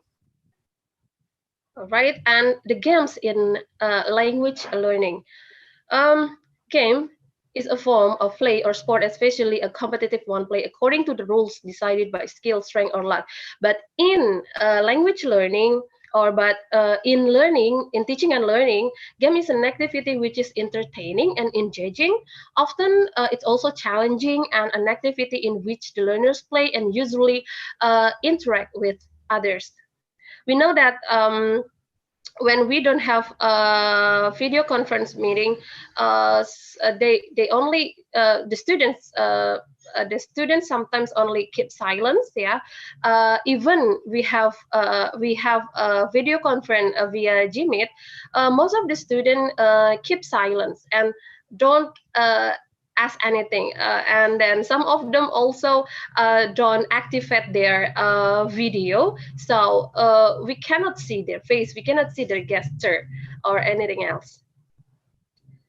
And this is the benefit of game, yeah, especially for learning. Games in language learning can help the teachers to create the content in which the language is useful and meaningful. And moreover, as Joe stated, that games are highly motivating since they are amusing and at the same time challenging, as the previous presenter said. Yeah, the games also can motivate the learners, promote learners' interaction, improve their acquisition, and increase their achievement. For this reason, I use Kahoot game to support my teaching and learning via Gmeet. This is the application that I use. What is Kahoot? Based on the explanation in their official website, Kahoot is a game-based learning platform that makes it easy to create, share, and play learning games or trivia quizzes in minutes. So it's really easy to use. It's really easy to create the quiz via Kahoot. And Kahoot is a game-based learning platform that brings engagement and fun to 1 billion players every year at school, at work, and at home. So we can have this game anytime and anywhere. And there are 2 studies on Kahoot that I found from Susilawati in 2017. She found that Kahoot is really applicable and can support her grammar class. It happened to me also because I use this Kahoot in my grammar class. It could increase the students' motivation in learning grammar. It indicated that Kahoot has enhanced the students' motivation and interest to engage in learning. And Nafis in 2020 said that Kahoot is the free online platform for making and working learning game for teaching that makes students actively involved directly and present a quiz atmosphere that is lively, excited, and not bored in their classroom, office, or at home. It also happened into my class because when we have a Kahoot game, when we have a Kahoot game in Gmeet, they can chit chat, they can make a joke with their friend while doing the quizzes, and they can show their expression when they have a wrong answer, or they will say hooray when they have a correct answer. Okay, so it's really interesting. And then because we have very limited time, so it's impossible for me to show you how to create the quiz on the Kahoot. So if you want, if you are interested in doing Kahoot in your class, you can read the explanation by visiting the link below. Yeah, you can go to the official Kahoot website. Okay, and then you will know how to use it. Okay, this is the implementation of Kahoot in my grammar class. Yeah, I open when I'm teaching through the Gmeet. I open the new tab on my laptop, and then after that I go to the Kahoot website. Yeah, the www.kahoot.it, and then I choose the quiz that I want to use in my class. Of course, it still relates to the material I have discussed before. So I do this after I end my explanation. Yeah, as you can see here on the screen, it will be seen the name of the student that has already logged in the Kahoot IT. There is a code that the student must enter before they join. Okay, and after everyone is in the room, I start the quiz, and this is the example of the quiz. Yeah, there are four Sorry, choices. Lisa? Okay, Your time is up. all right. Yeah, and then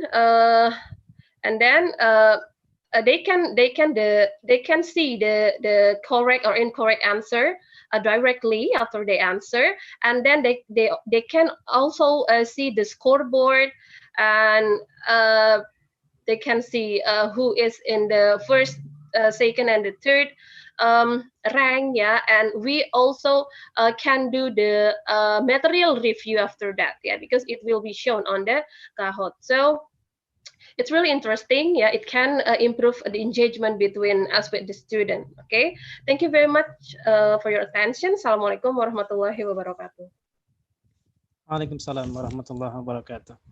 Thank you, Ibu Elisa. Sorry, because the limited time, I have to stop or remind you the time. Well, is there any question? I have to remind you that we do not accept direct questions because of the limited time. So for the effectivity or the efficiency, we only receive question or accept question from chat room. Yeah, and the question will be answered at the end of the session if it appears after the speaker has ended the presentation. So after the speaker has ended the presentation and I cannot see any question, so if there is question, it will be answered at the end of the session. Thank you. Well, so now I don't see any question. Then we come to the next plenary speaker, Ibu Dr. Mary Srihartati, MPD. Are you with us, Ibu Mary?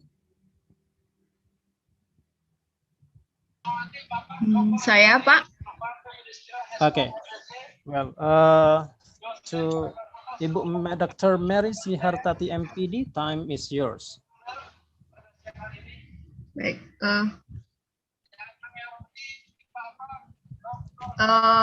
Mohon maaf, apakah suara saya terdengar, Pak Ahmad? Yeah. Yeah. Your voice is clear, yes. Baik.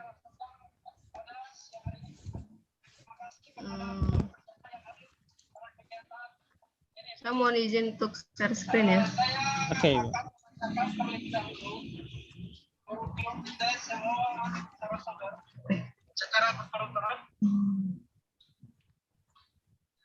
Baik, thank you for attention.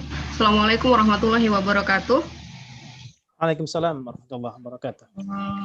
Okay. This session I want to presentation my article ya, Parenting of Sexual Education for Children in Sekolah Langit Biru. Do you know today pada saat ini ada banyak remaja Indonesia yang melakukan hubungan seks di luar nikah. I'm so sorry. Jadi kalau saya presentasi bercampur bahasanya. Oke. Jadi ada sekitar 62,77% remaja Indonesia melakukan hubungan seks di luar nikah, free sex ya. Okay. The level of violence against children in Indonesia was increased every year. Of style in collection data on violence against children include the number of incidents of violence that have not been reported, especially in the violence occurred in the household. Jadi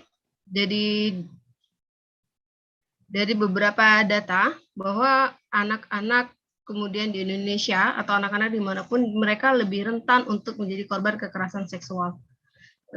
Terlebih dalam kondisi dampak COVID ya, COVID-19 ini terhadap kemudian kekerasan seksual terhadap anak. The application of social distancing has a positive impact on the health sector to reduce the number of people who are victim on the coronavirus. On the other hand, a negative impact on the economy because it is difficult for people to work and income. Socially, it is possible for host problem to also arise as a result of social distancing politic that require people to stay at home or not do activity outside the home if they are deemed important. Jadi salah satu dampak kemudian dari COVID-19 yang sudah berlalu ya, mungkin karena saat ini sudah lebih baik, yaitu kemudian kekerasan seksual, di mana kemudian kita lebih banyak kemudian stay at home ya, stay at home kayak gitu. Stay at home, jadi keterbatasan interaksi di luar itu kemudian juga menjadi salah satu berdampak juga kemudian pada kekerasan seksual yang mungkin tidak terlalu terekspos. Violence in children. Yang pertama, the number one is cultural factor, kemudian structural factor. Cultural factor, children are the property of their parents, so they can be exploited for profit. Children must obey, so that it becomes the basic for parents to have the right to commit violence against children, either in the form of punishment or as an outlet for agent. In structural factor, children are always in a position prone to violence because the physical condition of children is weaker than adults and is still very dependent on the people around them. Okay, next, sexual evaluation of children. Di beberapa kemudian catatan dari beberapa sumber ya, ada Surya, kemudian ada Kading. Not that of children in Indonesia, 4 of them are subjected to violence, physical, psychological, and emotional, and economical for their cost people. Example, parents, teacher, friend, to unscrupulous office. The impact of sexual violence short term pada dampak jangka pendeknya, direct impact, physical injury, disability, pregnancy, job loss, loss education opportunity, kemudian bullying. Long term impact, psychological disorder, lack of confidence, self-loathing, trauma, and further depression. Ada beberapa catatan yang kemudian dihasilkan oleh Prajitami, Raharja, dan Hidayat. Ini pada tahun 2016 ya. Kita akan lewatan beberapa kemudian dampak dari kekerasan seksual. Is reproductive health education important? Seberapa pentingnya kemudian tentang kesehatan reproduksi ini untuk disampaikan? This picture kemudian menjelaskan hasil polling pentingnya pendidikan seks dan juga gender. Dari mana kemudian anak-anak kita mendapatkan informasi tentang seks, kemudian bagaimana mencegah pelecehan seksual, apa penyebab wanita bisa dilecehkan, kemudian pendidikan seks dan gender di sekolah dan juga keluarga. This research, this service is carried pengabdian ini atau kegiatan ini saya lakukan di Sekolah Langit Biru. Langit Biru ini adalah sekolah berbasis sekolah alam, dia pada jenjang TK dan SD. Partner is this activity are guardian of student, of parent of student who are member of the parent class. Jadi ada mitra dalam pengabdian ini adalah wali siswa atau orang tua siswa dari Sekolah Langit Biru. Di sekolah ini mereka biasanya mengadakan parenting class atau kelasnya orang tua dalam 1 bulan sekali. Di sini kemudian saya mengambil momennya. The method used is letter, the question and answer with adult learning approach design. Okay, the importance of reproduction health care. Parenting pattern is the provision of reproduction health education of very important of the growth and development of children, especially reproductive health problems. Reproductive health education carried out by parents for the children can increase their awareness and self-confidence, so that in the end it will affect the behavior that is formed. Children will try to protect their reproduction health and themselves to prevent sexual abuse. Parents should start providing reproductive health education to their children according to their needs as early as possible. Oke, seberapa sih kemudian peran orang tua dalam kesehatan reproduksi anak-anaknya? Apa kemudian yang menjadi dampak atau kesulitan kemudian orang tua atau tantangan terbesar orang tua untuk mengajarkan tentang kesehatan reproduksi pada anak? Reproductive health parenting challenge. Lack of parental participation in parenting activity, but in the school environment or in the community. The low motivation of parents to obtain information related to knowledge about reproductive health, but from seminars and print media and the like. There is still a tabu ya, tabu. Kita masih kemudian punya konsep tabu untuk kemudian mengedukasi anak-anak kita tentang reproduksi atau sistem reproduksi atau mengenal reproduksi anak itu sendiri. There is still a tabu concept in education children about reproductive health of sex education. A party outdone when to know considering pregnancy outside of marriage is common nowadays. Not ready to receive information about the data on sexual violence and sexual relation at the age of children to adults. Oke, kapan kemudian kita bisa memulai pendidikan seks kepada anak? Boleh nggak sih kemudian membicarakan seputar seksualitas kepada anak-anak prasekolah? Tentu boleh ya, tapi prasekolah tidak terlalu mudah untuk membicarakan seputar seksualitas. Maka justru pada usia-usia ini menjadi usia yang tepat untuk membicarakan masalah seksualitas. Ada beberapa tipsnya. Okay, next. When does this help education, sex education? Kapan kemudian? As early as possible, even since the child is in the womb. When the child is born, education the child according to his, her, sex, gender, starting from how to treat children and clean the child vital organs. Do not allow children to others in one's place. Never fail. Jadi jangan kemudian beranggapan tabu lagi untuk membicarakan atau mengajarkan anak untuk mengenal dan mengetahui yang memahami tubuhnya sendiri. Care with children, make it a habit to invite children to talk about their daily playing activity. Pay attention if there is a change in attitude in children. Teach children to say no, teach children to recognize their body parts.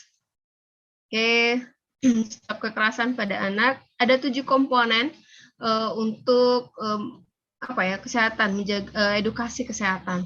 Pertama tentang gender, kemudian ada hak seksual dan HAM, ada tentang kepuasan, ada cash flow dan HIV, kemudian ada kekerasan, ada keragaman, dan ada hubungan kemanusiaan. Kita harus bisa kemudian mengajarkan anak-anak untuk mengatakan tidak pada saat ada orang-orang yang kemudian menyentuh pada bagian-bagian pribadinya. Kita harus mengenalkan bagian-bagian ini kepada anak-anak kita. Kenapa kemudian tidak boleh disentuh pada bagian-bagian yang tertutup dengan pakaiannya? Beberapa gambar ini kemudian bisa Bapak Ibu perkenalkan dengan anak-anak, bisa contohkan. Karena anak-anak akan lebih tertarik ketika ada gambar ya. Ada gambar, kita menjelaskan dengan gambar, lalu apa sih yang mau dilakukan. Kita semacam melakukan storytelling kepada anak-anak kita. Menunjukkan gambar ini, kemudian ini loh yang harus kamu lakukan. Okay, children are the real asset of our future. The reproductive health will have an impact of their future. Jadi anak-anak kita itu adalah aset kita. Mereka masa depan kita. Mereka punya hak untuk kemudian hidup sehat dan punya organ reproduksi juga yang sehat. Karena organ reproduksi, kesehatan reproduksi ini itu bagian kemudian aset masa depan buat anak-anak kita. The development of reproductive organs and unique gender roles in society impress the vulnerability of young women that experience sexual question. Reproductive health education that discuss gender equality is now to help those encounter the sexual organs and reduce the incidence of sexual question.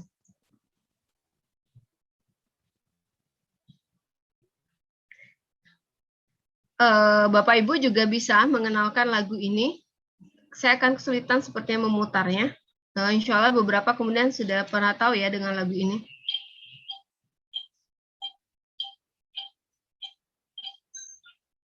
Oke. Jadi dalam lagu ini kemudian Bapak Ibu secara tidak langsung mengajarkan anak-anak untuk mengenalkan sentuhan bagaimana saja yang kemudian boleh mereka terima dan boleh orang-orang dewasa lakukan kepada anak-anak.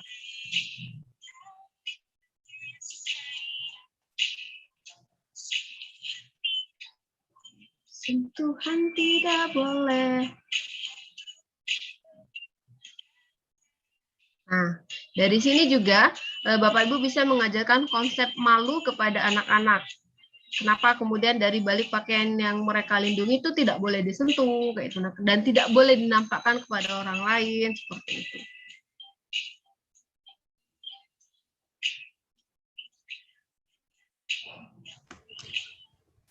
Sorry, Bu, your time is up.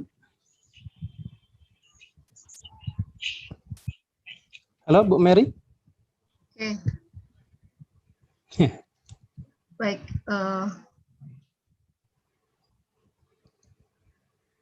Oke, Bapak Ibu, thank you for attention. Saya Iris. Assalamualaikum warahmatullahi wabarakatuh.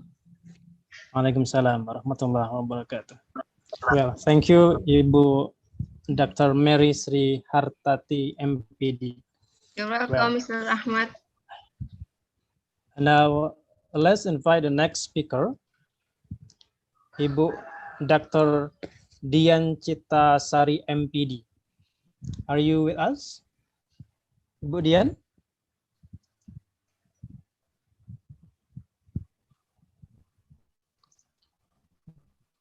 Hello, Ibu Dian? Are you with us?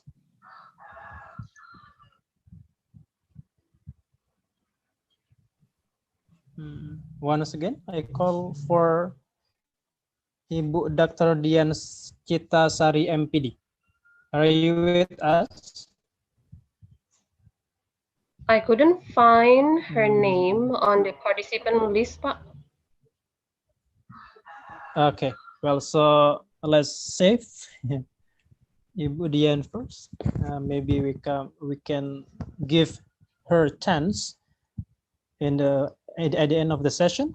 So now let's invite the sixth speaker, Ibu Dr. Insinyur Suciana Wijirahayu MPD. Ibu Suci. Thank you. Okay, Bapak time is Jalani. yours, Ibu. I'm here, Pak. Yeah. So I need the chance to share the screen after this. Assalamualaikum warahmatullahi wabarakatuh. Waalaikumsalam warahmatullahi wabarakatuh. Ladies and gentlemen, in this international conference, I'd like to talk about fostering literacy and creativity through virtual strategy training during COVID-19 pandemic. But before sharing my ideas about this title, I'd like to play some videos first.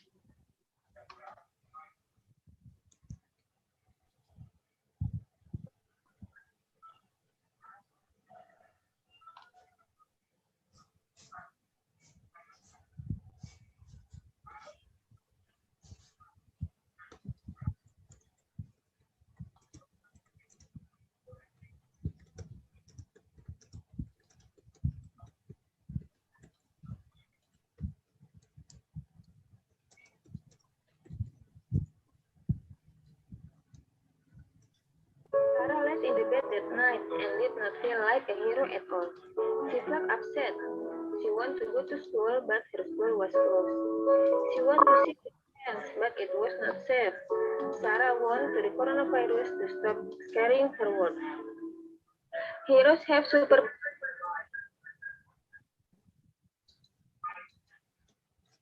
Sarah lay in the bed that night and did not feel like a hero at all. She felt upset. She wanted to go to school, but her school was closed. She wanted to see her friends, but it was not safe. Sarah wanted the coronavirus to stop scaring her world. Okay, so I will share the screen about the presentation. This one. The situation of COVID-19 pandemic influenced not only adults, but also young learners. From the video, we can understand the expression from the young learners. It is in English, but if it is only in a form of short story, then they will not be able to express their idea more creatively, because through their voices and their sharing ideas about it, then we know what they feel about the situation. The context and the situation of pandemic that is influenced all of us, young learners and adults, encourage all of us not only to learn one subject, but also another subject on the same time, literacy, multiple literacy. So here, young learners learn about health literacy through this storytelling. I choose this storytelling about COVID-19 because it is an authentic material from a short story written by a native speaker of English. In other slides, I'll talk more about English literacy, but it will not stand alone because in our conference we have cross-field, and what I mean by fostering here, one of the way is to have cross-field in developing the literacy. Multimodal and tools to have that in our classes is one of the way also to foster the literacy and creativity. In one of the public service, we conduct an action research mentoring for teachers, and they conduct an action research after creating the material in their classes, and they have comic maker media, and the comic maker is completed by sound and video, and it proves that it could make the students happier in their language learning process. They create a comic like this, and then this is the project of the teachers, and the values learned by students from digital story video about COVID-19 were promising from the result. Online learning during pandemic has challenges as well as the solution. So the challenges of anxiety, lack of exposure, and confidence are answered by online learning itself. So the students can create their students' active learning through digital media and self-video recording, and they create their creativity. Collaboration is completely important, as it is expressed by our keynote speaker this morning. But of course, space and opportunities that we should give to our students and teachers, important to be able to develop and foster the literacy and creativity itself. This is the references and some researches that we have done. It deals with content language integrated learning that develops not only their language mastery, but also building their character. So we need to give our students chances to show their ability that they can work together and create something. There are lots of strategies that they should acquire in their language learning, and if the lecturer could creatively put that in the learning process, then it will build a better autonomous learning. I'll show one more video before I end the presentation.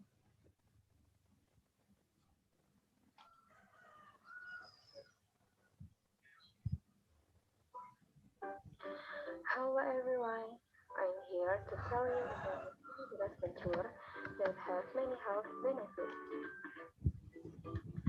In Indonesia, there are some areas that have traditional ways to treat and prevent disease, such as Java, where medicinal plants are used to disinfect a seasonal that is down the people who are sick.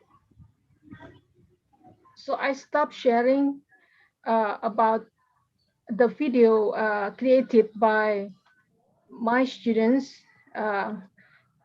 It is combining their literacy in nutrition, especially traditional medicine, herbal from Indonesia, as well as their ability in expressing ideas in English, of course. There are some more important points that we can share to our students related to the literacy itself.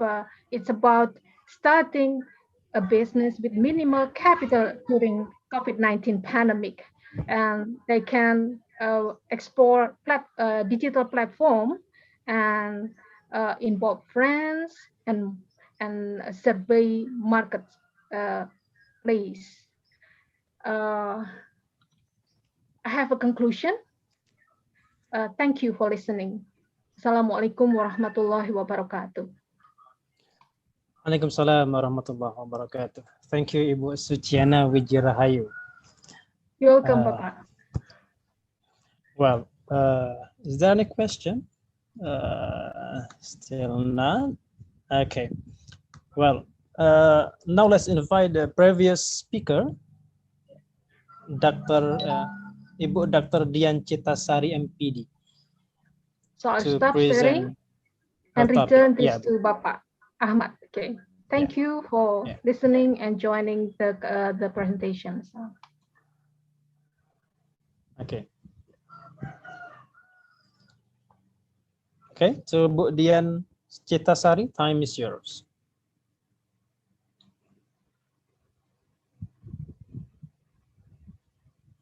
Bu Dian?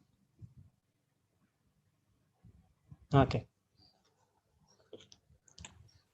Assalamualaikum warahmatullahi wabarakatuh. Waalaikumsalam warahmatullahi wabarakatuh. Masuk presentasi saya ya, Pak? Okay, yeah. We can see it. Auzubillahi minasyaitonirrajim. Bismillahirrahmanirrahim. First of all, let's praise Allah, Lord of the universe, and peace be upon our Prophet Muhammad, the last messenger of Allah, so we can live happily in the here and the hereafter. I am present about Sustainable Development Collaboration Program. I am Dian Citasari from UIN Sultan Toha Jambi. The presentation have three parts. First one, introduction, and two, application, and three, goal. Oke, ini diperbesar saja. Okay. From MDGs to SDGs, from 8 to 17 goals. From MDGs to 17 SDGs, and ambition transformation. There are many changes from indicator. From 60 indicator to 20 30 indication. Okay, application collaboration program in SDGs. There are three parts.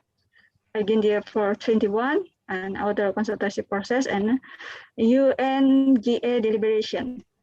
Yes, there are many proposal and target. Global sustainable issue. The first issue is environment and climate change issue. There are human drive, kemudian there are global local pressure about carbon, nitrogen, and water cycle, and many overlapping crises and for environmental sustainability.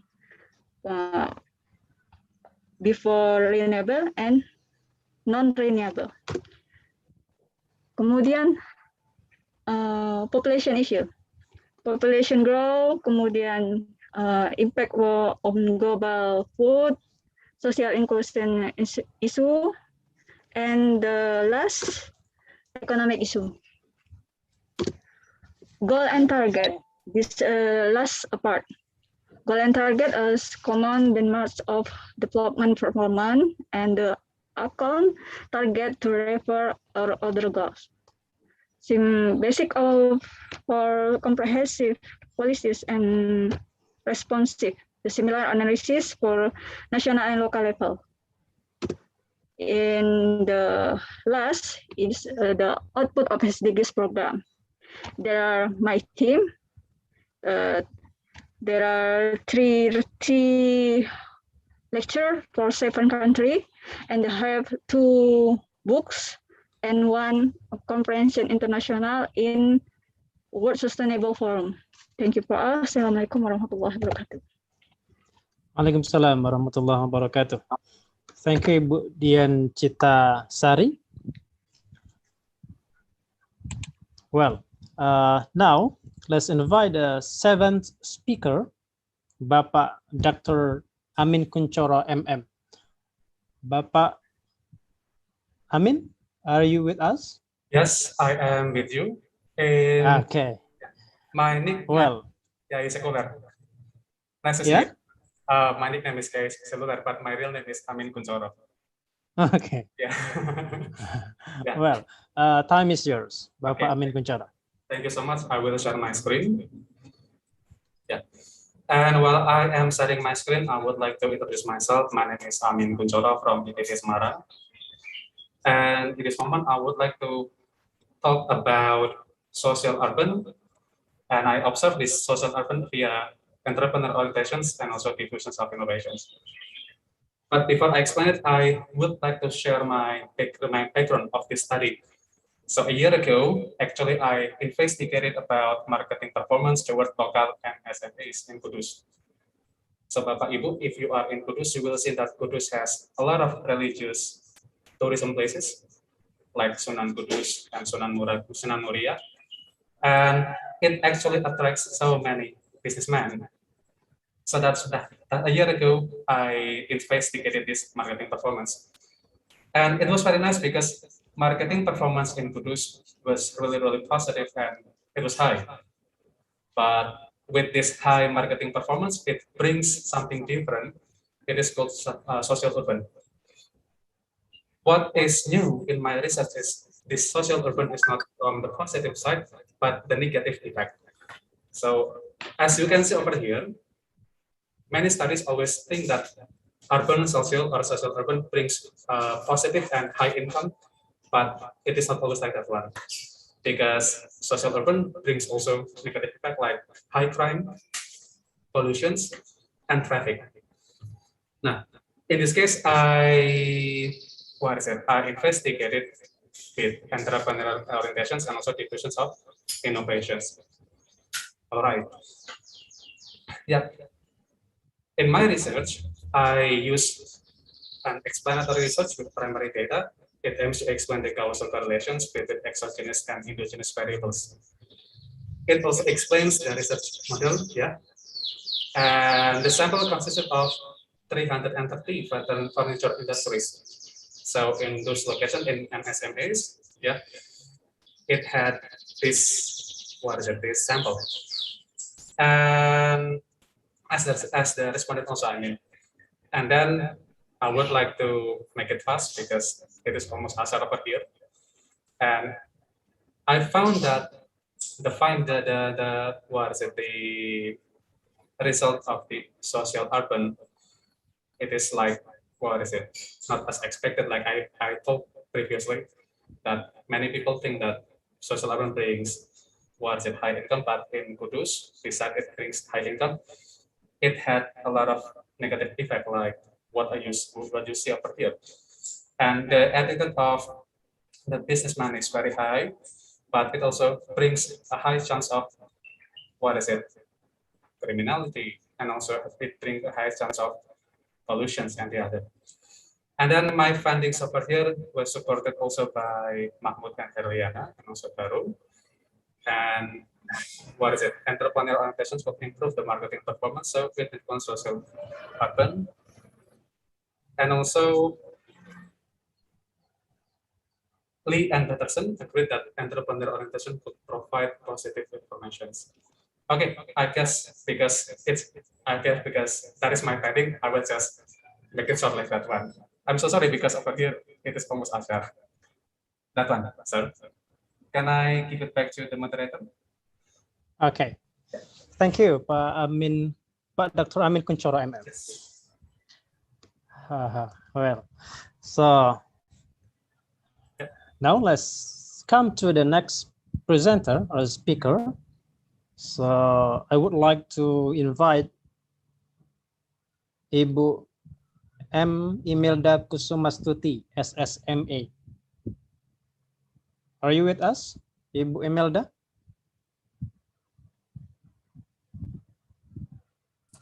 Yes, Bapak. Okay. I'm here. Yeah. Okay. Okay. Well, time is yours, Ibu Imelda. Okay. Thank you, Pak Ahmad. Okay. Good afternoon, everyone. Good afternoon. First of all, I would like to apologize. I don't use any background because the background of my host doesn't support it. Yeah. So if I'm using the background, my face is disappearing. So I don't use any background. Sorry. Okay. I would like to ask permission to share screen. Okay, please.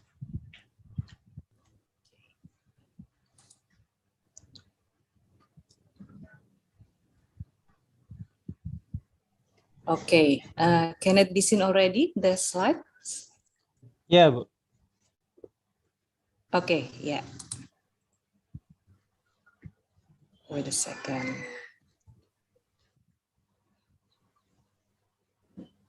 Okay, so this is my topic for today's sharing, yeah. Online tools in writing academic English. Let me introduce myself first. My name is Imelda Sumasuti, and I'm the secretary of ADPI di Yogyakarta, and I come from SD Alia Jogja.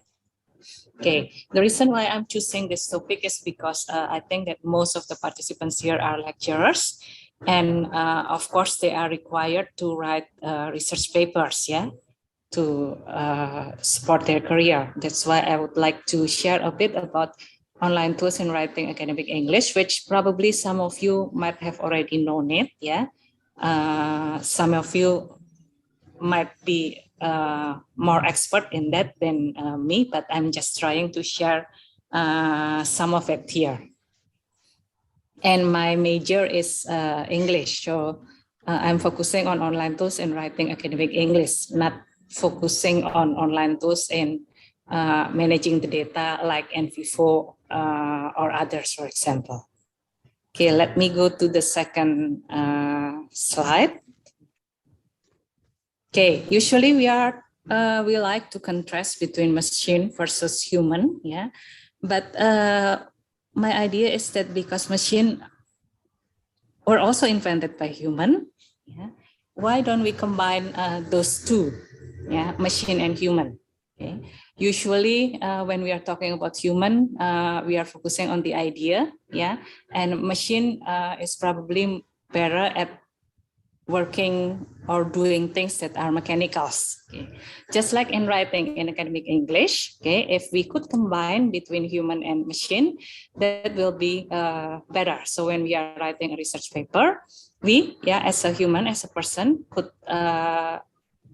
organize and manage the ideas, but a machine can help us. So it's not replacing us, yeah, as the author, as the writer, but it could help us in checking things that are mechanical, like grammar, spelling, typo, and others, yeah. So I think it's a good idea to improve our writing, yeah, to combine between machine and human. Moreover, most journals right now are requiring the writer, the author, to use a certain online tools, yeah, so that their articles could be published in the journals. I'm going to classify the online tools, yeah, into several categories. First one is the machine translation, and then the second one is the grammar checker, the paraphrasing tool, and then the reference manager, and the last one is plagiarism checker. Okay. For the first one, I think you are all familiar with this one. Okay, with the machine translation, we have things like Google Translate, for example, or Yandex Translate, or Bing Translate.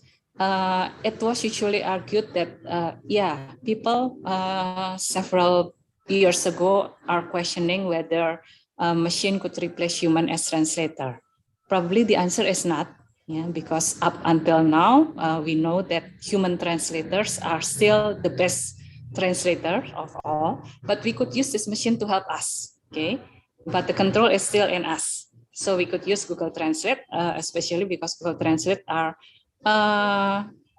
or have been improved a lot lately, yeah? So we could use this machine translation to help us in translating something. For example, translating our article, our research papers, but the control is still on us. So we couldn't just let the machine do it, but we are responsible to check the result of the translation. Okay? Because sometimes the machine translation do the translation literally, yeah. So it is our responsibility as the author, as the writer, to check the idea. This is the example of Google Translate. So it can be used in a very simple way. You could just put the text right here, and then it will be translated into the target language. Yeah, you could choose the source language here, for example, Bahasa Indonesia, and then translate it into the target language chosen, for example, English. And then the second one, yeah, the grammar checker. Yeah, I think we are all familiar with Grammarly, so I don't think that I have to explain it any further. Yeah, but we have also other option like Ginger and sorry, wait a second, Ginger and Rightful. Yeah, Grammarly and Ginger have premium plan and free plan. Free plan is useful, but of course it will be only in a limited scope. Yeah. Rightful is a kind of software, so you have it's a bit different from Grammarly or Ginger, so you have to install it to use Rightful.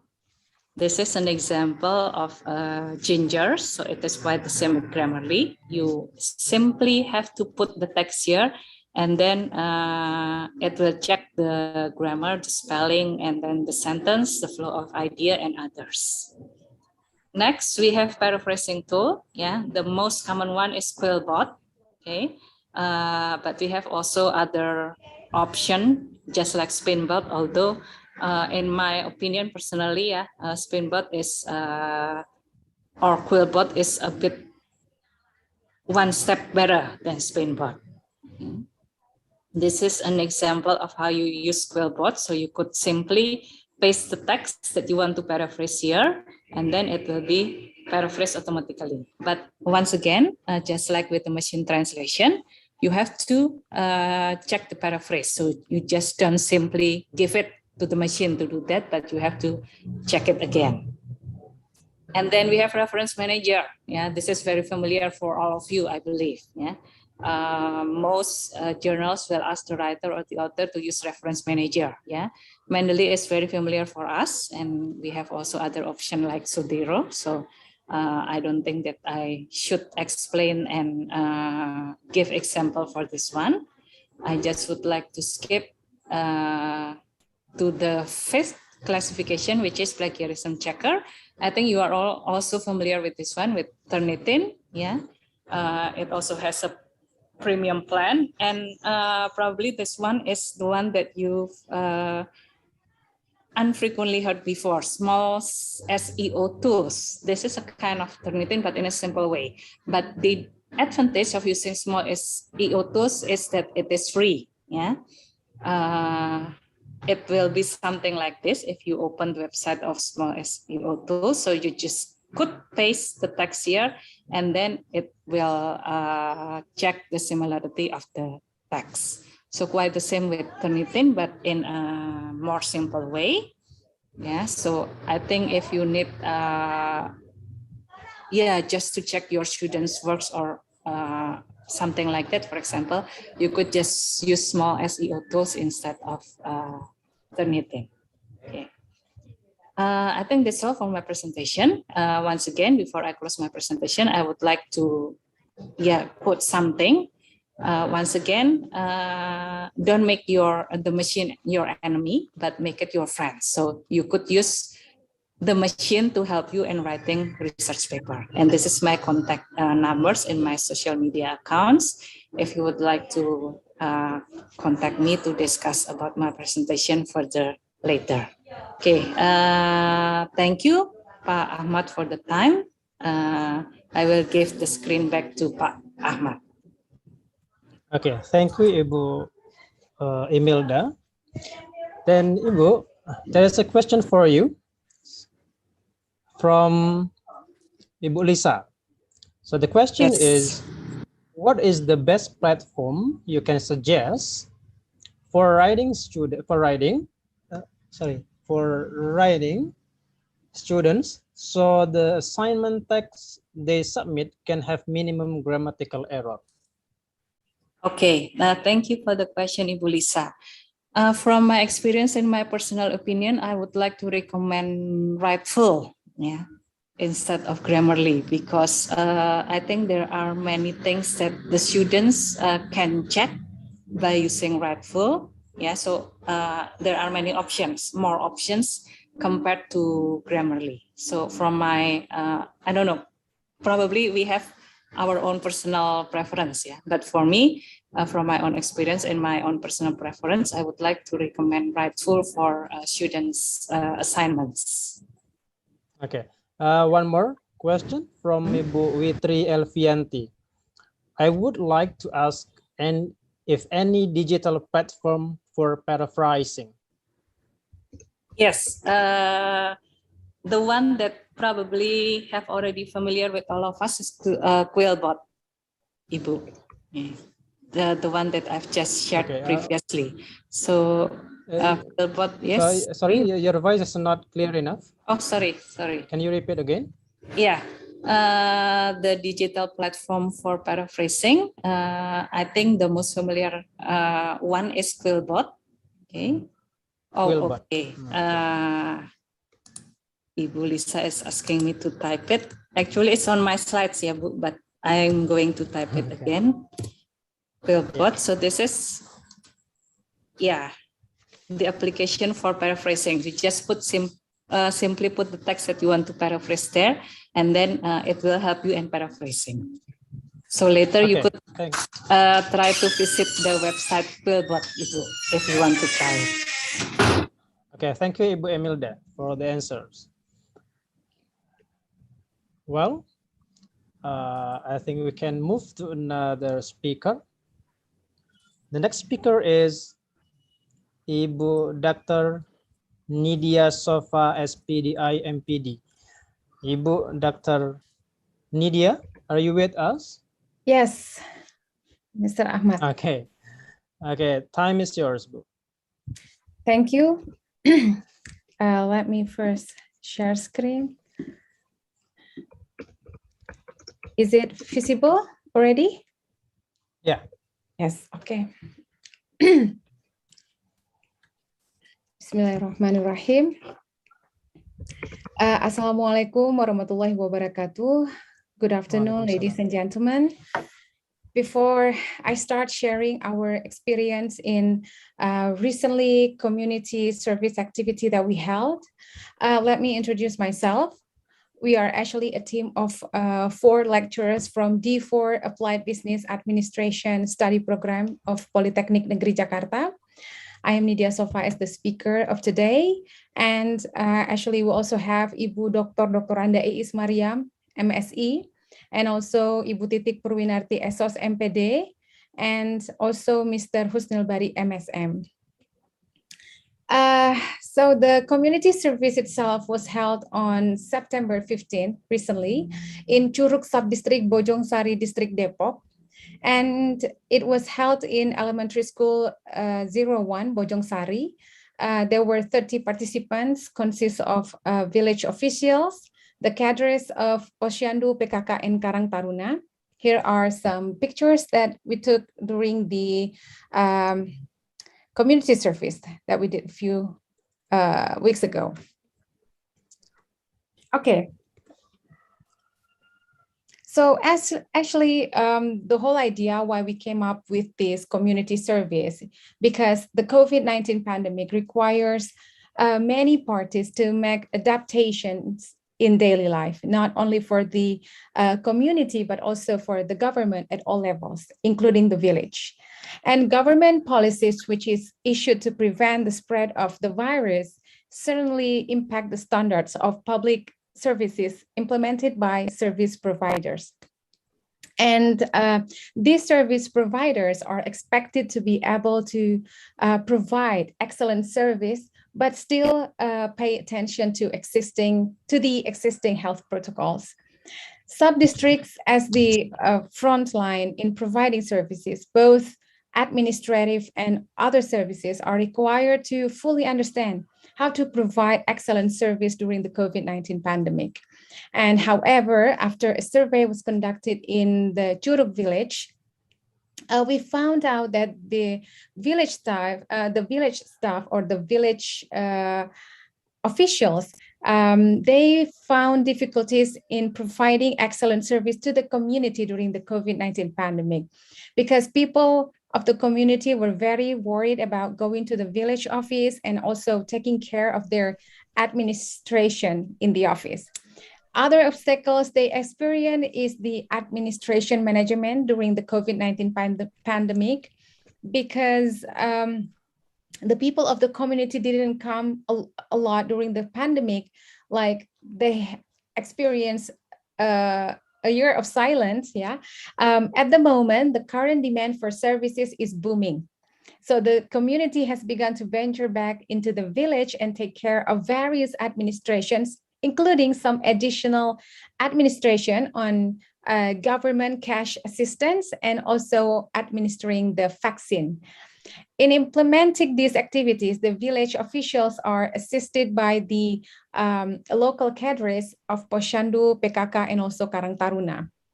However, these cadres, not all of them have a qualified educational background. The cadres were assigned to persuade the community. They have to share information and collect data, but they do not have enough understanding or information on effective and efficient ways of communicating to the community. This is so sometimes the conflicts often arise. And this can happen because many things hamper communication during this pandemic.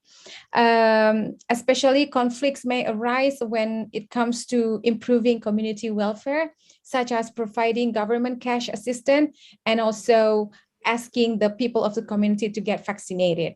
So due to the different educational background of information to the public is often received differently. Saying these two problems, the D4 Applied Business Administration Study Program is eager to find the best solution to solve this problem. We took the initiative to provide excellent service training and focus on effective communication in improving excellent service to village leaders and staff and community representatives such as youth organization, Posyandu, and also PKK. And after the training, Curug Village, we will continue to assist the Curug Village in carrying out their daily activities so that the results of the training can run optimally. And actually, what is excellent service is all about? According to the website of Hospitality Insight, long time ago, excellent service was desired by the people and delivered by the best companies.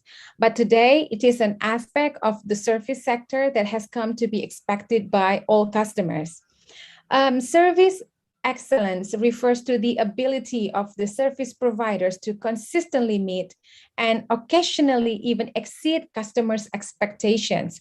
And this implies that the true meaning of excellent service is relative to the service itself and customers' expectations of it, which also means that the burden of providing excellent customer service falls on even the most budget of brands.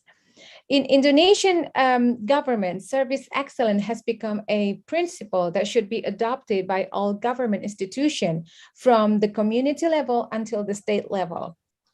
According to the State Administration Bureau of Indonesia, excellent service is an outstanding service of the best service or the best service following the agency's applicable standards that provide services to satisfy the party served or the customers. But then a question raised, how do we increase the excellent service in the village office? Well, our answer is actually through establishing an effective communication strategy. So what is actually communication and how can this communication help increasing the excellent service in the village office? So according to Rogers, communication is defined as the process by which an idea is transferred from the source to one or more receiver with the intention to change their behavior. Meanwhile, according to Heibel and Weaver, communication is all the activity between two people or two sides or more to share information, ideas, and also feelings. There are 5 components in the communication. They are the sender, the person who is actually conveying the message, and then there's a message, the delivery channel or the media, and then the receiver, and also feedback. And then the whole point of the communication itself is that because through the communication, we're going to achieve some goals. They are to change the behavior, what we want the community to do, to behave, and then to get action, what kind of activity we want them to do, or to give some explanation or information, ideas and feeling, and also to convince or to persuade them to do something, in this case, probably to get them vaccinated. So, and these whole things of goals and these whole things of goals of the communication and effective communication can be realized when there is a common understanding between the sender and also the receiver. So that's why when we held the training, we focus on the rich concept in building this effective communication. What are these rich rules in increasing what we call excellence, service excellence? The first one, R, is the respect. Respect is the first law in our communication with others, where communication built on mutual respect will build cooperation among the people involved in it. In principle, humans want to be appreciated. They want to be considered important. Even if we have to criticize someone, we do it with respect, or we respect for their dignity. In practice, in practice, we need to communicate in a polite ways, not offending, not patronizing, and we always have to choose good words that others or the receiver can understand what we're saying. And then the second one is empathy. It is actually our ability to put ourselves in a situations or conditions faced by others. One of the main prerequisites for having empathy is that our ability to listen or understand first before being heard or understand by others. And Stephen Covey once said, seek first to understand then be understood, to build empathic listening skills that inspire openness and trust. So through this empathy, it will enable us to be able to convey messages that will make it easier for the recipient of the message to receive it. And then we have audible. Audible means can be heard or easily accepted and understood well. The message must be conveyed through the media or delivery channel in such a way that the recipient of the message can well receive it. If empathy means that we have to listen first or be able to receive feedback well, then the audible means that the recipient of the message can receive the message we convey. This law refers to our ability to use various media as well as audiovisual equipment or aids that will help us so that the message we convey can be appropriately received. And clarity, the fourth one is the clarity. Clarity is actually the clarity of the message. So it doesn't cause any multiple interpretations or different interpretations. And misinterpretation can lead to various unwanted effects. Clarity can also be interpreted as openness and transparency, and nothing is hidden, to generate trust from the recipient of the message.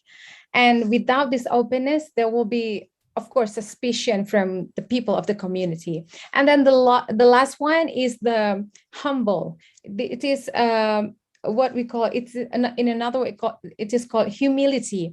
So humble means a humble attitude, not being low self-esteem. This attitude is an element related to the first law of building respect for others, where the person who is given the message is giving a respect to others. Humility can be said to be a form of appreciation of the communicator to the communicant as the message recipient. So here are some conclusions after we did some training to the village officials and also the cadres. We these are actually our goals, yeah, but we are working on it, that the village officials are qualified to provide excellent service during the COVID-19 pandemic, and they are confident enough to run additional activities to support the government's COVID-19 prevention program. And the last one, the village officials commit to reducing the emergence of conflict in the community. I think that's all from me. I am Nidia Sofa. Thank you very much. Assalamualaikum warahmatullahi wabarakatuh. Waalaikumsalam warahmatullahi wabarakatuh. Thank you, Ibu Dr. Nidia Sofa. Yes, well, it seems no question yet. So we move to the next presenter, Ibu Eli Dwi Masita, MPH from East Java. Ibu Eli? Yeah. Are you with us? Okay. Well, time is yours, Ibu Eli. Thank you for the time. I will share my presentation. Baik, Assalamualaikum warahmatullahi wabarakatuh. Waalaikumsalam.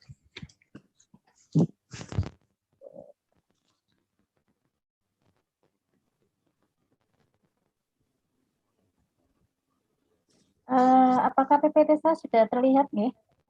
Yeah, already. Okay, I will to share my experience, my activity, community activity service, and with the topic how to build community resilience in new era.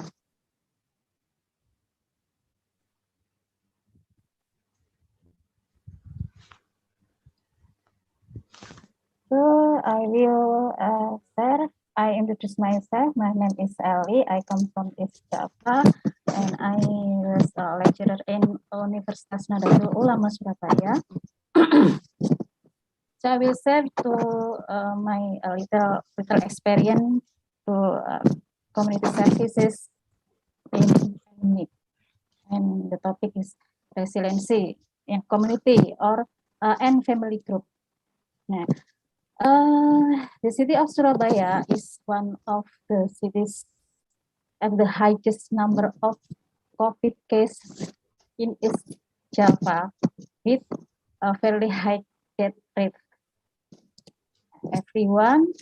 Every day we hear about bad news from family, neighbor, or friend. As bad news and sad news. So there are this condition causes several severity, diversity, including psychological disorders like fears, like anxiety, stress. Yes, and then we need resilience. Resilience it means condition for adaptation with conflict. Bagaimana kita membangun sebuah resiliensi di masyarakat?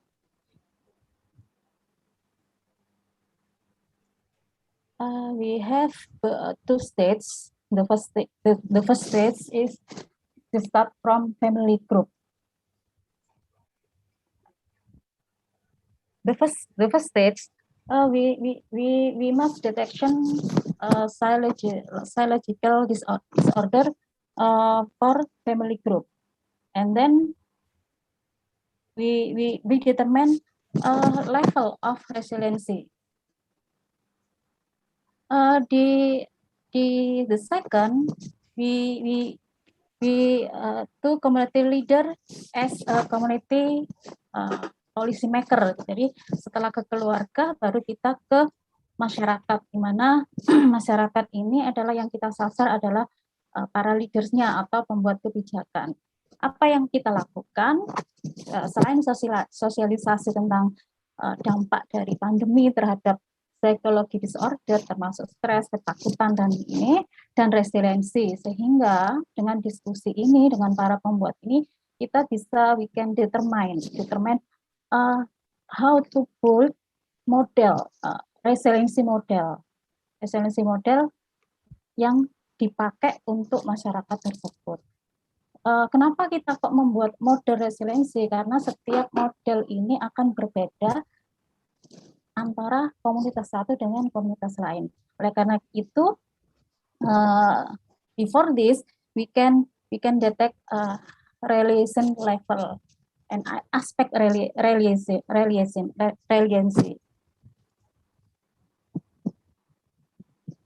So we can do. So this is. Ini adalah model dari bagaimana sebuah model untuk meningkatkan resiliensi yang kita awali dulu dari kelompok keluarga. Membangun framework family renaissance. Bagaimana caranya membuat sebuah framework untuk keluarga? Satu, kita harus bangun dulu bagaimana belief systemnya atau keyakinan dari keluarga tersebut. Kemudian kita jadi kita lihat dulu bagaimana organisasi pattern yang dimiliki oleh keluarga, apa yang dipakai keluarga selama ini. Apakah dia membutuhkan perbaikan atau meningkatkan dari organisasi pattern tersebut. Selanjutnya, langkah ketiga adalah communication. Dalam hal ini adalah counseling, di mana komunikasi ini mampu menemukan pemecahan dari apa sih yang sebenarnya terjadi di keluarga itu ketika mendengar, melihat, dan mengalami keluarga yang terkena kasus COVID, bahkan yang meninggal karena COVID. Nah, untuk pelaksanaannya kita melakukan telebehavior. Telebehavior itu sebelumnya kita share SOP kita, checklist ke keluarga yang terkena dampak tersebut, terutama yang kasus, terus kemudian di keluarga yang meninggal tersebut.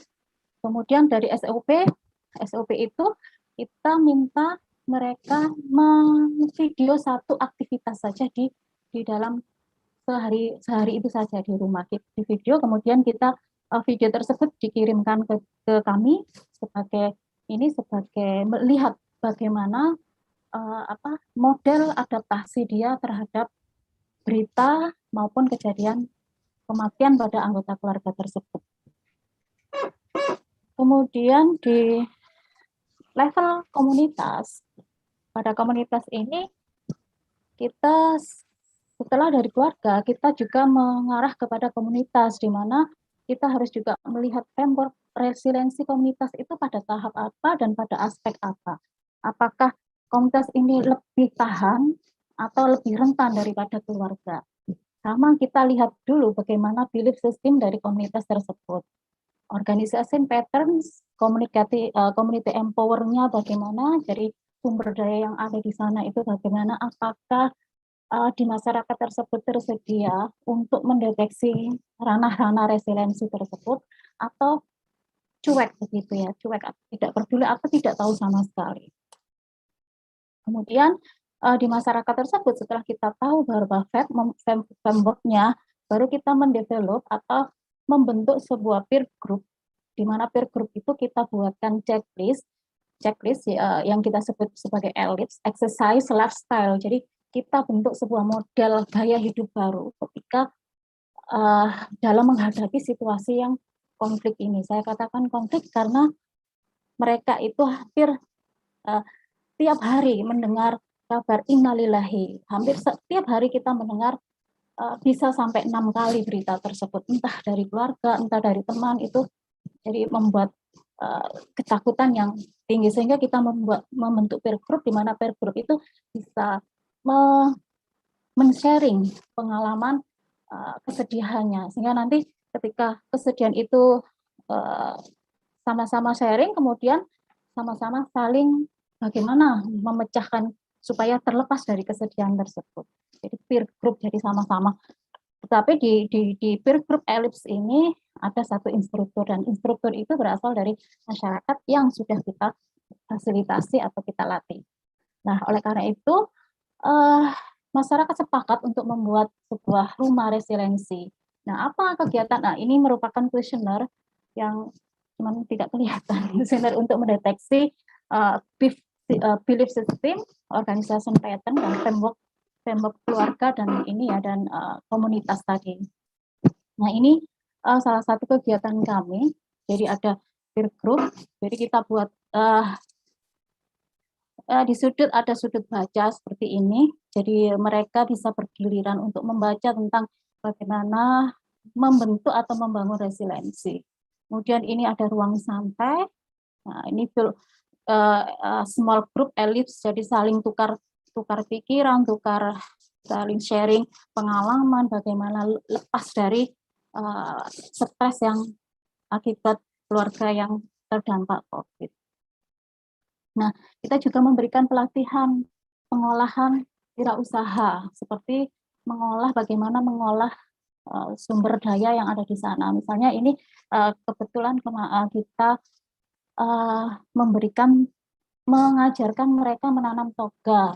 Nah, di mana toga ini yang viral ini bisa meningkatkan imun. Mana kita kasih bagaimana menanam toga seperti jahe, temulawak, gitu, dan cara mengolahnya sampai jadi minuman. Kita ajari juga bagaimana membuat masker tapi dengan bahan yang murah dan berdasarkan keterampilan yang dimiliki oleh keluarga atau sumber daya manusia yang ada di komunitas tersebut. Kebetulan di sana ada salah satu kader yang mempunyai skill untuk melukis. Jadi kita berdayakan di sana untuk membuat masker, dan ini salah satu contoh yang hasil dari ini saya pakai, dijual pun murah, hanya 5.000 karena memang terbuat dari kain dua layer ya. Jadi kain ini kain perca ya. Jadi mengambil dari beberapa penjahit yang ada di sana, sisa-sisa kain dibeli oleh warga, kemudian dibuatlah masker, kemudian dijual kembali maskernya. Ini salah satu dari tanam toga karena di wilayah tersebut sangat sempit karena suburban, dari padat penduduknya tidak mungkin membuat tanaman toga itu seperti lahan yang seperti di desa. Maka itu inisiatif tim kami itu membuat vertical garden, di mana tanamannya itu ditempel di tembok. Jadi modelnya seperti ini. Dan untuk saat ini ada penambahan jenis tanaman yaitu berupa sayur. Jadi mereka bisa konsumsi, ngambil di situ dan bisa menjualnya kembali. Ini adalah launching dari rumah resiliensi kami dan tim mahasiswa. Oke, thank you.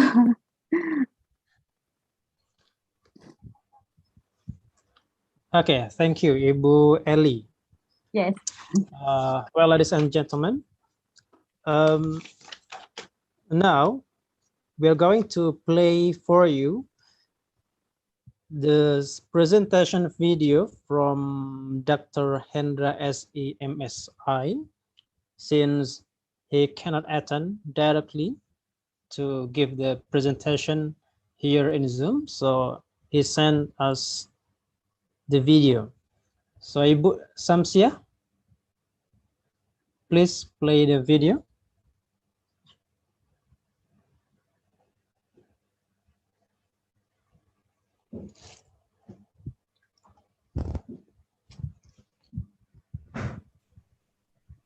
Okay, wait a minute.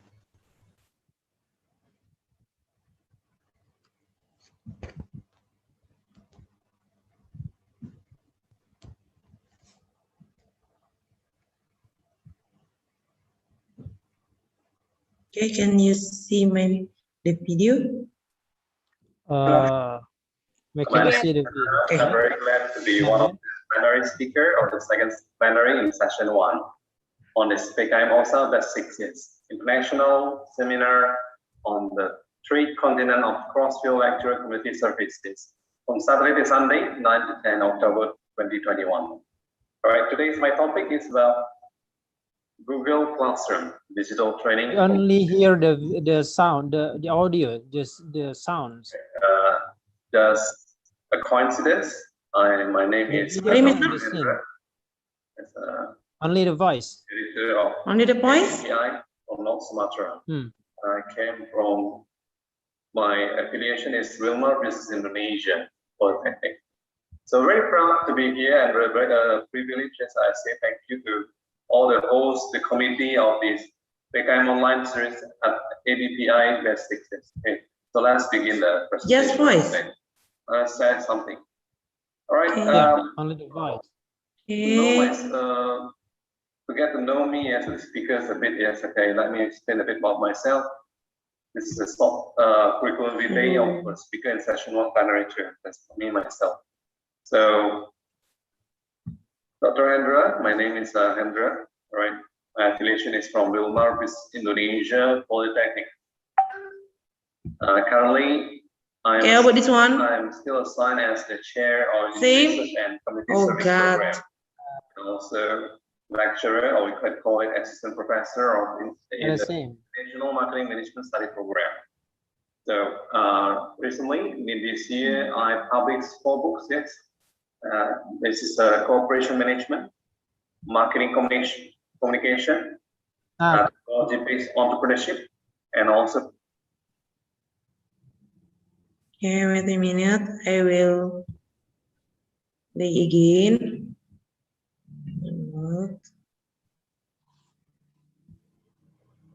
Okay.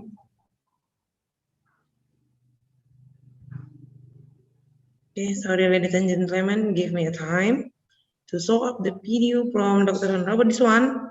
Hello, good afternoon, everyone. Same. My name is Hendra. I'm very glad to be one of. How about this one, Mr. Jailani? In session 1. Wait a minute. Still loading. Can you see the? Still loading. Loading. Okay. Give us the time. And I came from.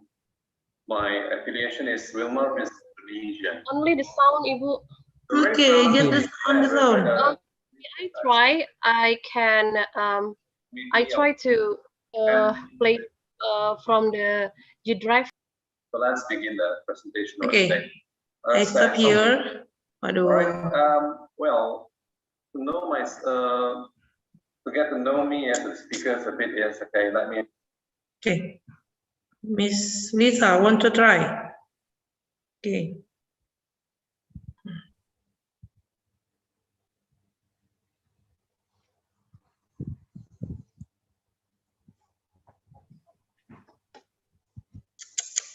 Wah, 1 menit, Mister.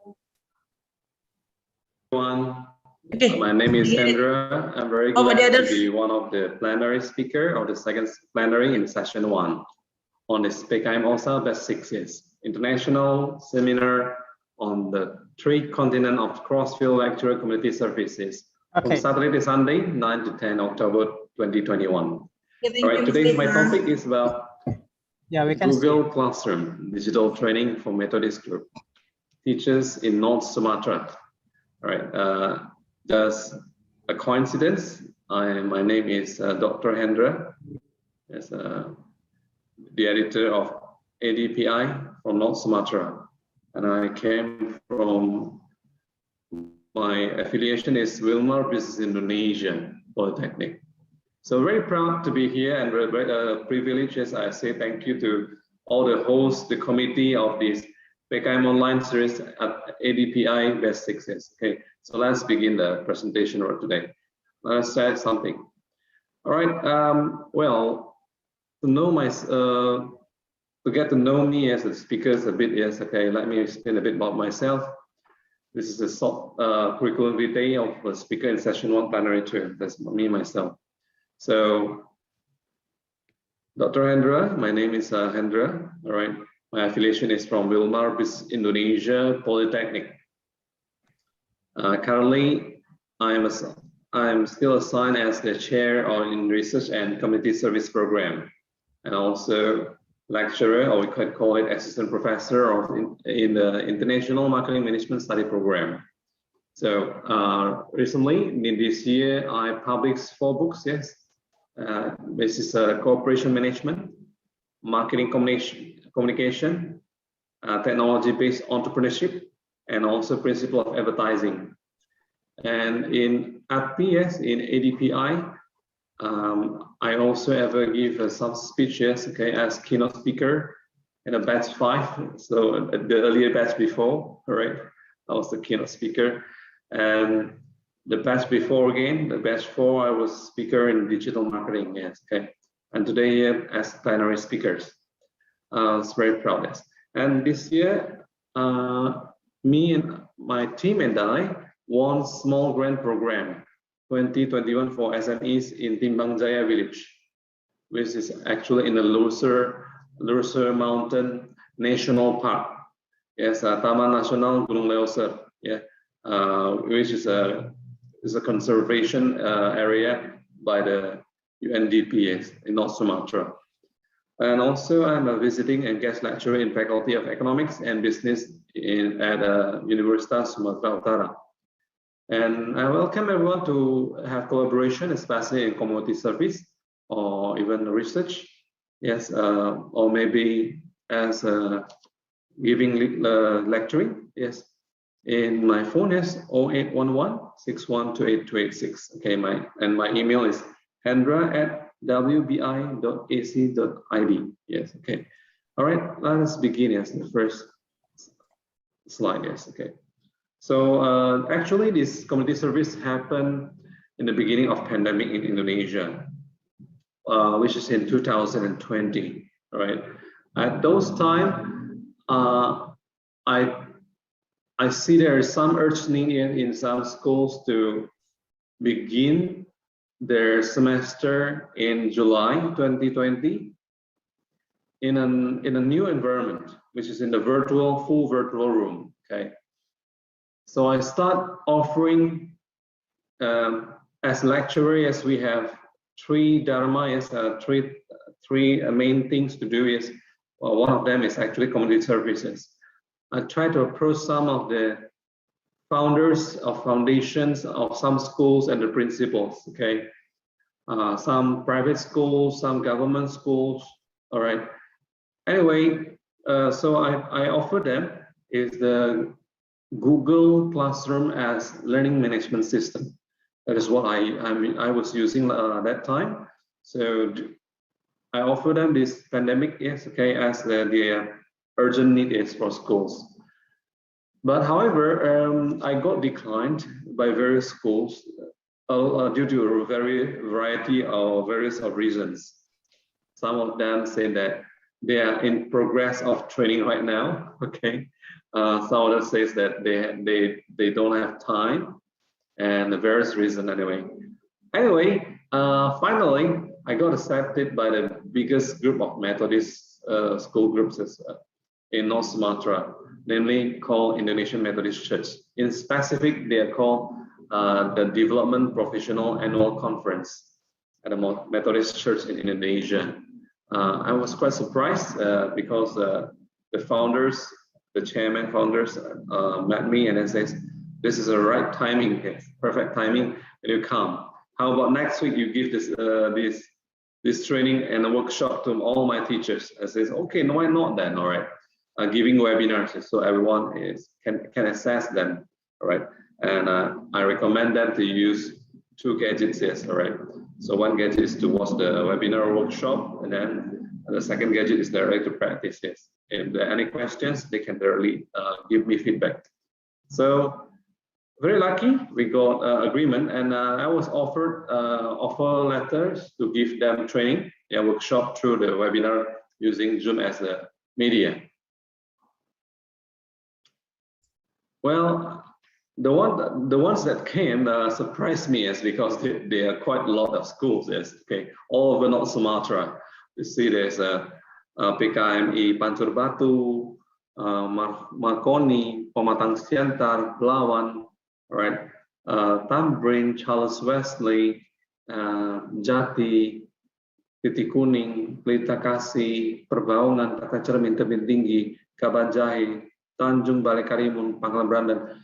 Variety of cities, yes, even the remote places also join.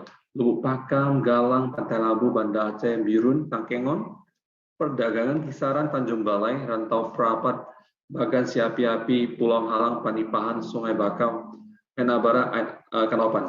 Though some of them do not come due to various reasons too. Some of them do not have a sufficient internet service, seriously. And some of them do not have the tools like laptop, personal computers, and even maybe not sufficient gadget as the cellular phone. all right? But anyway, luckily, most of them come, yes, all right? So here comes, this is the YouTube that I posted, okay, after the training, and I hope that not only the teachers get the knowledge, but most people who are trying to access can get the most of these community services, get benefits from it. And then,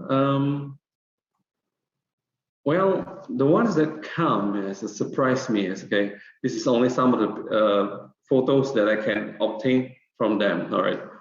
So you see that actually they see one screen, yes, okay, but actually there are a lot of teachers inside.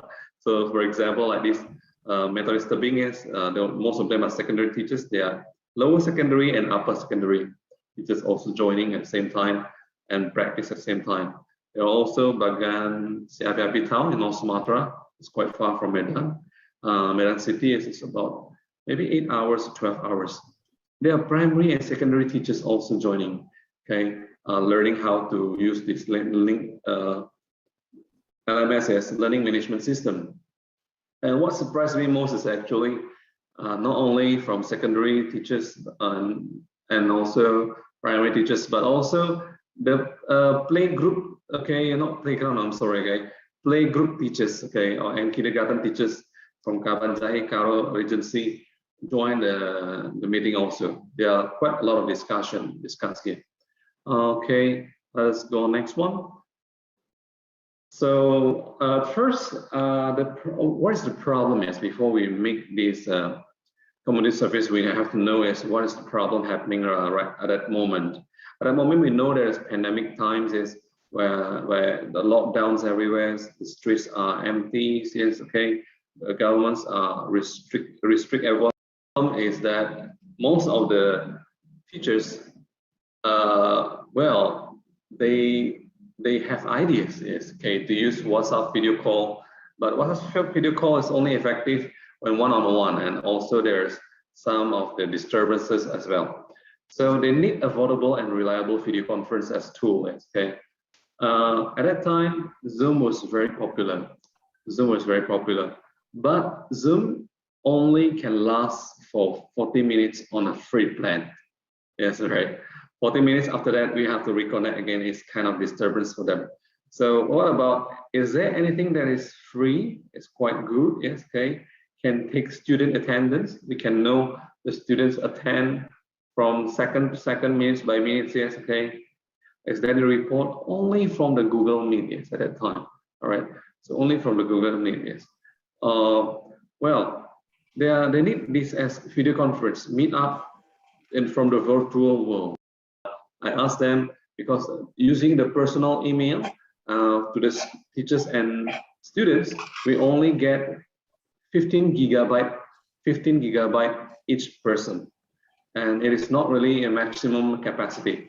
But as they use their own schools, for example, at methodist3.co.id, for example, then they will have unlimited resources, either from the students and also for the teachers as well. So they learn how to open various classes, yes, okay, how to face the students from the Google Meet, yes, and also know how to post lessons, okay, whether it's any materials.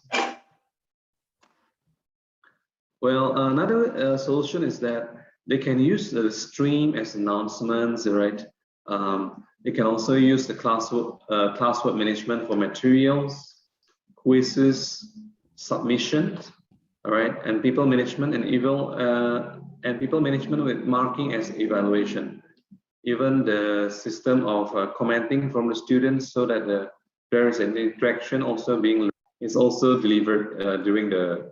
It's like kindergarten, yes, I say yes, it's a must, all right. Actually, in the kindergarten class, meet up from the Zoom or Google Meet is a must, okay, but not really long at that time. So need some person, all right, whether it's brother or sister, to accompany the small kid in order to learn, because they are easily distracted by everything, all right.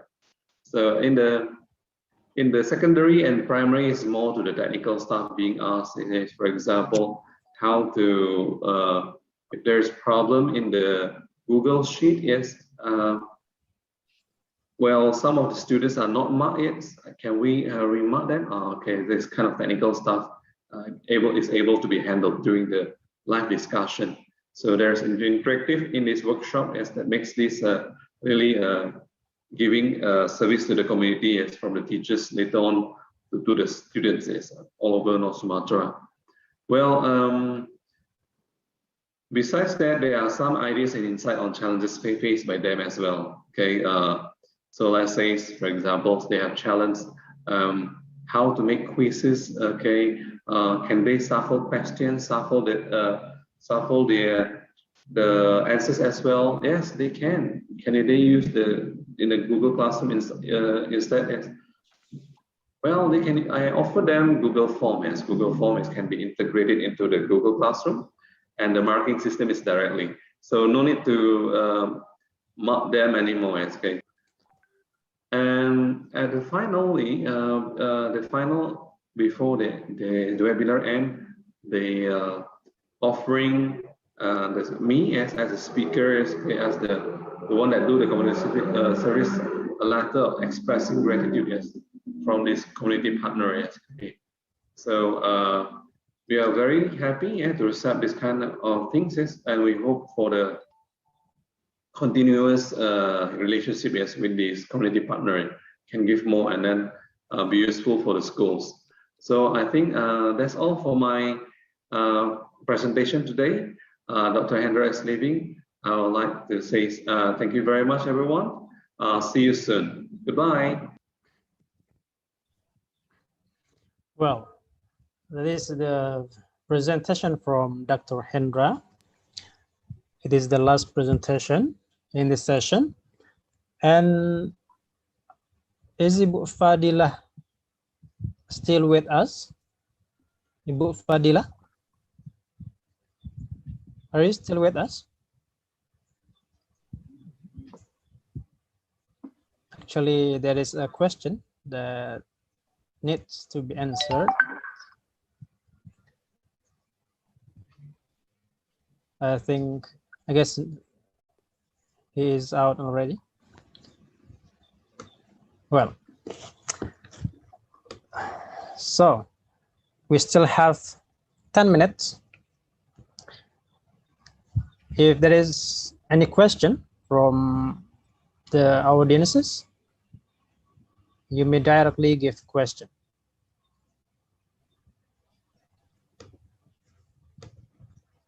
Okay, please raise your hand.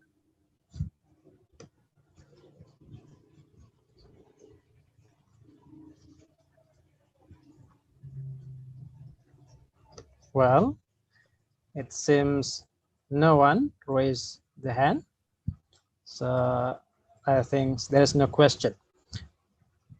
Well, may I answer the question from Ibu Yani, Pak? Yeah, but Ibu Fadilah is still here. The question is for Ibu Fadilah. Yeah, but it's still related to my discussion also because it's the application, learning application. Okay. If you can answer, then I can give you a chance to answer the question from Ibu Supriyani. The question is, one of the benefits of using smartphone is easy. Is it also easy when we apply it in the village or remote area for this point? Because we have many problems about using gadget for the media of studying. Thank you. Okay, please, Ibu Lisa. Okay, I'll try to answer the question from Ibu Yani. Yes, Ibu Yani, the obstacle that we face when we use mobile application to support our teaching and learning process is the internet connection. Yes, I really agree with you. So when you teach in a remote area or when the area has very slow connection, you can try to find the application that can be used offline, Ibu. I cannot memorize the names of the application, and I don't know in what level that you teach your student, but I have an application that I can recommend if it's related to the English teaching, and for elementary school student level, I can promote Khan Academy Kids to support the teaching and learning English, because there are so many features there, and there is an offline feature also. So even you don't have any internet connection, you can still use the feature. Okay, all of the feature in Khan Academy Kids, but because Ibu Yani doesn't mention the names of the application, so I cannot answer specifically to the application. So you can Google, you can try to find it in the Google. Just type the application that can be used offline. Okay, that's the keyword that you can type in the Google. Okay, so we have to find a solution for that, because even how good and how beneficial the application is, if it should be used with the internet connection, but your area doesn't support it, it cannot it can be useless. Okay, so we as teacher have to find a solution for this. Thank you, Pak. Okay, Miss Lisa. Okay. Can I? Yeah, please. Miss Lisa. Well, I'm handling student of STKIP from semester 1 to semester 5. So can you give me a suggestion for what the best application I can use for this level students? Thank you. Okay. Oh, for the university students, ya, Bu? Yep, STKIP. Actually, because I live in Tangerang Selatan and it's near to Jakarta. Yeah. Fortunately, we have a good connection, so I have never tried to. I have never used the offline application, Ibu. So perhaps we can discuss later, Ibu. I will try to find the application that can be used offline. Yeah, we can discuss. Okay, well, actually, the problem comes not from me, but from the students themselves, actually, because their area is still far away. And for me, I have no problem with the connection. Alhamdulillah. Okay, thank you, Miss Lisa. Okay, but for I teach in university too. Okay. And if the student can access the internet one time, perhaps you can make the explanation if it's related to the explanation of the material. I usually use a screen recording video. I make the PowerPoint, and then I open the PowerPoint from my mobile phone, and then I open a screen recording application. Then I explain the material there using my PowerPoint, and after that I send the video via WhatsApp group. So the student can one time find the area that can access. Open where they can access internet. After that, they save the video, and then they can listen wherever and whenever they want. Okay. Oh, I see. Okay, Thank great you, idea. Ibu Thank you very Lisa. much, Miss Lisa. You're welcome, Ibu. My pleasure. Okay, well, ladies and gentlemen, we already invited all the plenary speakers for this session 1. So thanks to the plenary speakers for the sharing, and also the audiences for the attention. And before I close the session, let's take a picture together. Bu Lisa, you may lead the session. Please on your camera. Bapak Ibu. Okay, please everyone turn on your camera so your face will be shown. Okay, Bu Hamida, are you here, Ibu Hamida? Okay, already. Okay, let's start with the. Okay, you may count. You may count. Okay. One, Miss Yani is still off. Okay, Bu Yani. 1, 2, 3. Okay, go to the second slide. There are 6 slides. Okay, Ibu Yun, Pak Sahrizal, Bu Ellen, Bu Ance. Okay. Maybe they are Yeah, busy. just turn on the video. Okay. 1, 2, 3. Thank you. Even there are some of them that doesn't activate the video. Okay, the third slide, everyone is off the camera. Ibu Ellen, are you here? Pak Erik, Bu Vita, Bu Afdaleni, Bu Susi, Pak Mangku, Bu Witri? No? Okay, I will keep going. Okay, now let's go to the fourth slide. Ibu Witri, are you here? Ibu Zulfariati, Ibu Marhamah, Pak Mujiono, Bu Eli, Bu Shirley, Ibu Sartika? No one answer. No, Afdalini is here. Sorry. And the fifth? I'm here. Yeah.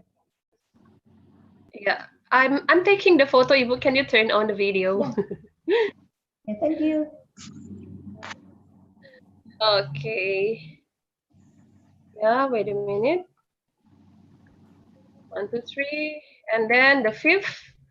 Pak Agista, are you here? Bu Rusnani? Okay. And then the last screen. And no one turned on the video, but I will keep taking the photo. Yeah. Okay, already, Pak. Okay. Well, so thank you for your attention. So see you on session 2 in the next 30 minutes, ya, Bu, ya? Because we will start session 2 at 4 p.m. Western Indonesia time. And so in the next 30 minutes, we will start session 2, which will be led by Ibu Samsyah Depalina Siregar, MPD. Okay, so that's all from me. Sorry for mistake, and thank you for attention. See you in 30 minutes, everyone. Assalamualaikum warahmatullahi wabarakatuh. Waalaikumsalam warahmatullahi wabarakatuh. Okay, thank you, Mr. Ahmad Jailani. Okay, assalamualaikum warahmatullahi wabarakatuh. Okay, how about the plenary on the second session? All of you are already here. Okay, before we Bu Samsyah, yeah, Mr. Are we going to continue directly, or we just have a break for 15 or 30 minutes? It's never mind, just take an up present list. Who is the plenary? Maybe 15 minutes is enough, right? Okay, okay. Okay, we take a rest. Yeah, so we have a break for 15 minutes. So 15 minutes, okay, okay. Okay.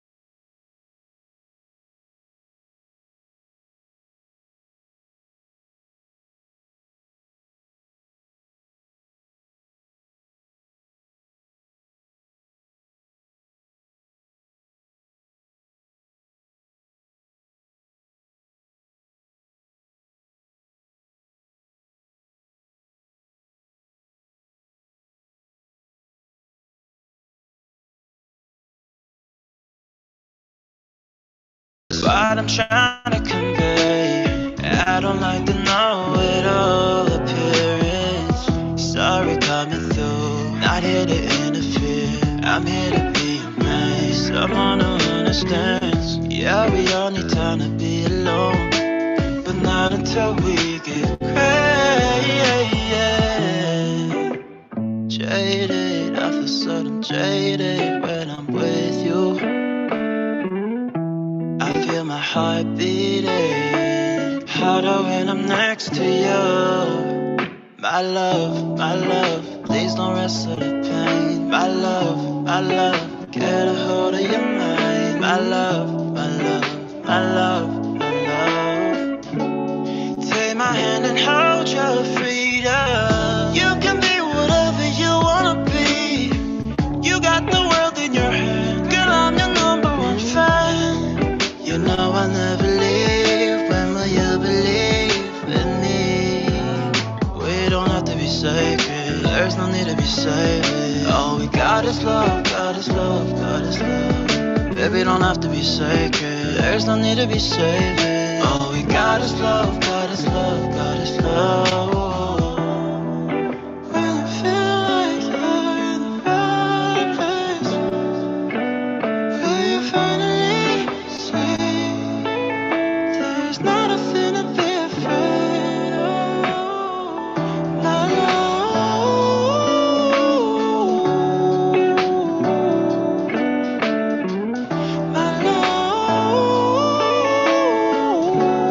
take my hand and hold your freedom. You can be whatever you wanna be.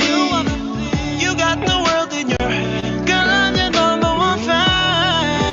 You know I'll never leave. When will you believe in me? We don't have to be saving. There's no need to be saving. All we got is love, got is love, got is love. Baby, don't have to be sacred. There's no need to be saving. All we got is love, got is love, got is love.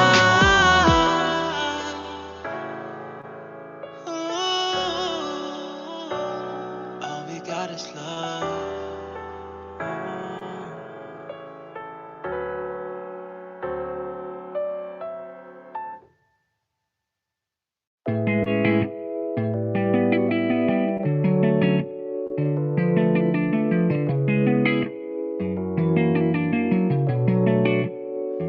Stare at a fire.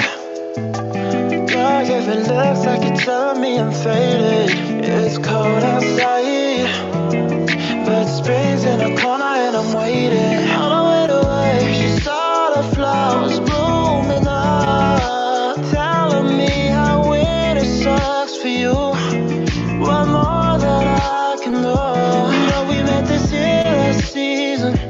That's why so memorable for me. We worked so hard where we be, and that's enough for me right now. What you've been dying to see, but you'll be that flower for me. I prefer marigold, but it's the lily from the valley that you want. What you've been dying to see, but you'll be that flower for me. I prefer marigold, but it's the lily from the valley that you want. But I'd be so glad if I'm having you, yeah. For this moment, for this moment, girl, give it up, give it up, give it up, give it up, it's it. Don't let it hurt, let it hurt, let it hurt, nothing left to feel. Winter or spring, it don't matter to me, as long as you're here. I can keep you warm till spring comes. Yeah, jasmine, miracle, when it's so yeah. Whichever blooms first, I might call you by that. Whatever you like, daffodils, tulips, 'cause I really don't mind. If that makes you happy, then I'll be happy too. Oh, jasmine, miracle, when it's so yeah. Whichever blooms first, I might call you by that. Whatever you like, daffodils, tulips, 'cause I really don't mind. give it up, that's it. Don't let it hurt, let it hurt, let it hurt, nothing left to feel. When it hurts, bring it, don't matter to me, as long as you're here. I can keep you warm till spring comes. Girl, give it up, give it up, give it up, give it up, that's it. Don't let it hurt, let it hurt, let it hurt, nothing left to feel. When it hurts, bring it, don't matter to me, as long as you're here. I can keep you warm till spring comes. Yeah.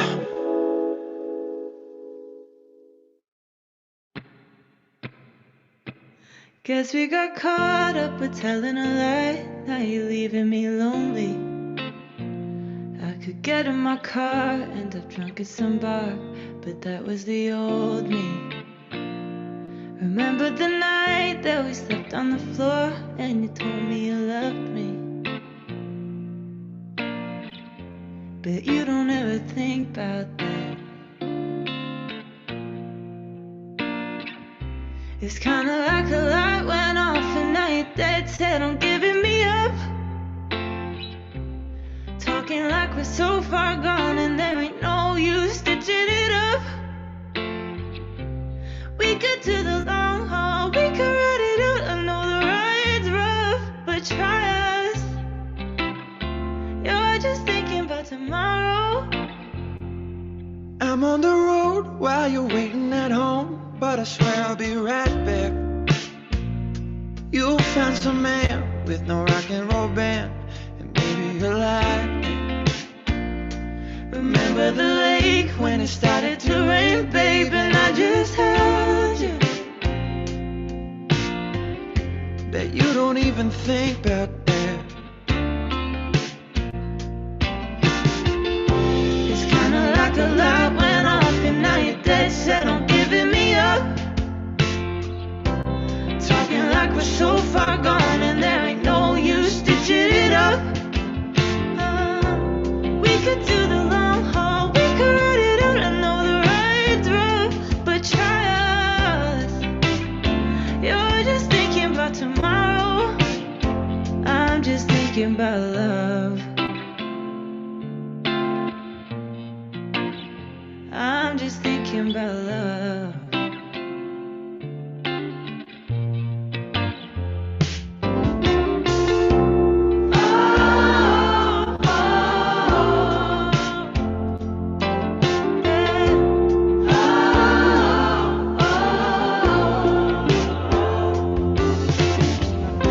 It's kinda like a light went off and now you're dead set on giving me up.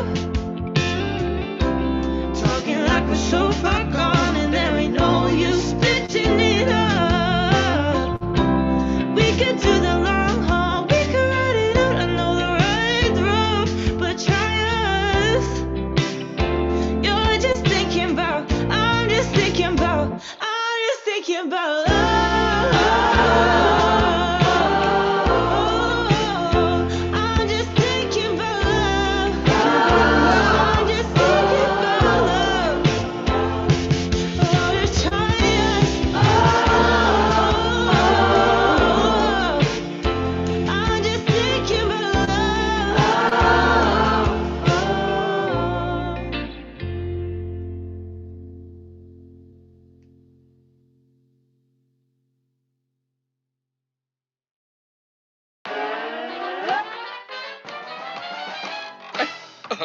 Tahukah Anda,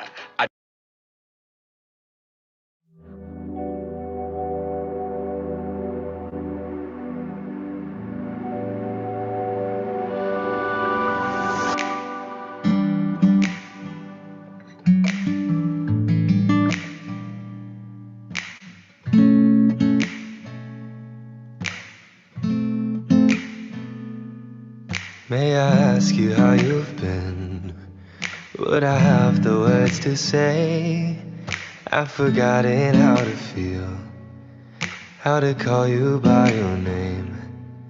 Barely recognize you now. All your words have turned to stone. You've forgotten all my songs. You've forgotten all my love.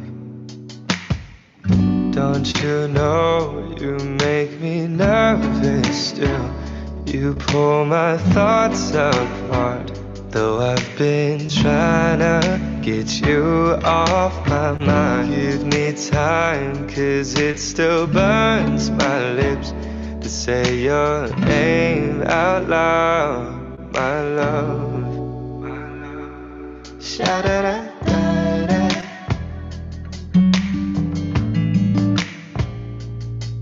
Whoa.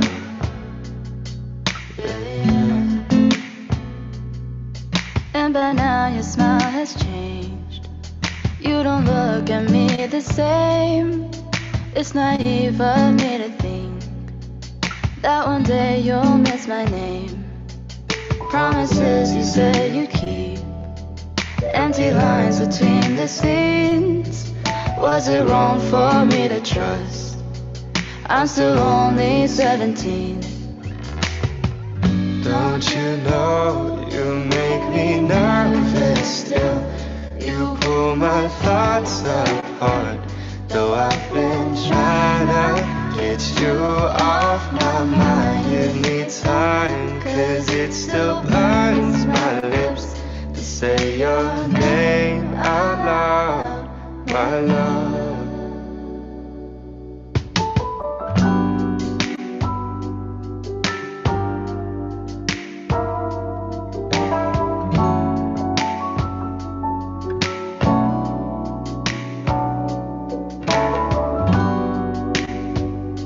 Just my natural reaction to you, making me feel like I've lost sanity. And I can't help but to miss you, though I know there's never a chance. Don't you know you make me nervous still? You pull my thoughts apart. Though I've been trying to get you off my mind. Give me time, 'cause it still burns my lips to say your name out loud, my love. Don't you know, you make me nervous still. You pull my thoughts apart.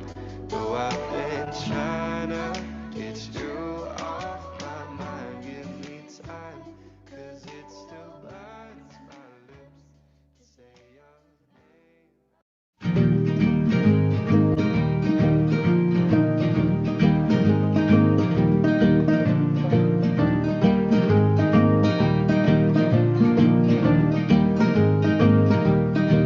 Well, Grace, she's gone, she's a half-written poem. She wound out the cigarettes and never came home. And I swallowed the sun and screamed and wailed straight down to the dirt so I could find her trail spread out across the great divide.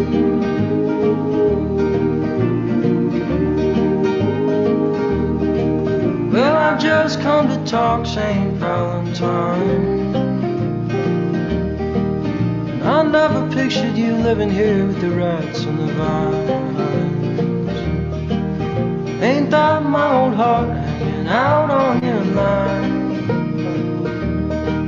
Are you all fucked up, St. Valentine?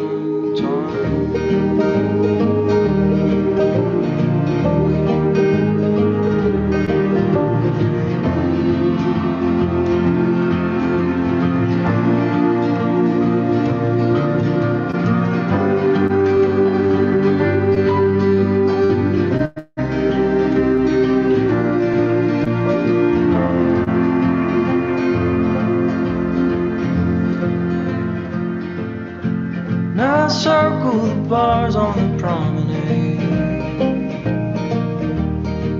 while the girls in the glass, they're just throwing me shade. And I'm saving my coins up for Jingle and Jane.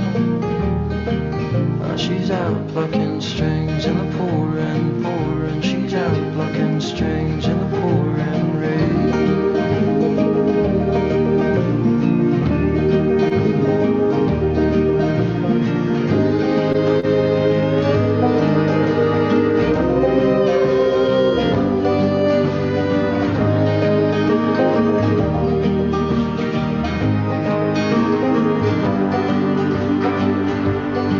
See, I'm on crooked feet, St. Valentine.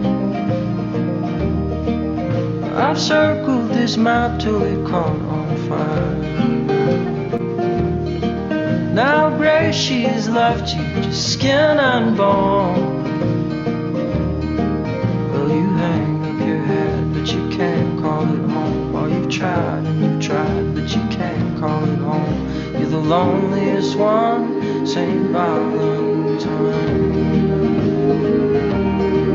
You're the loneliest one, St. Valentine.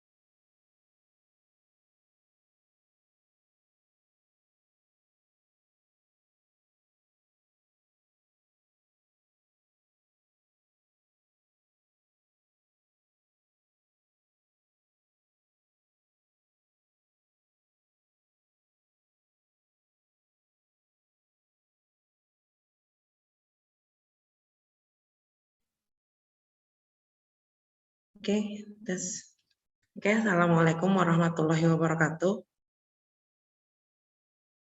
Okay. Waalaikumsalam warahmatullahi wabarakatuh. Okay, good afternoon, ladies and gentlemen. Today we will continue our session today. Okay, I think all of us still spirit to conduct to it or to perform our next presentation. Okay, ladies and gentlemen, today we have 10 plenary, and I think and I hope all of them have already on our room. Okay, I check, and I hope you respond my calling. Santiana SSMPD. Sorry, Miss Santiana, are you there? Miss Santiana. Okay. Next, Mr. Ahmad Jailani. Yes, Bu. Okay. Next, Miss Resista Fikaliana.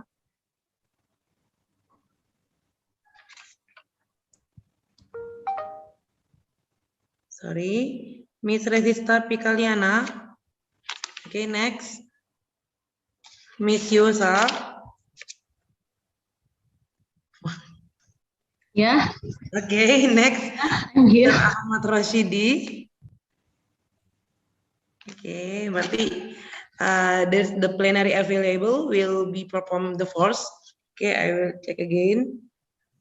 Mr. Abdul. Mr. Ruti Jacoba Kavo. Are you there? Okay, thank you, ma'am. Okay, I miss, not Mr. Okay, sorry. Sorry, yeah. It's your Mrs. Okay. Yeah. I judge from your name. So, like another expert, don't judge by the cover, katanya. Okay. Sorry, ma'am. Okay, it's okay. Next, Nurul Hidayah. Nothing. Next, Afriansa from Papua Barat, West Papua. Sorry, nothing. Sofriani MPD from West Java. Yes, I'm speaking. Okay, thank you. So don't waste our time. Let's open our second session with say Bismillah. Okay, ladies and gentlemen, sorry. Now for the because Ma'am Santiana can answer my calling, so we come to the first. Yeah, I will call for the last time. Ma'am Santiana SSMPD, are you here? Okay, better for us to just go on to the next presenter. Here, the next presenter is Ahmad Jailani MPDI. He is from Riau.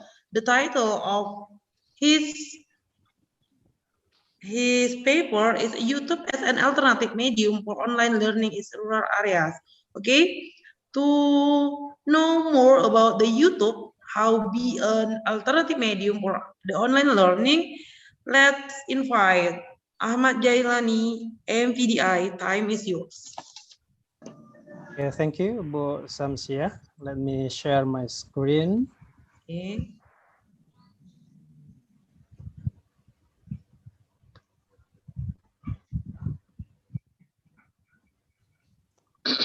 Well, can you see my slide? Not yet. Oh, not yet. Wait a minute.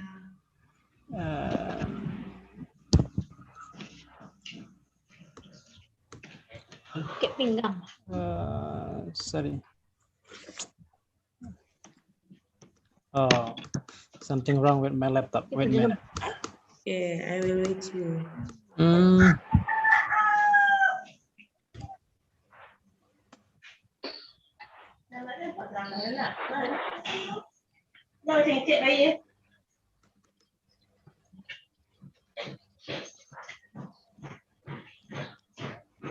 Oh,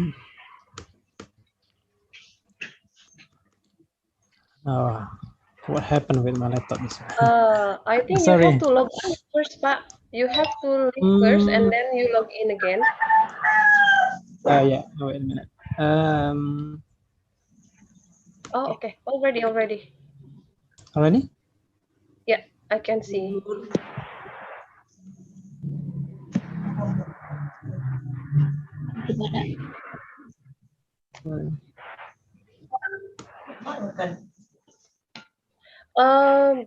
But it's only a gray screen. Blue screen. Gray or blue? I don't know. I agree.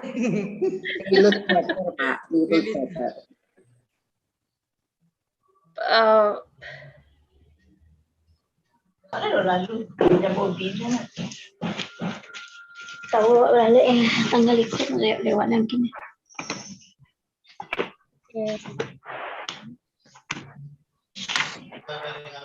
Iya,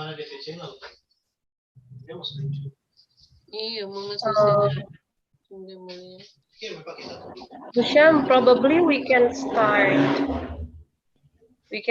with the second plenary, and Pak Jai, perhaps you can leave the room first, and then after that you come again, Pak. It happened to me in the morning, Pak. Maybe Mr. J, are you here? Or we come to the next presenter? I think it's better, Bu. Okay, thank you, Miss Lisa. Okay, ladies and gentlemen, here, Miss Santiana. Bukannya kita mulai pukul 4 ya? Yes, ma'am. But waktu tadi agak cepat di session pertama, so better for us to make it faster than based on our schedule. Okay. Never mind. Okay, just Are you ready or for the next? Okay, ready. Ready. Okay, time is here. Here because there is a technical problem from Mr. Ahmad Jailani, so we move on to the next presenter. It's Santiana SSMPD from West Java.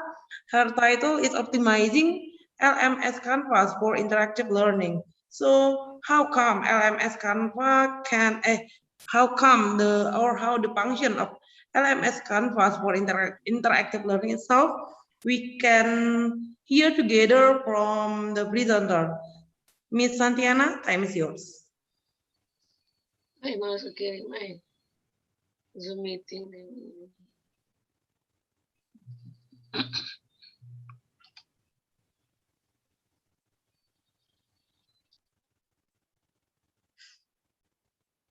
Okay.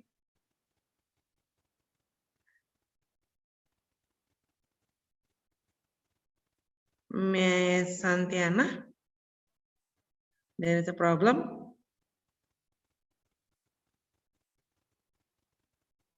Okay, we will wait, ladies and gentlemen. This is the effect of technology also, but still positive thinking. Maybe Miss Santiana has technical problem also. So I think we move on to the third presenter here. Okay, last call. Yeah, I think Miss Regista Picaliana is already in our room. Okay, sorry. Yes. Yeah, sorry, Miss Santiana. Maybe we can move on the next session for you. Sorry, Miss Santiana. Okay, guys. Now we move on to the next presenter also to make our time is conductive. Here, the third presenter here is Regista Picaliana SSEMM. Is from DKI Jakarta.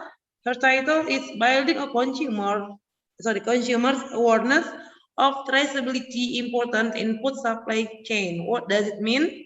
Let's come to our presenter. Miss Regista, time is yours. Okay, thank you very much for Mrs. Samsiah Devalina. Good afternoon, very good afternoon, everybody here, participant of the International Empowerment. Assalamualaikum warahmatullahi wabarakatuh. Waalaikumsalam warahmatullahi wabarakatuh. First of all, thank you very much for the opportunity to deliver my activity in community development, building consumer awareness of traceability importance in food supply chain. Okay, I'm Resista Fikaliana. I'm lecturer of Logistic Management Department in Institut Setiami, Jakarta, Indonesia.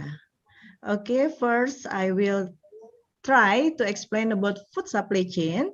It's about our food system refers to the processes that describe how food from a farm ends up on our table. Okay, so from the farm and then go to our table. The processes include production, processing, distribution, consumption, and disposal. Ladies and gentlemen, Bapak Ibu participant, this is about traceability. If we have chicken noodle, or in bahasa we call it mie ayam bakso, so the ingredients of the chicken noodle is noodle, and then this one the vegetable, and or we call it chasing, and meatballs, and also the chicken, and also the noodles. Now, from this one, we trace the origin of the meatball. For example, here, the meatball is from meat, and then here, meat come from farms. It means if we know a product, go to the consumer, we call it track the distribution of the product, but the traceability is we know the origin of the product. So from the customer, for the consumer, we trace until the origin of the product. In this case is food. For example, meatball consists of meat, and then the meat is come from on farm. The traceability if the origin of the food, or in here of the meatball, and also for the chicken, and also what is it, noodle.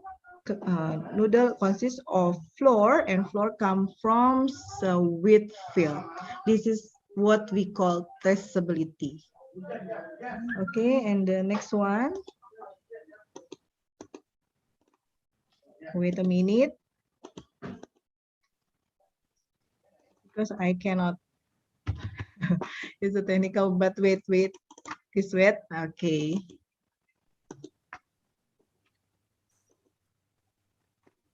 And the traceability, how important the traceability for the customer, we need it for the guarantee of safety food. This is the importance of the traceability. For the supplier, it's about related to the trust, because if we know what the origin of the ingredient of the food, so it means that the performance of the supplier is good, better than others. Okay, I will stop share, and then I will share with not PPT. Wait a minute. Okay, here.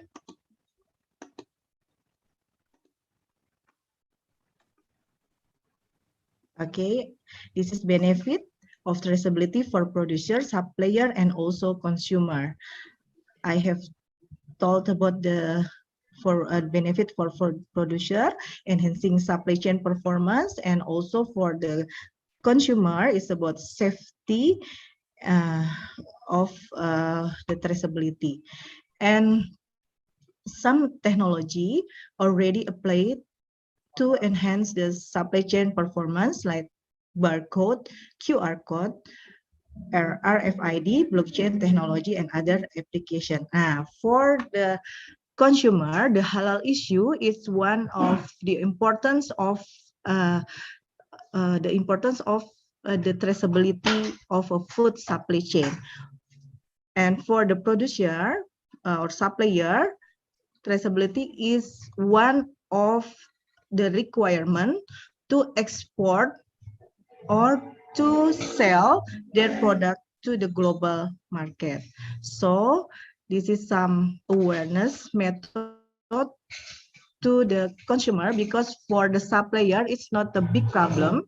They have to obey, they have to comply the regulation, because traceability is one of, I have told in the previous one, but about the traceability for the supplier is a requirement for selling the product to global market. But for the consumer, sometimes me and maybe Bapak Ibu all participant here, we don't care about the traceability of a product. Okay, so in this case, how to build awareness is by socialization like this, and then by communities, by social media, and also campaign and making videos. Okay, I think this is the end of our presentation today. This activity is still ongoing process, so I hope it will make awareness about traceability, importance of food supply chain. Thank you very much. I apologize if it's not a good presentation. Thank you. Wassalamualaikum warahmatullahi wabarakatuh. Okay, waalaikumsalam warahmatullahi wabarakatuh. Okay, Miss Resista. Okay, I think it's a nice presentation, and I think you can see on our chat room there is maybe no question for you, just quotation that when they see your slide make them hungry, hungry, whether they have lunch. Okay. Thank you, Miss Resista, and good luck for your research or your activity in your site. Okay, guys, ladies and gentlemen, here we move on to the next. Mrs. Santiana, are you ready? All right. Is my voice clearly?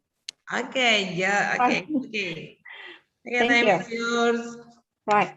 I try to share my screen. Okay.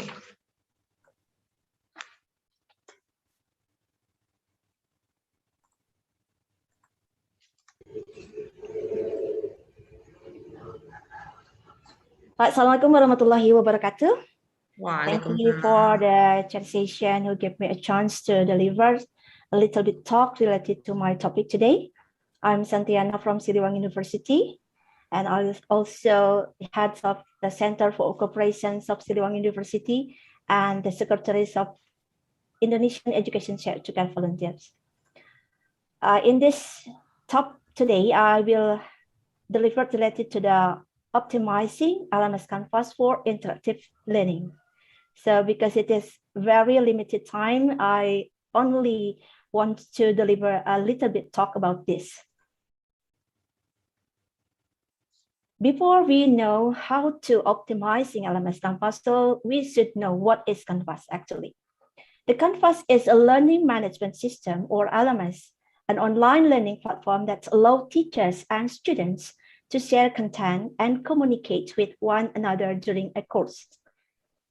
And how to join the Canvas? If you didn't have any account on Canvas, so just click sign up for registering and then fill your name and put your email address and give the password. And if you have a Canvas account, just click it and you will deliver to the Start Canvas and you will give the notification or welcoming notification. Ladies and gentlemen, here are little bit of figures on our Canvas menu. So the first one is a dashboard. Is the first thing you will see when you log into Canvas. The dashboard helps you see what is happening in your old courses and allows you to figure out what to do next. After that, you can create a profile like this. This profile allows you to update your names and then prepares contact method and any personal link for your account. After you make a profile, you can setting your profile. So your profile information can be viewed by all users in your courses. Another figures in the canvas is home. This course homepage is the first view, so your students will see when they enter at the first time in your course. After that, you can make a welcome letters. So this is the first module designed like a home. So we are welcoming our student warmly by saying welcome letter here. And then after that, you can also create announcement. This announcement is a tool in the Canvas that allow instructors or we as lecturers to post information and an update to all members of our courses. And after that, another figures on Canvas is a calendar. So the calendar feed will contain event and assignment from all of your Canvas calendars. So you can create anything or you can create activities and you can put it in your calendar.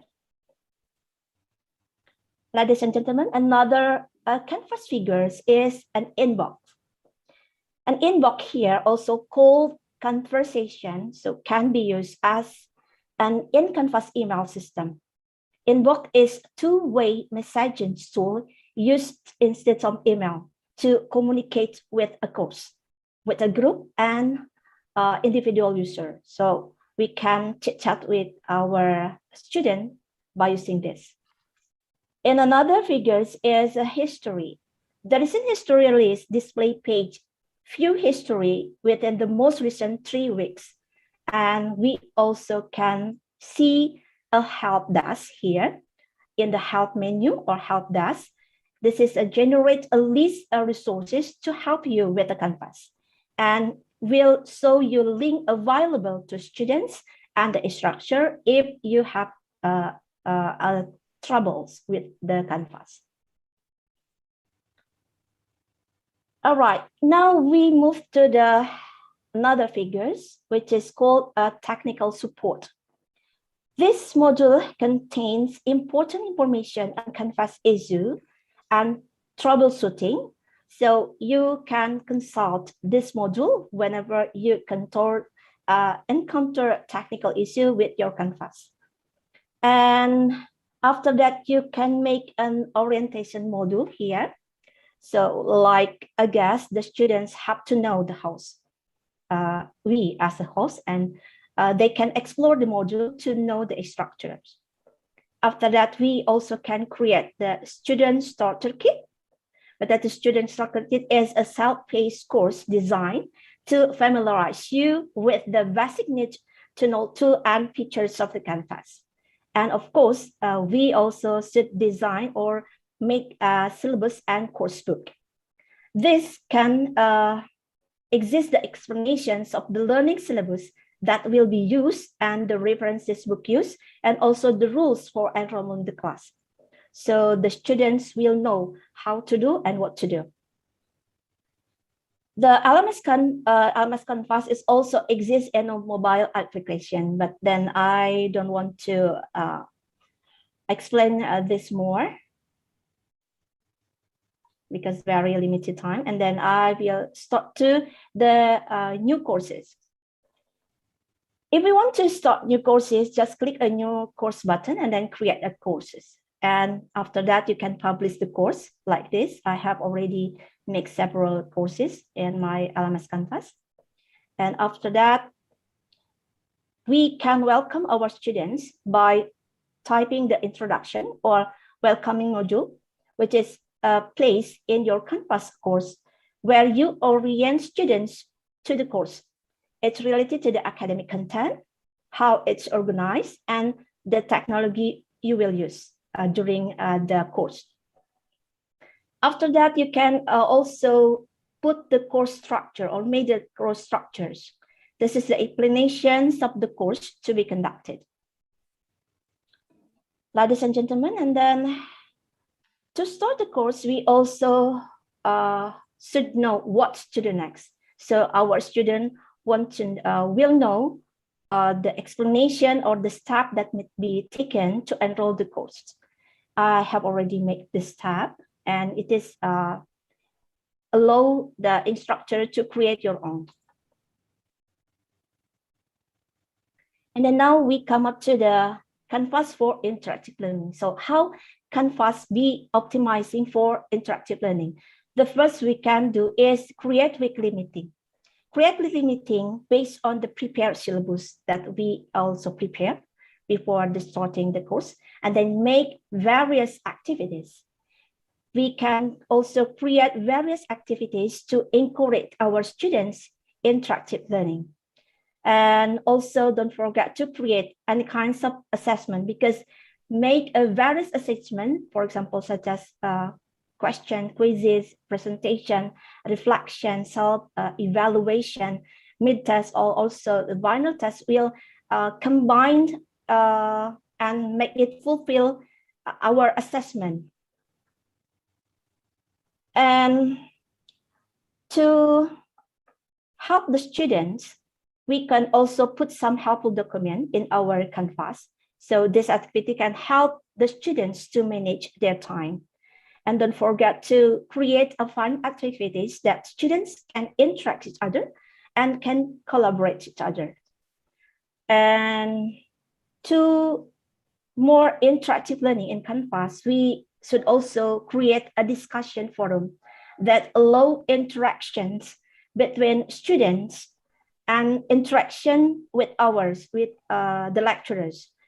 For example, we can put in a chat, or we can make the kinds of discussion, or we can type in inbox, and also we can do it in a meeting, online meeting, on Zoom meeting, on synchronous meeting. All right, and then we can also combine any kinds of gamification to make learning more interesting. So we can use, for example, Kahoot, quizzes, Padlet, Quizlet, or any kinds of application, which is a part of gamification. So the students are more interactive and active in learning. All right, ladies and gentlemen, I think that is my all presentation. Thank you very much for your kind attention. Assalamualaikum warahmatullahi wabarakatuh. Okay, waalaikumsalam warahmatullahi wabarakatuh. Okay, Mrs. Santiana, nice presentation. We talk Thank about. you. So in chat room, we got 2 questions. The first one is from Abdul Ghafur. Okay, yeah, we discussed first. Can we operate Canvas in offline mode? Yeah, can you answer directly? Okay. Thank you, Pak Ghafur, for the questions. We can operate Canvas offline mode, but we only downloaded our materials on Canvas because we should do it on online. So in offline session, just only for downloaded some kinds of materials. And yes, like that. Okay, Mr. Abdul Ghafur, can you get it? The answer from Mrs. Santiana? Yes, thank you. Okay. Thank you, Pak Ghafur. And the next question comes from Mrs. Supriyani. All right. Does Canvas have the same function as a Google Classroom? Thank you. All right, thank you very much. Good questions. Yes, Canvas is a light function on the same function with the Google Classroom because this LMS, this application is related to the LMS or Learning Management System. It is related or also the same with the Blackboard, and then Globster, and then what's that? Edmodo, some kinds like that. It is the same learning management system. So I think it is the same function with the Google Classroom. But then in Canvas, it's more features. So we have not to separate it, the activities, so we can do all the activities in that LMS Canvas. Thank you. Okay, what do you think of Miss Yani? Okay, got it. Thank you very much, Mrs. Thank you for the Santiana. question. Yes. Okay, I think that's all. But we go on to the next presenter, Yosanopia MPD. Have you already in our room, Miss Yosa? Okay, Miss Yosa, are you here? You haven't unmuted your microphone, Bu Yosa. Sorry. Hello, Bu Chair. I'm sorry. Yeah. Okay, the next presenter. What we call that background Zoom, but I can't. Okay, I'm sorry. Okay, the next presenter is our. Yeah, I think that this name is so familiar for us. Her title is Improving the Professionalism of Lecturers Through Community Service Activity during the COVID-19 pandemic. Okay, so ladies and gentlemen, so we come for the next presenter, Ms. Yosa, time is yours. Thank you, Mrs. Samsia. Would you like to help me to share my PowerPoint, please? Okay. I got it. Well, Assalamualaikum warahmatullahi wabarakatuh. Bismillahirrahmanirrahim. Thank you very much for the change. With me. Okay. Okay, welcome to my slides. In this event, I talk about I can't remember. Okay, can you see? No.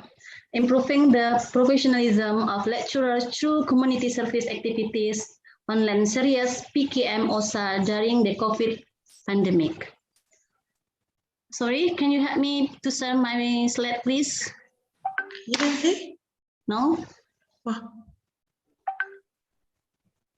Okay, I said again. Yeah.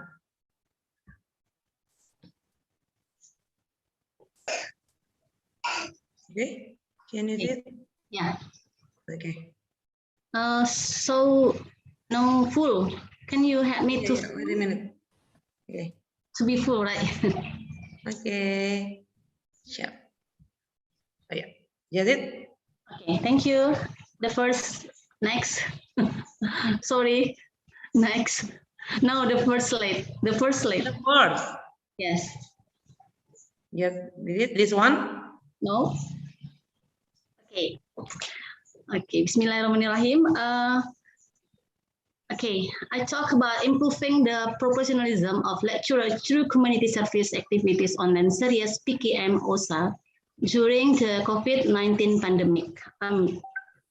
This community service activities is present to all member ADPI and also lecturers in Indonesia who want to be a member ADPI for the future. Okay, thank you. Next slide.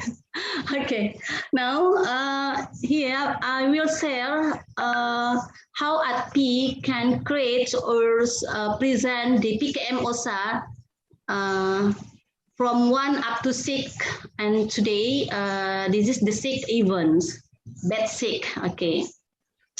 The first one, we talk about how to make proposals or community service activity. There are 3 steps. The first one, background. The second one, methodology. And the last one, result and discussions. Sorry, Mrs. Tam.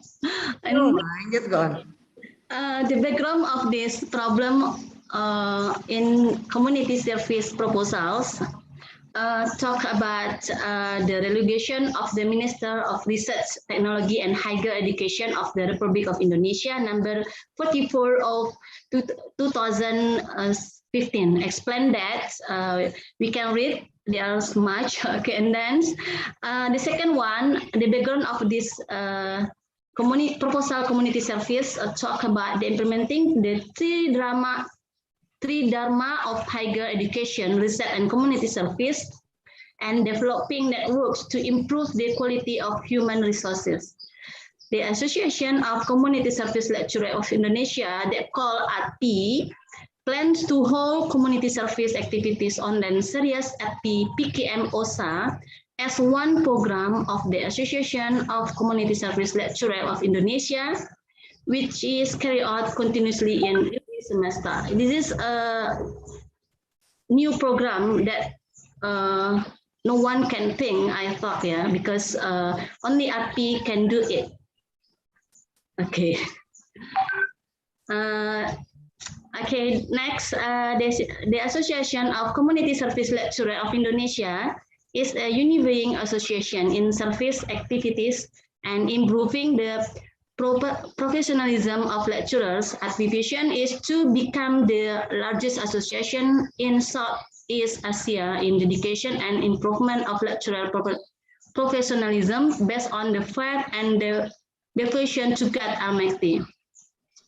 The Association of Community Service Lecturers of Indonesia, ADPI, membership has spread across 32 provinces throughout Indonesia from Aceh to Papua, with central management in Padang, West Sumatra, and region in 32 provinces. ADPI has collected 1,000 more state and private Indonesia universities lecturers from hundreds of institutions through Indonesia. Okay. PkM online series ADPI. This program provides free facilities for participants who are ADPI members. The certificate is only once for all topics presented by the presenter. Participants are free to choose to take part in the community service activities online series PkM OSA via by Zoom or YouTube. Okay, so this is not obligation to attend the participant by Zoom. Okay, next, and then we continue to methodology. In methodology, there are three stage or step we talk about to prepare the proposal PkM OSA activity. The first one, implementation technique, and the second one, activity stage, and the last one, activity procedure. Okay, come to implementation technique. What is this? Okay, in technique, we talk about 4 stages. The first one, conference. The seminar or conference is a method.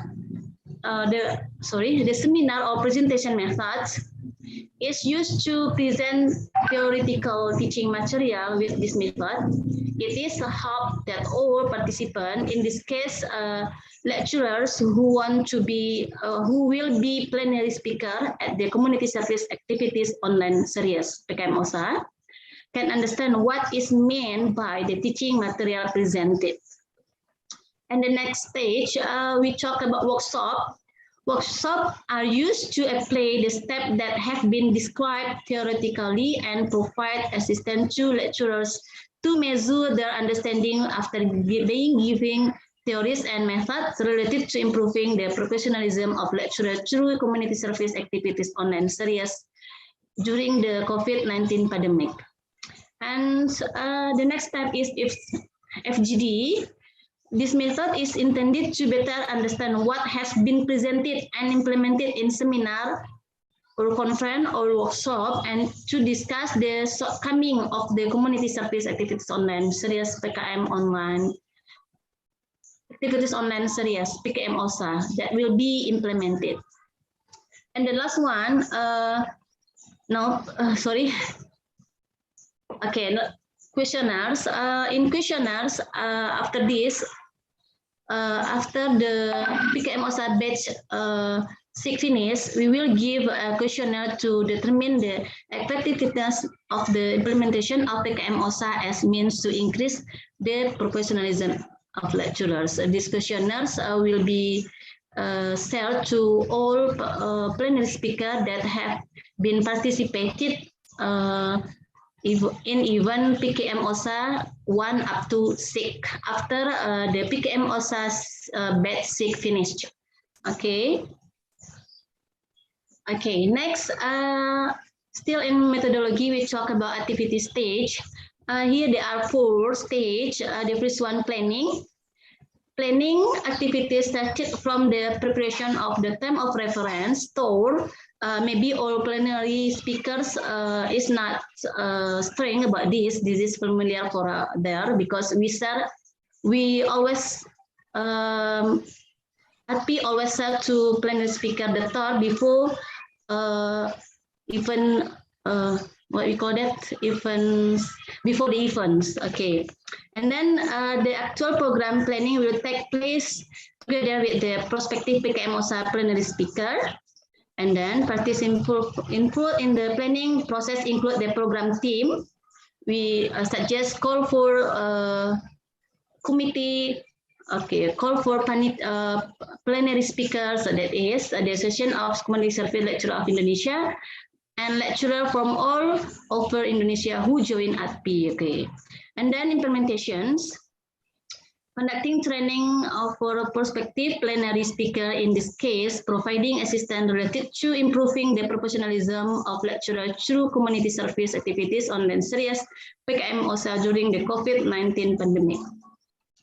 In implementation ini, in implementation, the second one, practice making community service activities material in the form of PPT containing education and information for community service activities online series PkM OSA. This is for the participants, in this case, lecturer, teacher, student, and general public by providing question and answer session for prospective plenary speaker who do not understand the material activity. Okay, the next, motivate plenary speaker activities to improve the professionalism of lecturer through community service activities online series PkM OSA during the COVID-19 pandemic. And the last ones, filling out questionnaire on the effectiveness of the implementation of PkM OSA to improve the professionalism of lecturer during the COVID-19 pandemic. Okay, the next step is evaluation. Evaluation of activities using sustainable strategy throughout the program planning and implementation process. And the last one, follow-up planning. Well, the next methodology, activity procedure. Here, the activity began with the preparation of the term of reference, the introduction of the community service activities online series PkM OSA to lecturers to Indonesia who join ADPI. Start we send call for plenary speaker in WhatsApp group and the information of an activity committee and a call for plenary speaker for the community service activities online series. The organizer of ADPI provided material to the plenary speaker of the community service activities online series PkM OSA related to how to make PPT slide material in the term form education and information to participants of the community service PkM OSA, which is adapted to the scientific field of prospective plenary speaker. And then in this session, the ADPI team held discussion with prospective plenary speaker regarding the problem faced in improving the professional development of lecturer during the pandemic. Okay, the result. Okay, the result of discussions. The first ones, assistance and improving the professionalism of lecturers through community service activities is carried out as one of the aim in increasing the professionalism of members who are members of the associations. in accordance with ADPI taglines as a unifying association in service activities and improving the professionalism of lecturers. Okay, the other result, maybe we can read together. There are so many. Okay, let's come to stakeholders. Stakeholders are involved. Okay, before slide, please. Okay, let's come to, next, let's come to stakeholder are info as companion team that accompanies plenary speaker in order to motivate lecturers Indonesia who join ADPI to compete to become plenary speaker in PkM OSA. Okay, and then the training was closed by giving an impression of the message and evaluation during the training. Okay, the last slide, conclusion. The implementation of improving the professionalism of lecturers through community service activities during COVID-19 done smoothly and will continue as planned. The second one, there were no significant obstacles when program implementation. And the last one, the protective plenary speaker for the community service PkM OSA were very enthusiastic when participating in mentoring activities, namely providing material and direct practice on how to become plenary speaker at national and international seminar organized by ADPI. Okay, thank you very much for the time and change. We back to moderator. We back to session chair, Ibu Samsia. Thank you. Okay. Okay, thank you for Ms. Yosa for her explanation about our organization actually. Okay, I think we go on to the next presenter, right? Okay, or maybe any question? I check the chat room. Okay, no question for Ms. Yosa. So we come to the next presenter, Mr. Abdul Ghafur. Okay. Okay. Thank you very much. Sorry, Ma'am Ruti. We move on to Mr. Ghafur first. Then Ma'am Ruti. Sorry, ma'am. Okay, for Mr. Ghafur Marzuki. He comes from Central Sulawesi. His title today is Applying Grammarly App for Improving Your Manuscript in Writing. How come is it? Check it out from the presenter. Time is yours, Mr. All right, thank you very much. Is my voice audible? Can you hear my voice? Okay, good. Yes, sir. Well, Assalamualaikum warahmatullahi wabarakatuh, and good afternoon, everyone. I am Abdul Ghafur Marzuki, ADPI Central Sulawesi, Indonesia. In this opportunity, I'm going to discuss my presentation, which is entitled Applying Grammarly Application for Improving Your Manuscript Writing. Next slide, please.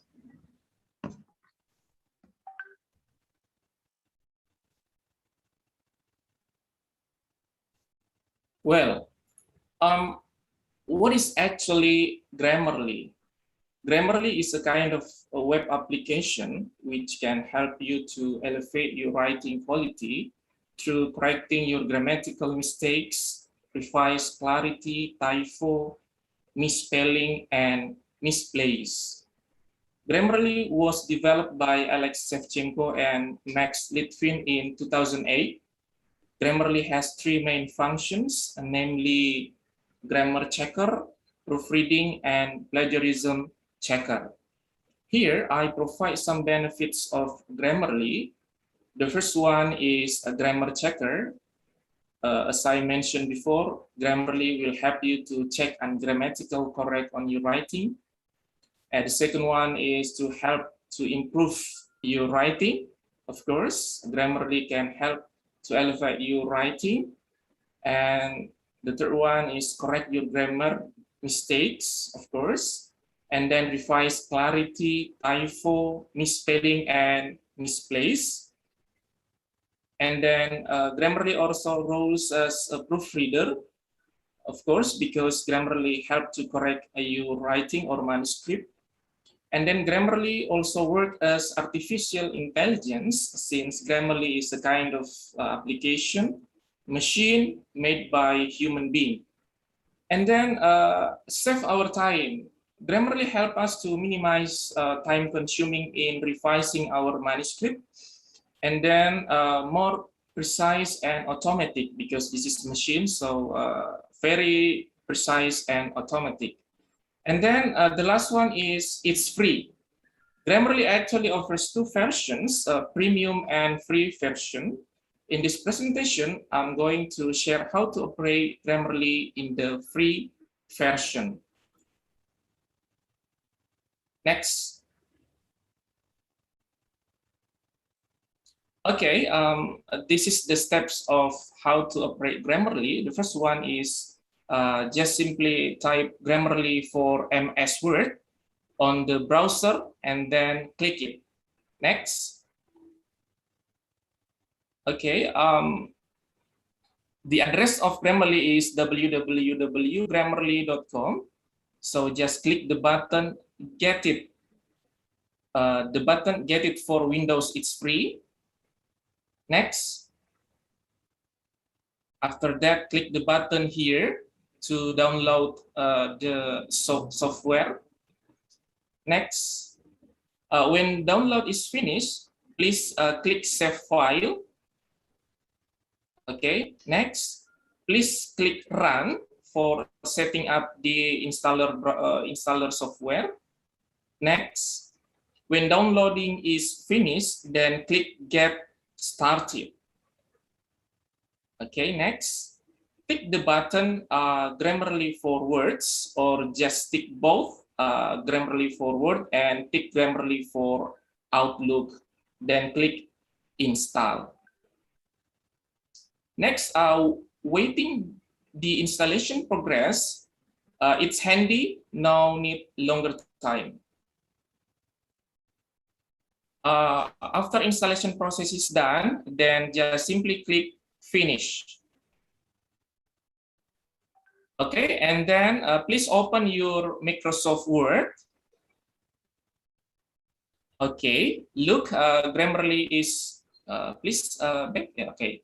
Look, Grammarly is on your menu here, Grammarly on your menu bar of Microsoft Word, and then please click it.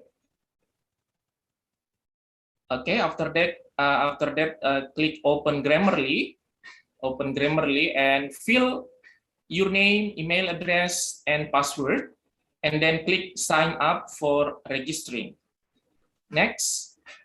Okay, and then click the button Just Goals. Tick the button Knowledgeable, Formal, and then click Done. Okay, get ready to use. Open your document in Microsoft Word, and then click Grammarly on the menu and wait a second. Next. Look, the correction on the right side,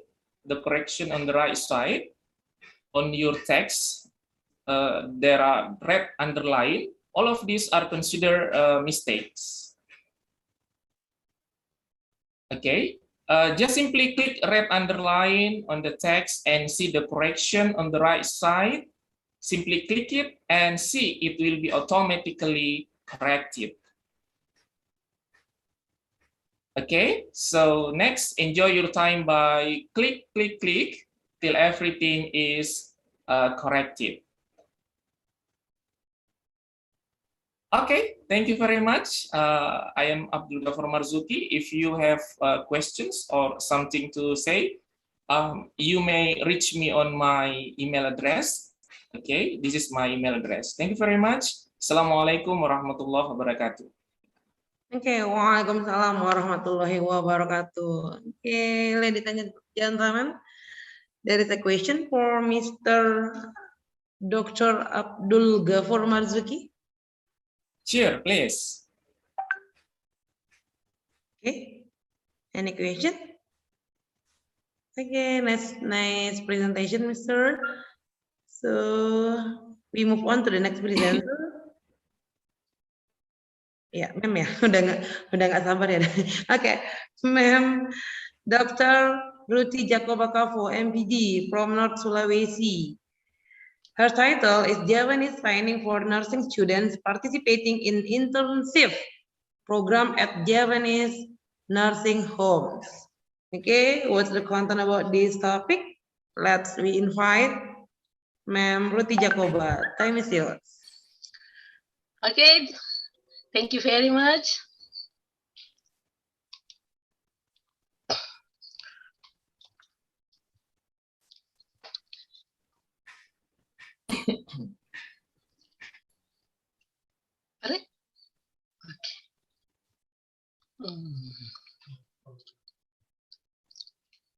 Good afternoon, everybody.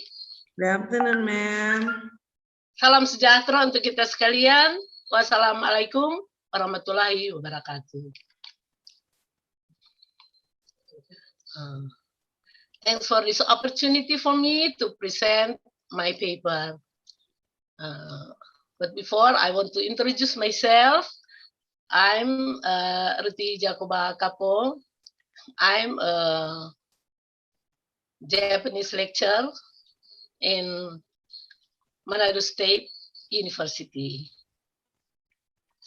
This paper is community service I did in Tomohon, Bethesda Nursing Academy. What we did it last semester. Okay, because my major is Japanese, so I'm not fluently like the others in English. So maybe next I will explain in Indonesia. Okay. Yeah. The title is Japanese Training for Nursing Students Participating in Internship Program at the Japanese Nursing Homes.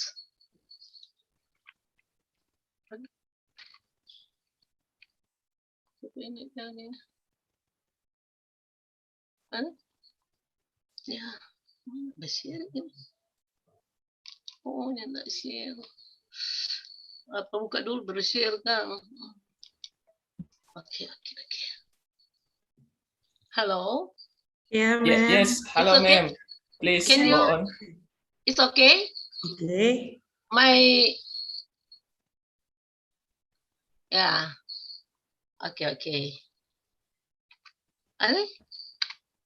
How about my slide? Okay. Can you rate it? It's okay. Oke, ini slide pertama, ma'am. Yang selanjutnya. Slide pertama ada ya. Saya mau sambung ke slide kedua kok. Macet ya, nyangkut ya. Iya, gimana nih? Oh ya sudah. Oke. Yeah. So the first time why I do this community service is because the need for health nurses in Japan, nurse or kangoshi, and care worker or kaigo fukushishi is increasing year to year due to aging population problems. Ini menurut pendapat dari BNP 2 TKI ya. Permintaan semakin meningkat setiap tahun. Ini slide ini apa ya? Ketutup ini. In Japanese side, they like CPNI because friendly, cheap smile, discipline, and dedicated. CPNI adalah calon pekerja migran Indonesia. Mereka sangat suka orang Indonesia karena friendly, ya, ramah, disiplin, berdedikasi. Sementara itu,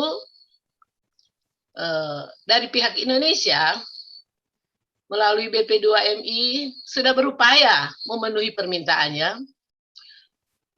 BP2MI di bidang ketenaga kerjaan. Pada 5 tahun terakhir, mereka sudah mengirim 1.548 nurse dan care worker. Ya.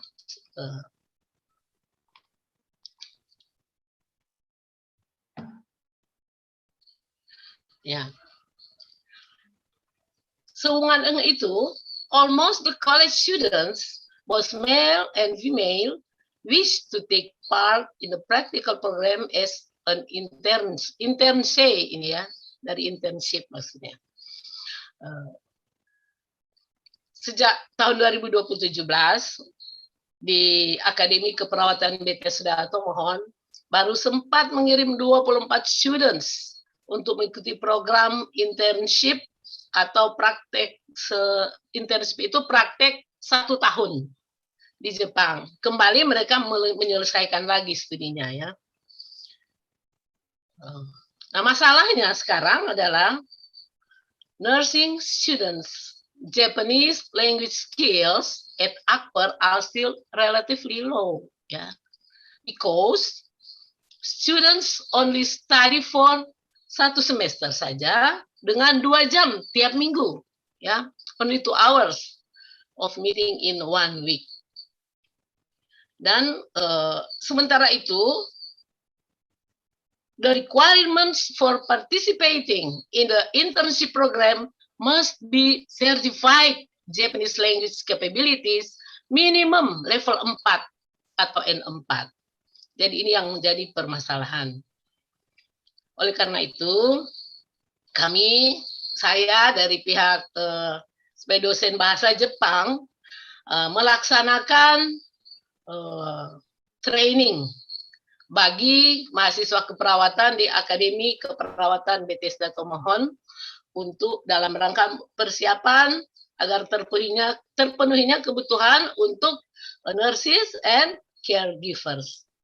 Dan langkah yang dilalui pertama preparation stage, mempersiapkan segala keperluan, adakan need analysis untuk kebutuhan itu tentang materialsnya, teaching media, determining participants, namely nursing students at the BTS Sudarto Mohon Hospital, and coordinating with related parties. Dan langkah kedua, the implementation stage at the BTS Sudarto Mohon Academy of Sciences outside of class hours. Jadi kami mengadakan penyuluhan bahasa Jepang ini di luar jam kuliah agar tidak mengganggu jadwal perkuliahan dari mahasiswa. Selanjutnya beberapa materi yang dipersiapkan, yang diajarkan, yakni tentang bagaimana para lansia supaya sehat ya, menuntun mereka, membimbing mereka untuk menjaga kesehatan, membimbing mereka untuk makan, excretion, kemudian beberapa material tentang rekreasi dan sebagainya. Selanjutnya materi khusus bahasa Jepangnya ada greetings, ada introduction, memperkenalkan diri, kata-kata penting berhubungan dengan kebutuhan di panti jompo, kemudian kalimat-kalimat sederhana, kata-kata kerja dan perubahannya, kata sifat dan perubahannya, bilangan-bilangan, huruf hiragana, katakana, dan kanji sederhana, kemudian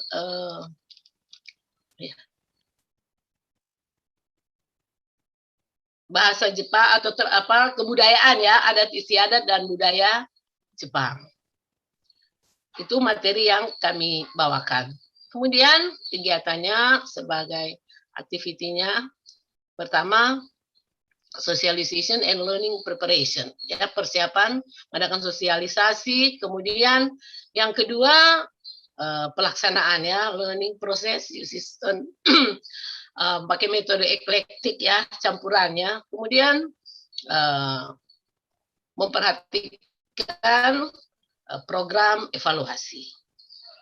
Selanjutnya hasilnya there is a positive responses from both educational institutions and students. Jadi ada respons yang sangat baik, baik dari aktor Betis dan Tomohon maupun dari para mahasiswa. Mereka sangat antusias berpartisipasi, tidak pernah absen, ya, sangat serius karena memang punya kerinduan, suka sekali mengikuti program internship di Jepang ini. Dan pada akhirnya karena kegigihan mereka, partisipan ini sudah mengetahui bahkan menguasai materi-materi yang diajarkan. Dan itu terlihat pada saat mereka praktek di Jepang nanti, ada rasa puas yang disampaikan oleh pihak pengguna di Jepang.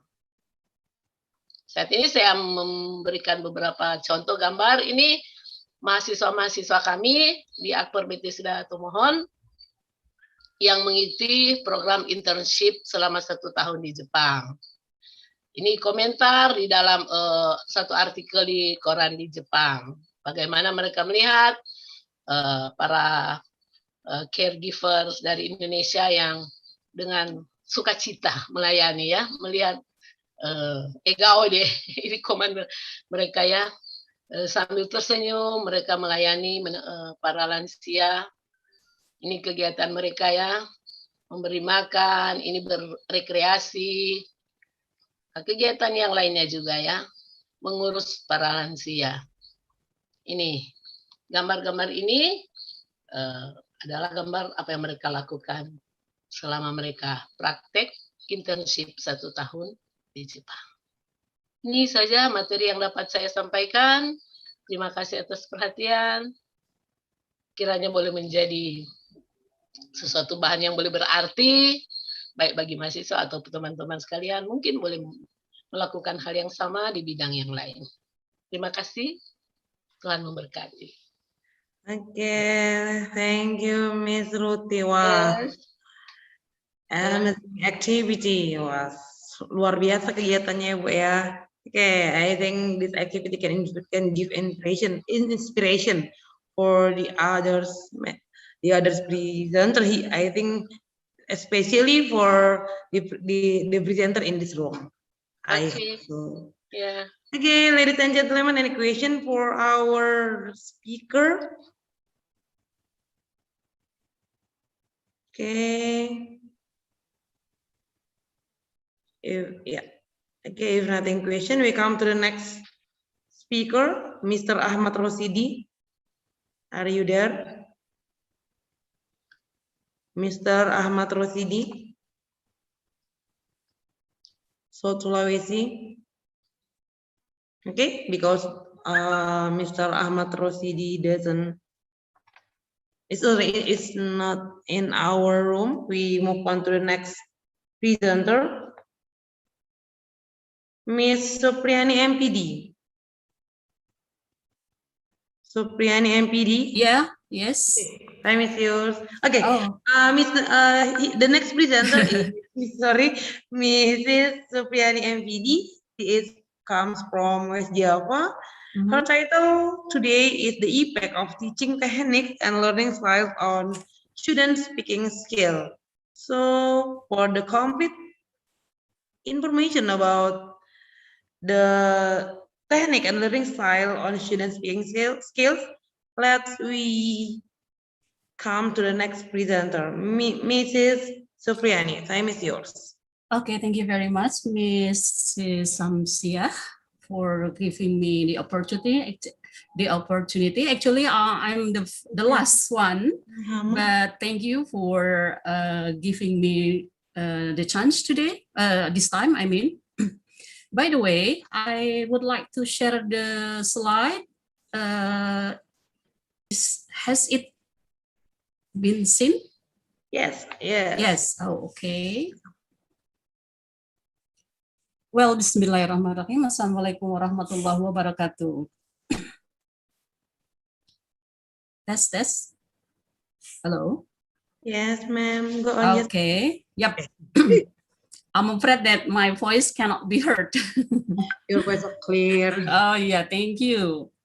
Well, I would like to introduce myself. My name is Supriyani, and I am teaching in STKIP, Indramayu West Java. Okay, well, for this opportunity, I would like to present or share about the effect of teaching technique and learning style on student speaking skill.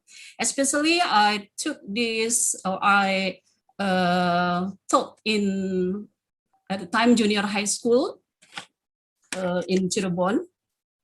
Well, can we see your face? Oh, yeah, sorry. Make me confused. Okay.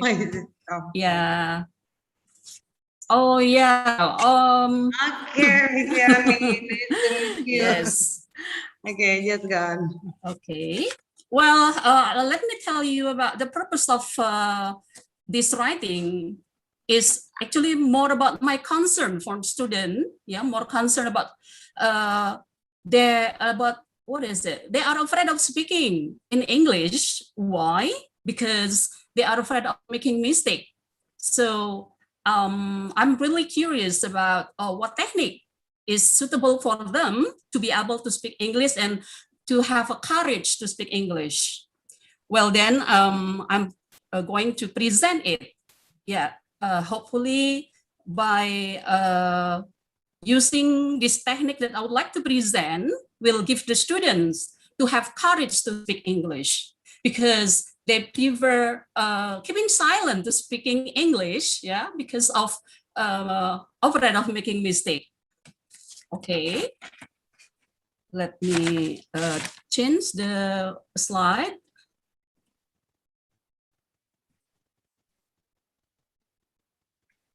It's a bit difficult to change it. Okay.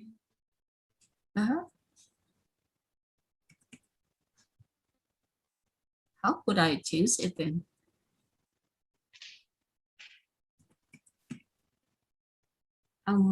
Anybody can help me? Okay, maybe better for you to stop your screen first. Oh, okay. Yep. Repeat it again. And Bu Yani, please arrange the position of your camera because only your lips and chin can be seen. Okay. Is it okay now? Yeah. It's enough, Ibu. Good. Yeah. Sorry. Well. Okay, Bu.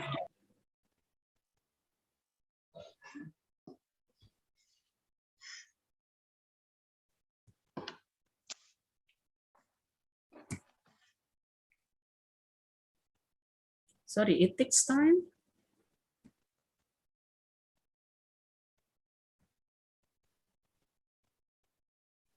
Can the second slide be seen? Slide. Okay. Okay. Slide show, Bu Syam. Me, this is from Miss Yani. Oh, it's come back to the first again. Okay.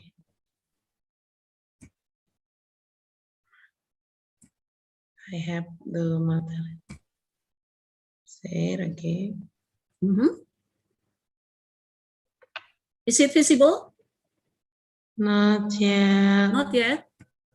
Miss Samsia, could you please help me? I don't have the material. Actually, there is a one in session 2 with my name. Oh, okay, wait a minute. It's already seen, Bu. Oh, yeah. Okay. Yes. So. Yeah. Oh, well, let me tell you about the introduction. As we know that English is, oh yeah, mau di slide show agak susah. Tuh, kembali lagi. I got a problem with this. Sorry. Oh, okay. Yeah. It's okay, but you don't have to share show the slide. Okay. Well, as we know that English is an international language that is the most widespread medium of international communication. It is according to Bromsfit, yeah, and then it also has become lingua franca, a language which is internationally used by people with different from language background. Okay, and as we know that in Indonesia, the policy, oh, I cannot see it, sorry. Yeah, the policy of teaching English as a foreign language changes over time by mostly influenced by the economics and politics. Well, then entering the era globalization, which is required the individual to prepare reliable resources, especially in field science and technology.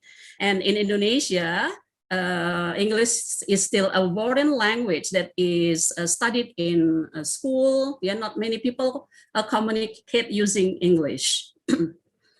Okay. So based on the title that I bring up or present, it is about speaking. As we know that English has 4 skills. So what are they? Let's see for the third slide.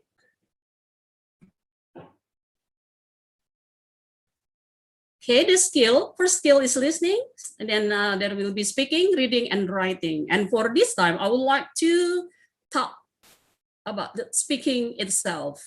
Why I'm interested in talking about speaking? I think speaking is one of the most important skill for communication. I think if someone has or is good at grammar, but then they are passive, I think they will not say something. They will just keep silent because even their grammar is very good, but they cannot speak English well. Speaking actually to deliver speaking to students and to make the students communicative. I think there are some speaking activities that we can use, such as using discussion, dialogues, or what is that, communication game, yeah, and then many more. But then this time, I would like to choose 2 techniques. The first one is role play. Well, in role play, I think it is more challenging and more attractive for the student to role their play. They can move around, they can express their ideas freely. Also, they can communicate freely. And I think they are not, what is it, or maybe forget their what is it called, their feeling that they're about making mistake by using role play. So I think it is a good what is that, good technique. Yeah. And then the second one that I take is using information gap. Using information gap. Well, this technique tend to be good because the students are only focused on the question that are in the worksheet. So I think they lack of expressing their idea, yeah, only stuck in their working, what's it, and yeah, worksheet like that. But each of the technique, either role play or information gap, of course, have its strengths and its weaknesses.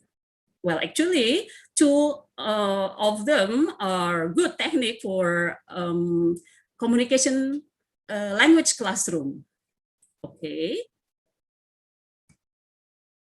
Yeah. Well, with the technique and with technique, and then I combine it with the learning style. For example, in role play, they can move around, they can listen to their friend, they can see maybe the paper, but not all the time. So in here, there will be three learning style that I take, that is visual, auditory, and kinesthetic. Visual, yep. the example is reading. Maybe they can read the what is it, the worksheet, but then after that they can listen to their friend about what their friend said, and they can move freely because they play on their roles. Yeah, visual, auditorial, and kinesthetic will be in one activity. Yeah, once that they can do during role playing. Okay. Well then, based on the let's see, the experience while I was teaching, for the teaching technique here, maybe you can see, yeah, sorry ladies and gentlemen, maybe you can see the teaching technique histogram. It can be seen that the following graph of the frequency histogram illustrate the distribution of teaching technique. So it has a high level here, yeah. And then also for, let's see, for the learning style graph. Oh, sorry. Based on the teaching technique graph here, it can be concluded that the level of data of teaching technique is relatively normal here, yeah, for teaching technique itself. And then for the histogram of learning style, it illustrates that the distribution of learning style is relatively high, this one, and also for speaking skill. So by combining the teaching technique and learning style for speaking, and it produced a good result, I think, because finally they can they are able to speak. Even, of course, there are some mistake while talking, while practicing English in the classroom. But of course, we as teacher, we would like to give feedback after the activities done. Okay, so that are the outcomes of the teaching technique and learning style that I presenting. So that's it, I think. Thank you very much, Ms. Samsia. I'll give the time back to you. Thank you. Assalamualaikum warahmatullahi wabarakatuh. Waalaikumsalam warahmatullahi wabarakatuh. Okay, nice presentation, Miss Yani. Thank you. Okay, guys, we move on to the next presenter. We come to the second presenter before. I hope Mr. Ahmad Jailani is there. Yes, Bu. Okay. The Let me next share my presenter screen. is Ahmad Jailani MPDI. He comes from Riau. His title is YouTube as an alternative medium for online learning in rural areas. Okay, what it does mean? We come to the next presenter, Mr. Zailani. Time is yours. Well, can you see my slide? Okay, of course, it's clear. Just go on. So my title is YouTube as an alternative medium for online learning in rural areas. So first, let's see what happens in rural schools or rural areas. The first one, the need of online learning. However, the condition, we need to do online learning, and our government also does not allow us to do a face-to-face learning. So that's why the need of online learning. But what happens with another side, the problem we find is that many students' parents have low income. So it will affect the ability of the students to get the internet data. Then also This is the very common problem in rural areas, that we have unstable internet connection. Sometimes it's good, sometimes just so, then sometimes it's very bad. Even sometimes we doesn't have internet connection at all. Then many students from rural areas have low motivation. So this is also the problem during online learning. If we ask them to do like reading, and maybe only some will do the reading and the others will not do it. Or sometimes we ask them to do the task, and the result, they just copy paste from their friends, and sometimes also from the internet, and even from their mother. So their mother or their parents do the homework, not the students. Then also we have to know that students have different learning styles. So that's why we have to consider the way we give them knowledge, or the way we do the learning, so we can accommodate the different learning styles of the students. Then, so why choose YouTube? First, instructional media for learning activities should be appropriately designed to satisfy learning objectives and learners' characteristics. That in the previous slide, I said that many students have different learning styles. That's why we have to accommodate the different learning styles of the students. At least if we use YouTube, we can accommodate the auditory and visual learning styles. Then, considering the current development of technology, instructional media must be designed by integrating an advanced technology. Next, most students spend their time using gadgets more than 5 to 6 hours a day. That's why it is good for us to give them tasks to watch YouTube. Of course, it is best that we make the channel ourselves. Then students' perception of YouTube videos are positive. It's based on Bethany et al. In 2016. Next, what are the advantages of using YouTube in learning? The first is fun and interesting. Because we know that maybe also we like to watch YouTube.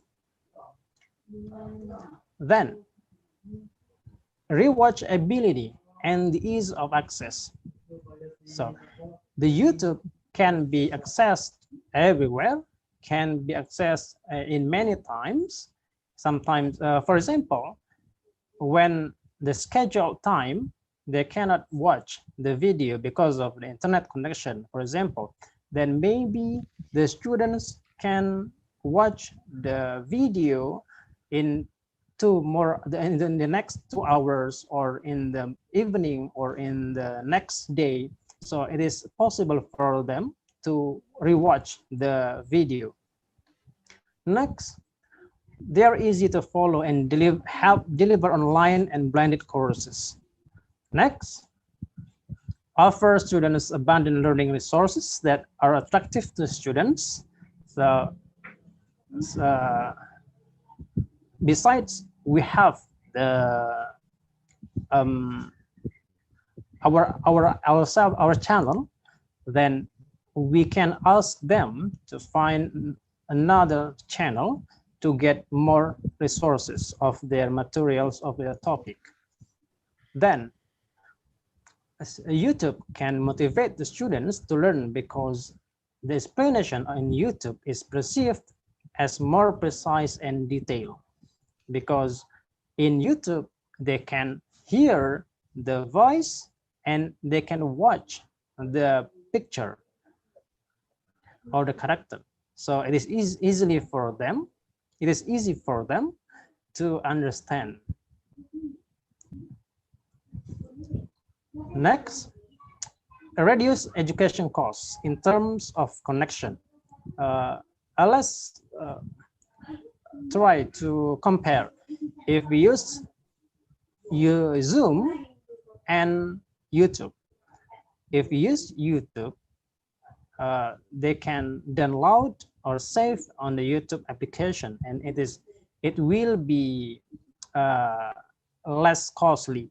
But if we use Zoom, it will be heavy or hard for them, because Zoom consumes quite much data. Then YouTube also can enhance student English language learning ability, including reading, writing, speaking, and listening skills. So many resources in YouTube we can see, or students can see about the skills. And then also it is effective to be used as an innovation learning resources in addition to textbook. Then things to be considered. What should be considered in using the YouTube? The first, lecturer or teacher should have comprehensive preparation to anticipate problematic possibilities during the learning activity using YouTube video. So try to make as clear as possible the explanation, so the students will not be difficult to understand what you are going to say or to teach to them. Then, but YouTube does not support cooperative learning and interaction. So we must provide another supportive application to cope with the interaction problem. So yeah, of course, YouTube is hard to be a media of cooperative learning. So that's why we need to use, for example, WhatsApp group to invite them in cooperative learning or interaction. Then, if the video duration is too long, it can affect students' interest to keep going learning from the video. The longer your video, and the shorter they will watch. That's what I experienced. And then 3 categories of YouTube videos often watched by students, such as art, humanities, vlogs, and social sciences. So you must consider this 4 things. And then the last one is about challenges. The first is some students do not watch till the end of the video. Yeah, sometimes they only watch a half or even a quarter. So the way, one way that I use to make sure that they watch the video, that I ask them or I give them task to make resume or sometimes notes related to the video they have to watch. And then make sure the videos are interesting to watch, because if the videos is not interesting, it will make them boring. So interesting here can be in the way you explain your energy or your voice, and also about the appearance of the video itself. Well, that's all what I can say today. Thank you very much. So back to Ibu Samsiah Depalina. Thank you.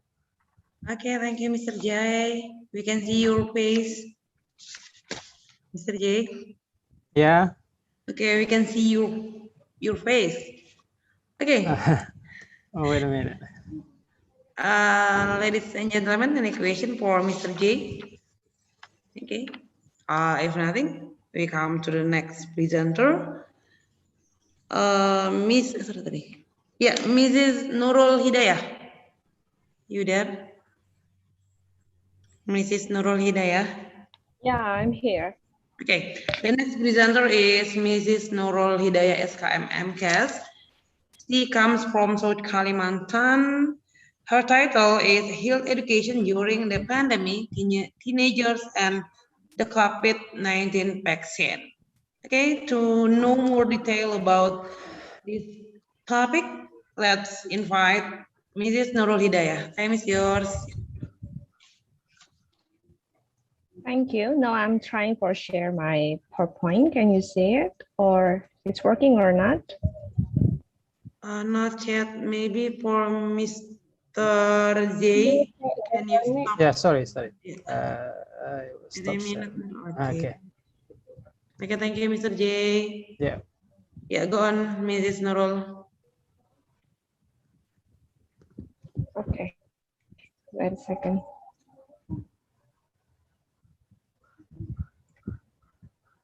It's already pray time here. I hope it's okay. Still full spirit, I think. It's already Maghrib here.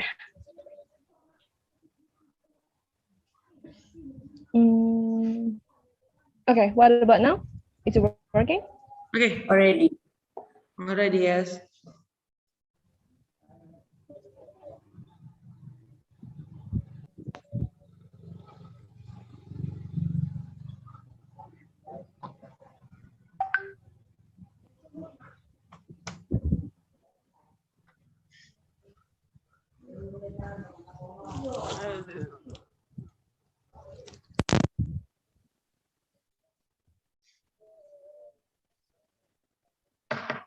Okay. Is it working or not? Sorry, I'm asking again and again because I'm quite afraid that you cannot see the PowerPoint here. It's okay, Miss Nurul. Go ahead. Okay, for now, is it already seen or not about the PowerPoint? My It's PowerPoint? already seen. It's already Okay. seen. Thank you for the clarification. Okay, for the first, Assalamualaikum warahmatullahi wabarakatuh. Thank you very much. Yeah, for the opportunity for me to present. It's one of the program that I already done with my team about the community service in health, actually. So my title is Health Education During the Pandemic, Teenagers and the COVID-19 Vaccine. The introduction or the background why we did this program, because as we know that we are now in the pandemic era in the COVID-19, and one of the provinces in Indonesia which has a quite high the spread of this disease is in South Kalimantan. South Kalimantan has an active cases of COVID-19, which is until August 2021, were 20.13% or higher than national active cases for Indonesia. It's about 12.9%. And then the mortality rate was 29.3%, slightly higher than the national rate, which is about 29.0%. And also the highest positive cases in South Kalimantan occurred in Banjarmasin City, about 24.8%, and Banjarbaru City, about 15.4%. One of the strategies that our government and also any countries in the world doing for control this pandemic with vaccination. Why? Because the purpose is to make the herd immunity in our community. Okay, the result of a survey on the vaccine received in Indonesia, it's about 65% received the vaccine.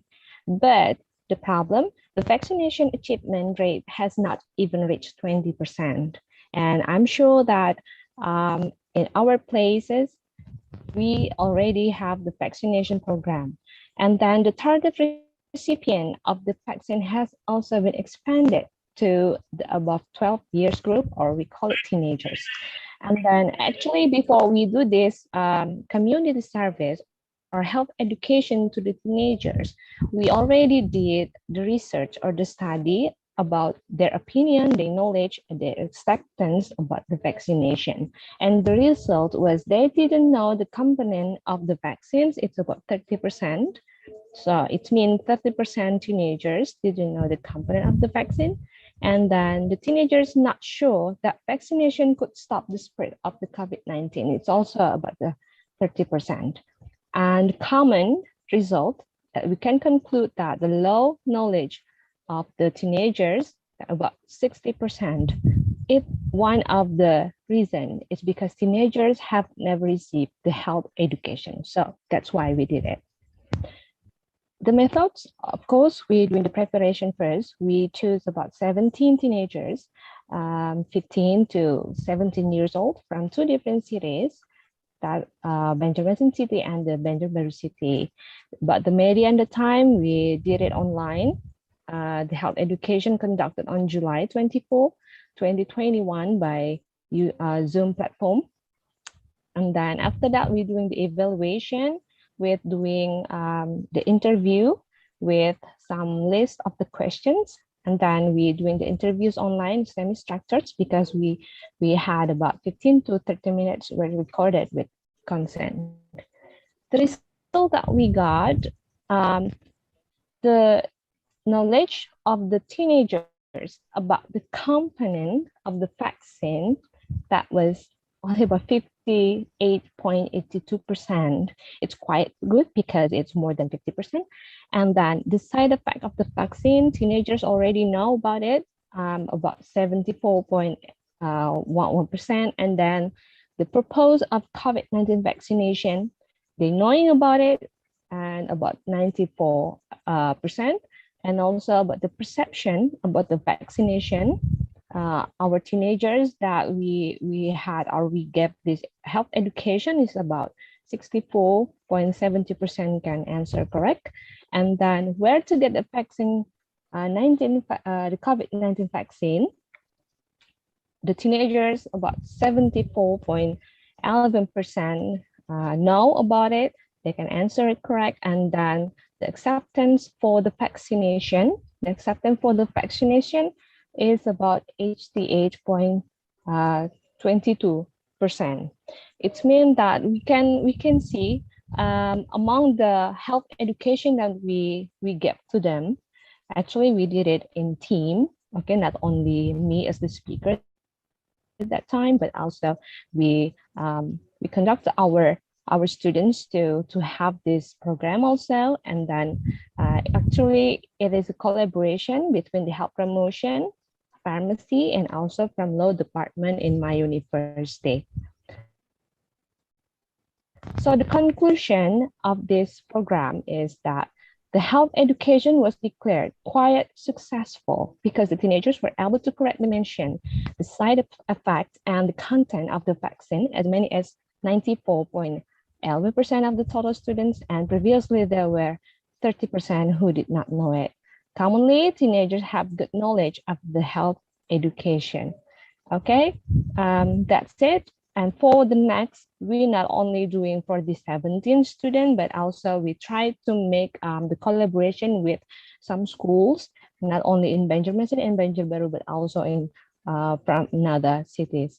So it'll be a quite big program that we already prepare for. Actually, of course, to make these vaccination programs a success, not only for teenagers actually, but also for the common people. Okay, thank you so much. I think that's all. I give it the time and the screen back to Ms. Shamsia. Wassalamualaikum warahmatullahi wabarakatuh. Waalaikumsalam warahmatullahi wabarakatuh. Okay, nice presentation. It's about talk about vaccine, right? Okay, guys. In my note, we have two presenter again. Ahmad Rosidi, are you there?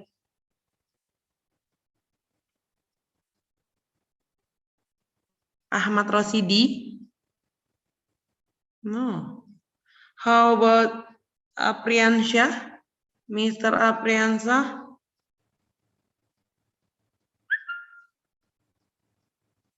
Okay. Yeah, panitia yang lain. Okay, di another committee. Can you help me how to? Yeah, we close or no? We wait. Maybe we can type in the plenary group to make sure that they can enter our Zoom meeting. Actually, I have already called them at the first time, so nothing message for me. Yeah, how about our chief, Madam Sukiana? Can we close now or we wait? Yeah, and I think yeah, close. Yeah.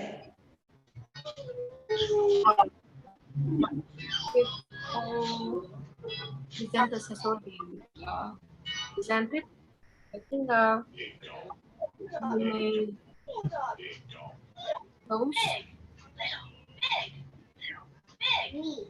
Sorry, Miss Sukiana, I can hear your voice.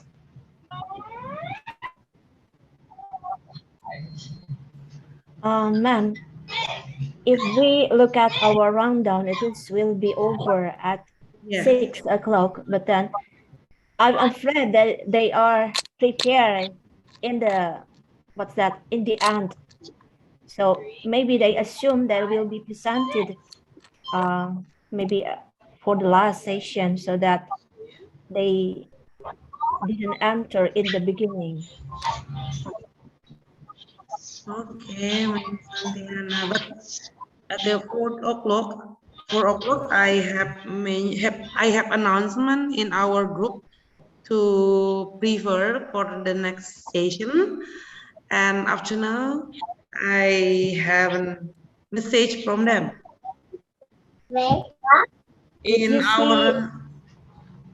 Did you have already checked that they see your announcement or not? Okay, we check it out. Right. Okay, last call. Okay, for the other audience, we wait for 5 minutes to find or calling about our next presenter in our group, our WA group. Wait me, wait us, sorry. Siapa tadi? Okay.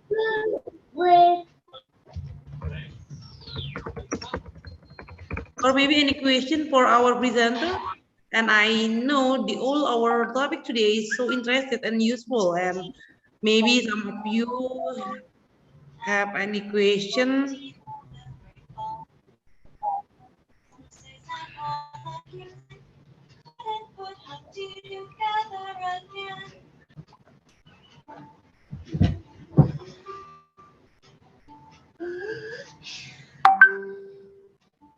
Bu Syam, may I ask a question? Okay, of course. For Bapak, I don't remember the name, but he discussed about the use of Grammarly in Abdul teaching Ghafur. writing. Of Mr. Abdul Ghafur. Yeah, are you here, Pak? Mr. Abdul Ghafur. Are you there? Wah, udah keluar. Mr. Abdul Ghafur. Maybe I can help if you have any question. Okay, yeah, just go on ya. I will. Okay, Bu, because you are in English teaching department too, yeah? Yes. Okay, Ibu, may I ask a question? Actually, it can be a discussion, a discussion for us, yeah. Alright. What is the most difficult obstacle that you face when you writing for the students? Do you mean our student writing? Yes, yes. All right. Because I'm struggling when when I teach writing, especially in essay writing. Most of the students cannot write the thesis statement correctly, even after I have explained twice. Yeah. Okay, or more. Yeah. Right. Just sharing my experience mungkin ya, Bu. Because writing is what's that? an end process. So if our students, they cannot write well, so we should guide them to write well. In our institution, we over the students to make some kinds of coaching clinic, and then we provide them to some templates of writing related to the academic writing. And also we support them with any kind of material or subjects or course to build their writing ability. So in the beginning, when they are writing the thesis, it is quite hard for us as lecturers to guide them. But then we can supervise them and then meet them regularly in our activities in our campus. We doing that kinds of activities. Because when somebody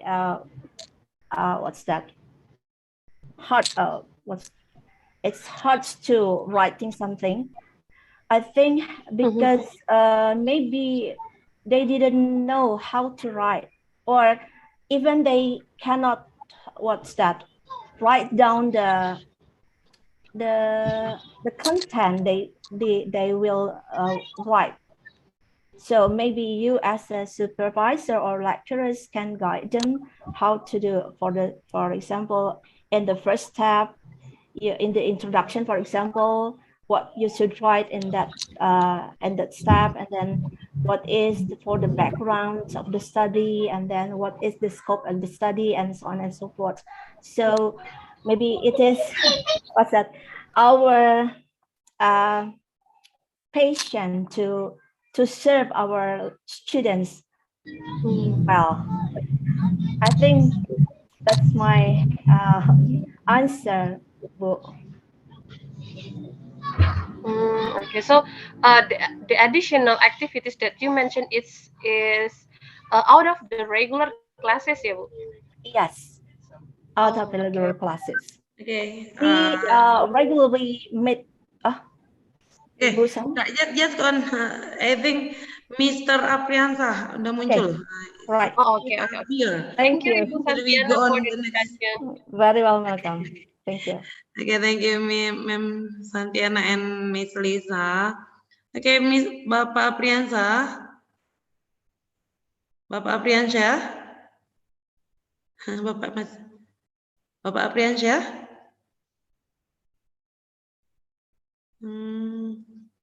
Kayak mana ya? Ada yang kenal ini Bapak itu ada di he is ya.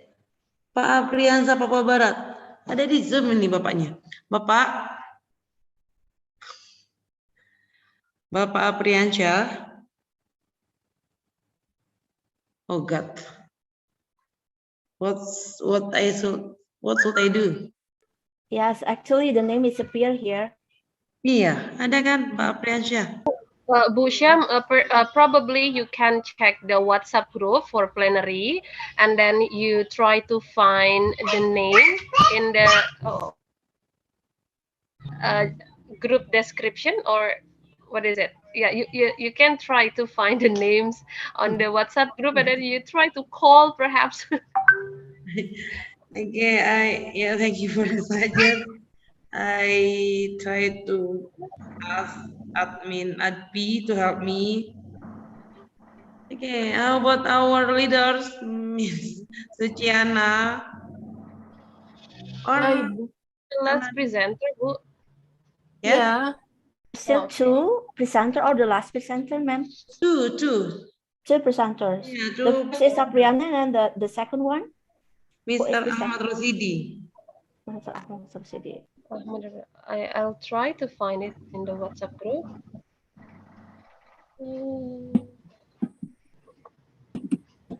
Oh, there is no name. And just suggestion for tomorrow. Maybe the committee need to inform to the participant that to be ready. Maybe there is any possibility the early time because due to the question, so yeah, everyone should be ready. I think so. We not wasting time. Okay, My voice is yes. okay. Thank you, Miss. Okay, I think we can inform to them to present for tomorrow or in my mind, but we wait for our leaders of committee. I have already checked the group, ma'am, and there are no their names in our group conversation. Oh yeah. There is no Apriansya and the second one is I cannot find that name. Yes, so do I. So, ladies and gentlemen, I have chat I have personal chat to Pak Afriansa. Okay. In Zoom, but there is no answer yet. But there is no problem in Zoom. or maybe tomorrow we give them the chance. Yeah, it's better like that, Ibu. Yeah. We Oh give yeah, Mr. chance for Abdul. tomorrow. Okay, Miss Lisa, you wanna ask something? This for Mr. Abdul Ghafur? He is there. Sorry, I take your place, Pak Gafur. Yeah. That's okay, ma'am. That's okay. Santiana has already give explanation also. Oh, so that's good. I just finished my Maghrib praying. Oh, Because already here, Maghrib yeah, in praying, Sulawesi, yeah. Okay. Oh, Maghrib, yes, I saw. Almost Isyan right now. Okay, in Medan already haven't Maghrib. Okay, I think ladies and gentlemen and my best presenters for this afternoon. I think no message from Mr. Ahmad Rosidi and Mr. Apriansa. We close our meeting for today and we meet again for tomorrow. Bu Syam, I'm sorry. Can we have a photo session? Oh, of course. Yeah. I close first or photo session first? I think photo session first before you close. Okay, ladies, our nice presenters, open your camera. We take the photo session. Give your best smile. But everyone here is close the camera. It's okay. 1, 2, 3.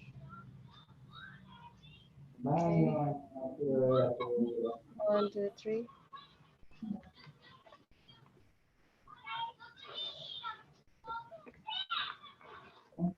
Next slide. Michelle, but I'm sorry, can you help me because on my laptop, even the camera is on, I cannot see the face. Okay. One, two. Ini yang slide 2 ya, yang second slide. Okay. Uni Marhama. Okay, Hamida, Kiai Sekuler. Sorry, I call based the nickname. Okay, one. Ya, Sartika Dewi. Okay, 1, 2, 3. Smile. Okay.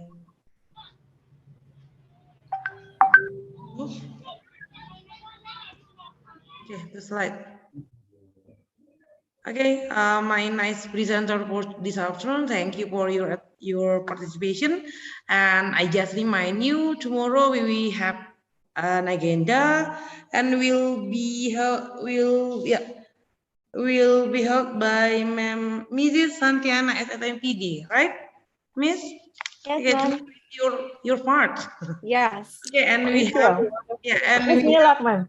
a smart or a professional keynote speaker, and I hope all of us can join with our program. I think enough for today. Thank you. And before we close our discussion, our agenda today, we say Hamdalah. Alhamdulillahirrahmanirrahim. Okay, thank you, and I'm so sorry. Assalamualaikum warahmatullahi wabarakatuh. Waalaikumsalam warahmatullahi wabarakatuh. Nice to meet you. Thank you everyone. Thank you Bu Syam. Ya Bu, kalau dari squad jilbabnya. Maaf. Nggak apa-apa Ibu Mary.